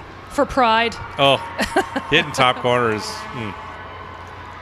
Well, that's what we were talking about earlier. Would you start with the top corners or would you start with the low corners? I think I'm low corner. That would be my preference. I feel like that's the warm-up spots for me. See? So here we go. That's what she's doing. I wonder if not having the crease messes you up a little I think bit. it would. I think it would. interesting I think it would. And like I use the hash marks so much. Yeah. Yeah. Offensive play and defensive play. I use them as a marker on the ice. So I think you're right. It would throw me off too. We're going to take that back. Oh, she sent that one. Boy. I just think about when you do the drills in the middle of the ice sometimes at practice and a goalie's in it, I feel like everything's off. Oh, well, the goalie would have a really hard time with that without the crease. Yeah. Okay, so she started with the high. Oh, did well. Good job. Oh, I wonder if she's related to Hildebrand in the NRL. I would say that's probably true, but I don't know. She's got white gloves. Manitoba. No, she's from Manitoba. I mean, that's a good question. Is where did she? Yeah, because we have a Hildebrand who plays for Manitoba Herd. Great shooter. Yep. Maybe it's in the family, and that's why we're doing accuracy shooting. Yeah, it's a great question or a great point. Oh, here we go. Janelle. Oh, great finish. Wow, Good finish, nice stuff. Janelle. Norris. Wow, we've had a lot of athletes hit all 4 of the targets. Well, at the 19, I'm sure that they've had a little bit more time in there, but Wow. Oh, I love that. Yeah, that was Ontario fantastic. represent. Now, if I'm mistaken, 16 or was the 19? Was she not the one that skated in the speed skating? Did she not run in that as well? Was she not the very fast skater in the fastest skater, or was that the 16s? Oh, I'm not sure. I'm not. I don't know either. It's a good question. I think normally one athlete per category, though. Do they? I was wondering Maybe that. right. I was wondering if they had any repeat athletes too. I don't know. From what from the teams that I've talked to, they don't. She but- came off her back foot there on that one. It's almost like that torque, like just the twisting motion. I guess you don't have to do it. See? Yeah, like that'd be way more game-like. Like that that's back leg's kicking forward with the stick to give it a more torsional. Just that extra. because she's leaning back so much in her shot. Right. Yeah. Do you think she's getting more flex on that stick because she's leaning weight into it? Potentially. It's hard to say until you start Yeah. looking at these things with high-speed cameras, Yeah. and it's pretty interesting how much a ringette stick flexes. Except the short ones don't. Obviously, the shorter stick is, Yeah. Yeah. less it flexes. Yeah. Yeah, I don't know if there's a sweet spot. Do you guys find that there's a sweet spot if you're leaning down onto the stick where you get the whip? Yeah, I find if I bear down too hard on the stick, I can't get any whip.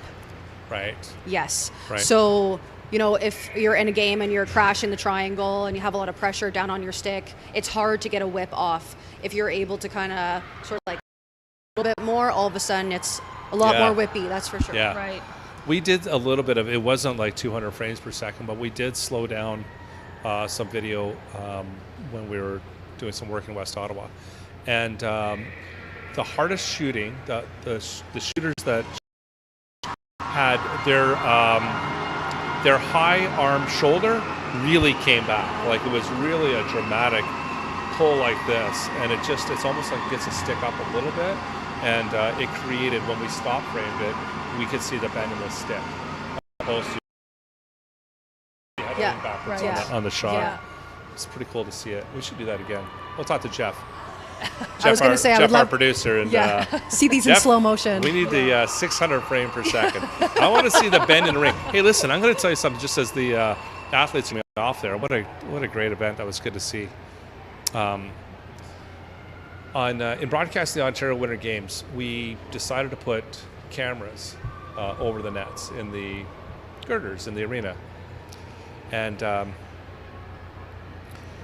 as you know, a ring-shaped device, and so a shot came in, and it hit the bar, but it kind of folded, and then it went in, and we could distinctly see white behind the ring. So at one point, because it's flat, it's crossed the line, but then flat across the crease. No goal. But for a moment, the full ring had crossed the line.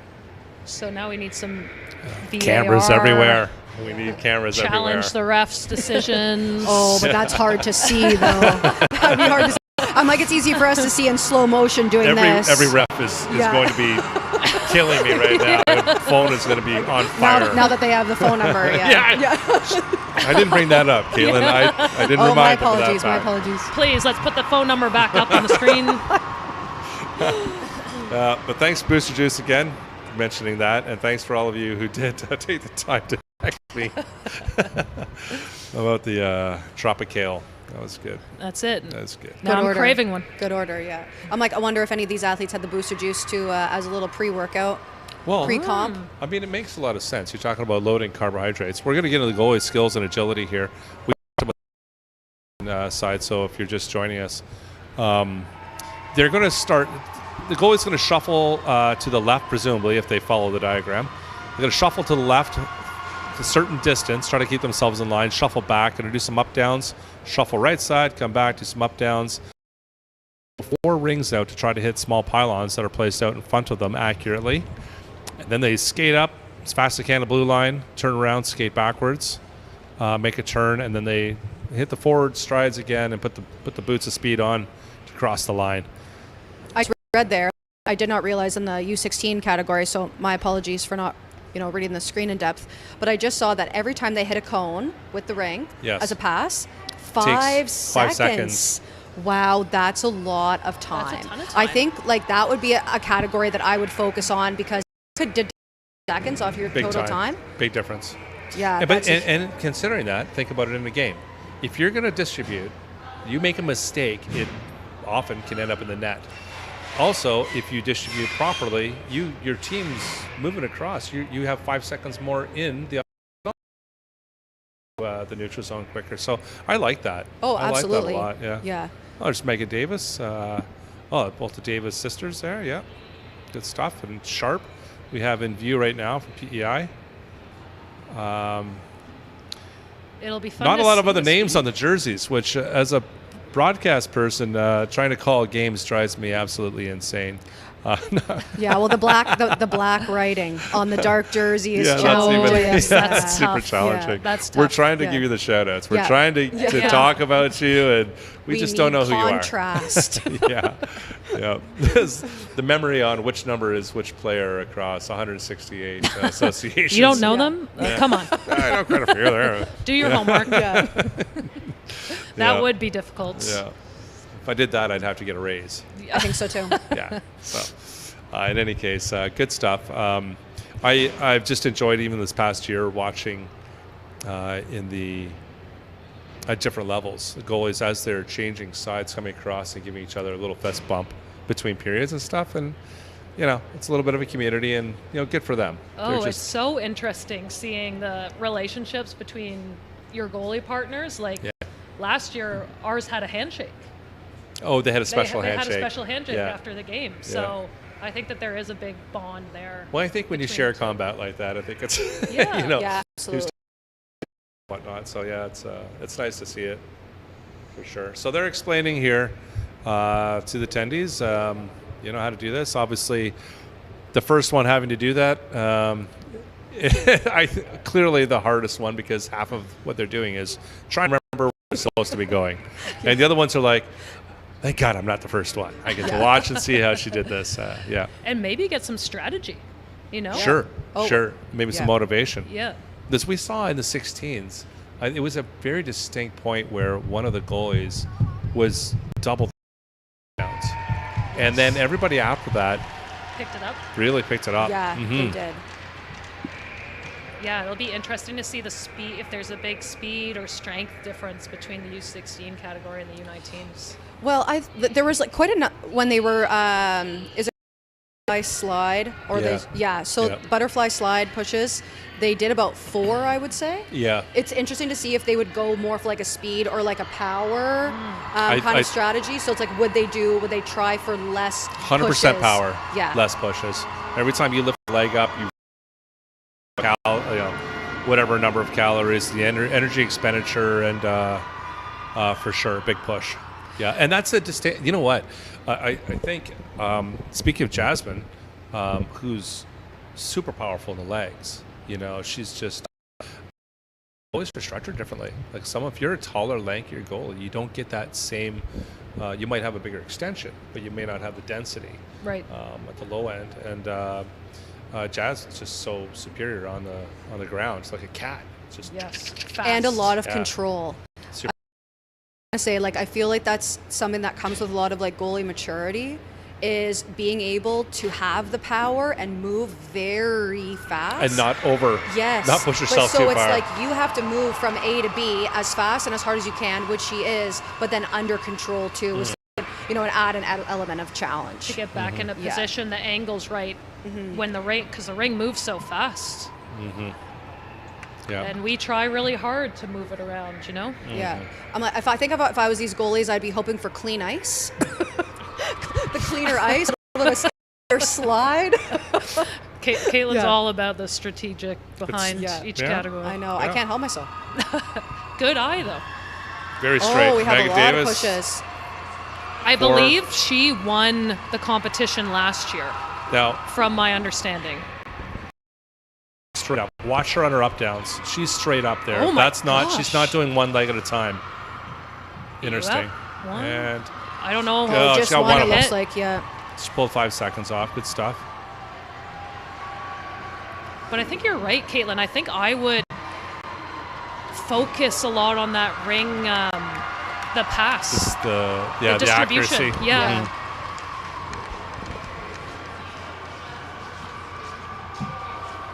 Something you can take that part of this, you can take your time with. Well, again, that is applicable in the game. If you are not accurate with your distribution, you really risk getting a turnover and causing all kinds of problems. Or certainly, how many seconds have you taken off your shot clock to get into the defensive zone and have some meaningful time, either on a fast break, I guess, or to get the triangle before it's locked down. Yes. Yeah, it's definitely an underrated and part of the game and how important it is. And it's a very challenging skill, being able to pass it like that within 5 seconds, not being able to see everything based off where you are in the net. Yeah. 100%. I remember one of the most creative ring distributions I've ever seen is Amy Clarkson. Sometimes when people aren't paying attention would just slip it behind her through the legs. Yeah. I've always been curious about just throwing it behind the net. Like, I don't know why. I know the coaches don't score on blame yourself. It's the risk, and I'm sure that's probably why they're told not to. But look at that, trap her up too. That trappers. She doesn't have to do that, but she's keeping her form. Honestly, respect for that. Yeah, Just, big time. get that hand up and out. Extra points in our booth here. Yes. Yep. She's staying Okay, true. a nice There's quick one. Oh, I think she's staying pretty Need controlled. to keep this a little bit wider. We can't see where. There it is. Beautiful. Good stuff. Oh, she hit the other one. I think she got three of them. Yeah. Okay, it's 15 seconds. Good. And there's nice turn in there too, eh? She flipped those skates over. Didn't go from one to the other. And what's that? I forget what that's called when your feet are outwards when you're doing it. I know. I've always called it a mohawk, but I don't know if that's actually what it's called. Yeah. Yeah, she pulled that. That's fancy. Fancy with flat blades. Yeah. Who's gonna do a crossover? Right. There's crossovers and pads next. Right. Yes. That's where the next points are. If you can hear us on the ground there, goalies. Team Quebec. Tossing a crossover. Look at that trapper. Yeah, good position. Solid. Set yourselves up for success this week. That took good habits. 6.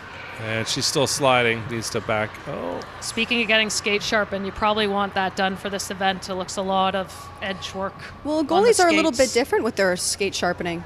Well, very feel everything. At least my Annika does. Yeah. Feels every single piece of it. And I think that she is a 3/4. Pretty sure she's got 3/4 sharpening on it as well. Not 9/16 or whatever you said earlier. She's a goalie. She's a goalie. Good work there by Team Quebec. Maybe a missed opportunity on the pylon there, but it's hard to do. Now she's throwing with the blocker again, and you look at how that block. When I just can always see the trapper here, but when you keep an eye on that blocker, let's take a look. Now she has a full protected 5-hole. No, I'm just blocker. talking about the blocker there. So when you're using the hockey blockers, you need a lot of protection from a puck coming this side because it'll break your hand. But several goalies will take part of that and out of the side because you just don't need it in ringette. Yeah, and then it'll give you more control to be able to make your passes. Yeah, and I think everybody probably at this level has done that. But you can see the volume of the. It's just something again to consider. If you're using a Keeley, you're usually throwing with the same hand. If you're that hand, and that's Dugas. Good stuff. A little bump there on the way over. Yeah, nice. Sportsmanship. Yeah, good stuff. Very important. Yeah. Oh, we're missing a ring. I don't know how far it could have gone. I'm just thinking. Someone launched that. Well, the ref's kicking it out of the way, and here goes the. Oh, well, that was close. Okay. Laurentide. Another Quebec team. Oh, no. Push. Ooh, Fast quick, up downs. quick. 1, 2, 3, 4, 5. 1, 2, Push up. 5. And I got to stop and this last straight. She's got the Keeley on. Nice. Good target. Oh. Thank you. Oh, nice hit. Oh, wow, 2 boy. at Just least. almost got the third. Thank you. Good skate. There's the one skate on the curl back and extend. See now, got the arms pumping. Yeah. Not Important. holding both sides. Well, I guess Yeah. the goalie, that's a little more That natural. would be interesting. Well, getting those, I would get my arms pumping too. I'm sure the legs don't feel good at the end of that race. Full of lactic acid, all those slides and up downs. Oh, I can't imagine. I'm the less equipment, the better kind of player.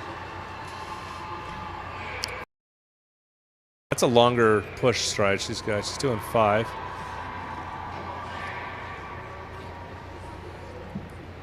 Yes. This looks like Back. strong pushes. Well, she's very, the back is straighter. She's not just trying to win for the sake of winning. Her position is probably better as far as the game's concerned. Right. Yeah.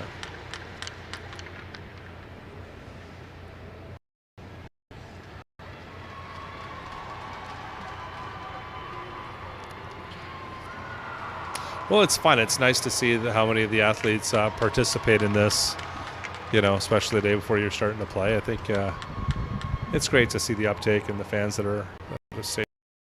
Nova Scotia coming up. Oh, that's a nice helmet. Yeah, look at that lid, right? Oh. The colors. I feel this good Yeah. energy. Yeah. This is going to be an energetic one. I just feel Looks like a happy person yeah. right East there. Coast yeah. vibes. Yeah. Yeah. Just the way that we stopped. You can just tell. Oh, yes. Adjust Yeah. as necessary. Oh, yeah, she knows what she's doing. Yeah. Big leg pumps. Yeah, fast. She'll 4 on the 2, 3, 4, 5 slides. Woo.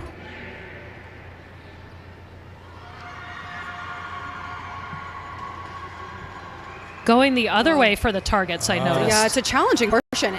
That's a good point. If you're going left to right or right to left. Well, I'd be curious if it's a glove side thing, but I don't think that. I think that we saw similar gloves do the other way. maybe it's just a favorite leg thing. Maybe. I can't see that you would want to go handed. I can't see that you would want to go right to left. I think that you would naturally want to keep your body moving in the that same direction. like from left to right, I would suspect, but I'm going to hear all about it when my daughter, she's going to tell me all about it when I don't know for sure. So. I know, truly, I can't commentate much on goaltending as a player. No. As a non-goalie. As a Yeah. non-goalie. They're like, it doesn't matter just as long as we can do our routine superstitious thing. And the rest of it, it's fine. Does your daughter have superstitions? Typically, she does do a tap, tap on left post, right post, left post, right post. Does she thank I kind her of post resets that. if, She doesn't do that. Oh, not that I know of, but she could Okay. under her breath. She might not advertise that. Just I've seen the nice. I think that's a flurry thing. yeah. To the post. Yeah. Whereas another goaltender, Tom Barrasso, back in the day, the commentator was asking a question of him, and he said, "Well, sure you won the game, but what about those 3 posts really saved you?" And he looks at him and just says, "You don't expect me to see those ones." Great answer. It's a great answer. Yeah, good stuff, goalies. Great stuff. Look at that. This is Big awesome. cheers from the crowd, and They deserve it. Great speed. A this great is showing. such a gem of a picture. Good job, Tom. That's some work. I think that this might be one of the most exhausting. It is for sure. Yeah. I don't think any of the other competitions or any of the skills compare to this one in terms of how tired you would be at the end of it. Yeah, I hope they got a good warm-up in before. My goodness. I hope they're going to have some protein snack afterwards and get themselves settled up for Straight tomorrow. to bed after that, I think. Yeah, or maybe the ice bath. Yeah. Have you ever done the ice baths after a game? Oh, yes. Yes. Yes. I know, it feels so good. You have but to. Right? It's pretty much. Yeah, be able to survive. We were just actually talking earlier about how 1 year at Nationals, because it was so exhausting, we actually got a blow-up pool and did an ice bath, a team in the blow-up pool. In one of your rooms? Yes. Yes. We won't say when or So where. we won't say when or where. Yeah. I don't want to incriminate myself. But yeah, good times. And so we have done lots of ice baths and also saunas for recovery. Yes. Mix in of That's trendy right now, the hot cold. Saunas, nice. saunas. Now, if you Yes, sorry, you probably know how to pronounce that. sauna, very well. yeah. Now, if you combine those two things as a good Scandinavian, then you get your sauna, and then you heat it up till you're really quite hot, uncomfortably hot. We would, and then jump in the snowbank. And that quick, your body, apparently that's supposed to be healthy. I'm not convinced, but I think it's interesting to do. I love it, personally. My husband made a sauna for us at home, actually. Carpenter, Celtic carpentry, shout out. Cheapers. I'm a little jealous, but dang, I'd love to build a sauna. Well, he got to build his shed, though, so it's part of the shed. Oh, it's part of the deal. Yeah. Okay, so here we are in the individual agility. This is a lot of fun. I think this is my favorite one. I think this is my favorite event. Yeah, I as we've been talking this afternoon, just the applicability of the skill that we talk about into the real game. This one might be, Translate to say, to say the game so enjoyable as people that can master these types of skills. Absolutely. Translates to a yes, great game because to watch. it's speed, but it's also technique, and then this changing of direction, like we were talking about earlier. Yeah. Which I think is one of those things that Ringette really why best skaters out there is because of that ability to basically rotate. Oh, people can't believe how close we go, like how fast we go into the boards, right? And not die. Yeah, not die. I say it all the time. Yeah. I'm telling people, I'm like, if you want a little wake-up call, get to the boards. If you can, go to a player bench and watch the game from there. And you hear and you see how fast things are going. You don't realize until you're up close. It amazes me. Actually, it just stuns me that there aren't more accidents. But that awareness is it's crucial. Agreed. Yeah. Look at that. Okay, so we've got Kitchener there. We got Manitoba on our right. Team Manitoba and Saskatoon. A couple of Eastern Ontario. Jersey's cool. Mm-hmm. It's interesting how they've all adopted that AA sort of look to it, even which I suspect came out of Calgary. I think it did. I think it did. Yeah, it's being picked up quite often, which it's a cool look. Oh, we got it's Kaylee right there, 22, big 2-2. Yeah, there we go. And the captain for Manitoba there. That's nice to see that leadership side too. I'm sure the teams draw from that, right? To see one of your players that that motivates you, and I'm sure you all have one of those motivators on your team. If maybe you're not, maybe you guys are the motivators. I don't know, but that always kind of drive you to do more. And I'd say Caitlin was big time on our team. I'm joking. Boo. on my team, in the past. I'm not in your locker room anymore. I'm not sure what you do. You're right. But yeah, I would say it's exciting to be able to watch and cheer. You know, if you're not one of those athletes that's on the ice doing the skills competition, but you can still build energy in something like this, and like watching and cheering for your teammates. Yeah. You know, seeing them kind of thrive, just like going into the week, I think is just really exciting. Yeah. Mm-hmm. Yeah. Being positive it's such an emotional week. Well, there's we got the white gloves there. I really like to keep an eye on when that skate in the turn before they start applying power strong, either turning left, applying power after turning left versus turning right. Yeah. You might see them take a bigger cut on their strong foot. On the strong too, foot, yeah. Before changing direction. Right. Yeah. That was pretty smooth though. It glides into that one, right? It may not make sense to try to take that last step there, but you see the... Like especially on the pivots, you might see them favor one foot more before turning. Oh, nice transition.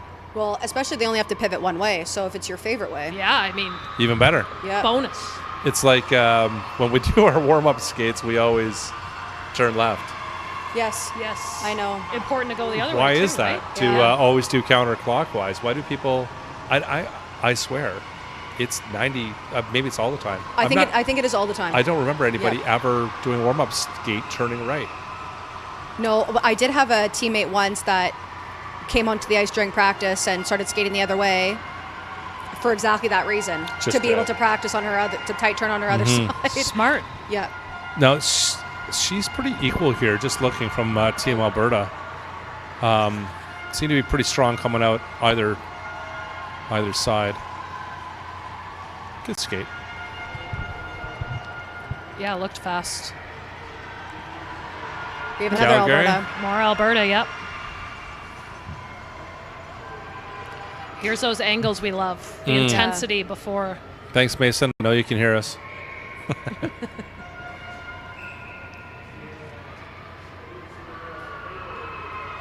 Great turns. Oh, yeah. Boy, she very got the head smooth. kind turn. of jumped into that turn, eh? Yeah, and she got the head turn too. Oh It's a yeah, good like habit, you're saying. Good that, habit. Yeah, to be able to turn your whole body into that turn. Looks like it might be your strong pivot side too, by the looks of it. Blackwell. Oh, wow. Oh, that was boy. a great, That was great Turn the pass. wheels on there. That was very fast, smooth. fast, yeah. A lot of finesse. Good skate. Good camaraderie at the end here. Mhm. Nice fist bumps. Yeah. Some laughs. I like that British Columbia jersey. Did you see the whale along the bottom there? Oh, More I of the didn't, actually. indigenous styled whale on the bottom. I really wish I knew what the proper name was, but really nice pull in there, especially with that with the sun and whatnot. Yeah, very cool. Ooh. Ooh. Back on the feet. Putting down too much power. Had a little wheel spin there. I was going to say it's probably harder as you've going first in this one would actually be an advantage. Right. Because then people are turning on the ice. Yes. Yeah, clean ahead ice. of you, and it gets chopped up quickly. It does. It Really does. fast. Yeah, at putting this much level. power down. Yeah. Yeah. Yeah. Yeah. Good teammate there. Yes. Oh, she's got the green under the eyes. I like it. Good stuff. It's fun when Yeah. teams get dressed Yeah. up. Oh, and good start. United. Threw her arms into that one, eh? The arms were moving before the body. I think you're right, though. I think it's a little chopped up around these corners. We have some. Yeah. Having a Struggles. little bit of difficulty there, eh? Oh.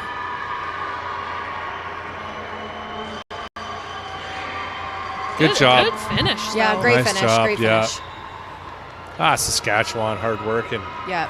Yeah. I mean, everybody's hard working for sure. I don't want to be, but she worked hard on that one.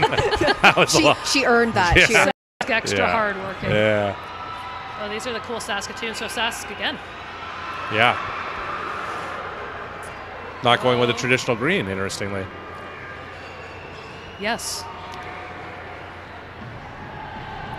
The accurate turn, just smooth.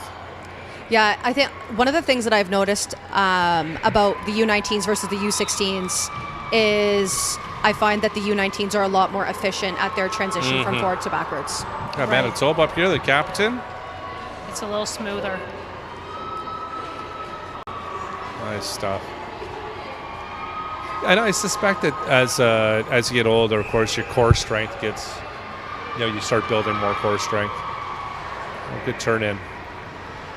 That lead skates nice and low. Yeah, I think the one thing that's interesting here too that you get to avoid is having to tuck your stick around like you're protecting the ring. Yeah. So you get to avoid that without a ring, and the stick moves around the pylon whichever way you want. Yeah. And then you'll Good see skate. you'll see in this one, the agility versus the fastest skater, they all go two hands for this one.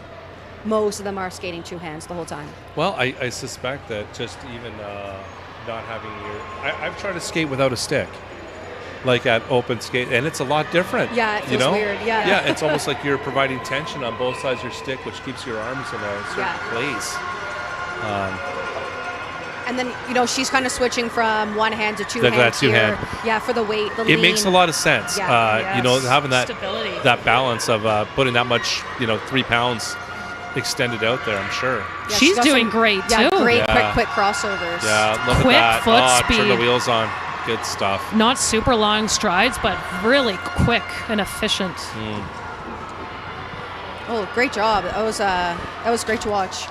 Yeah, that was a lot of speed. Good work. Okay.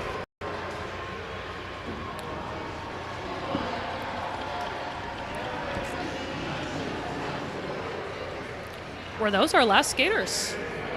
Yeah, there was less in the 16s, wasn't there? I feel like there was less Yeah. competitors. Well, I guess that there just is. There Yeah. are less 19s Yeah. than there are. Yeah.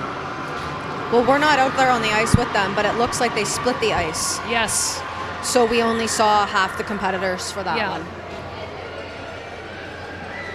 And I guess that's our last event here at the skill visit. I believe it is. We're just going to wait for some signals from the production crew to let us know where we are here.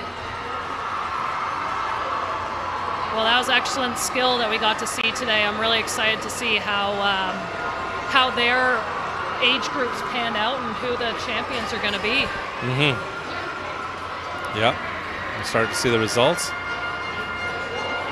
There's Phyllis, one of the co-chairs from the host committee here. She's her and Christian Hughes being fantastic. Leanne over here as well. Big thanks to our host committee.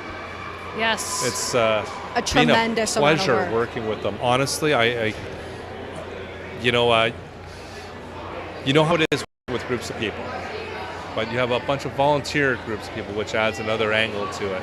But they have been spectacular. Just always positive, asking how they can help out. Even when they're being burdened, like I asked Leanne today for some lists of whatnot. And when I texted her, and she was up to her eyeball. She's responsible for all the on ice. She's responsible for everything for the opening. And she's like, what can I do to help you? And anyways, big shout out to the host committee. Thanks very much. And thanks to you both. If we can get us all in a shot here, really a treat to have you here. So, Galen, Allie, I'll get to calling your last name later on. Thanks for your stories and sharing your knowledge and whatnot. It's been a pleasure. And sometime along the line, whether we see you during the event during this week or before, maybe we'll do some more interviews and maybe do some more social media posts. Who knows? Sounds great. Yeah. Thank you so much for having us. Yeah, thanks very much. It was great getting to chat with you too, Banks. Yeah. Well, that'll do it for here from the skills competition from the 2026 Canadian Ringette Championships hosted in Ottawa. Thanks very much from our crew here from ISI Live and Ringette Canada. All of our sponsors, Booster Juice segment, couldn't have done it without you. Thanks, and we will talk to you soon.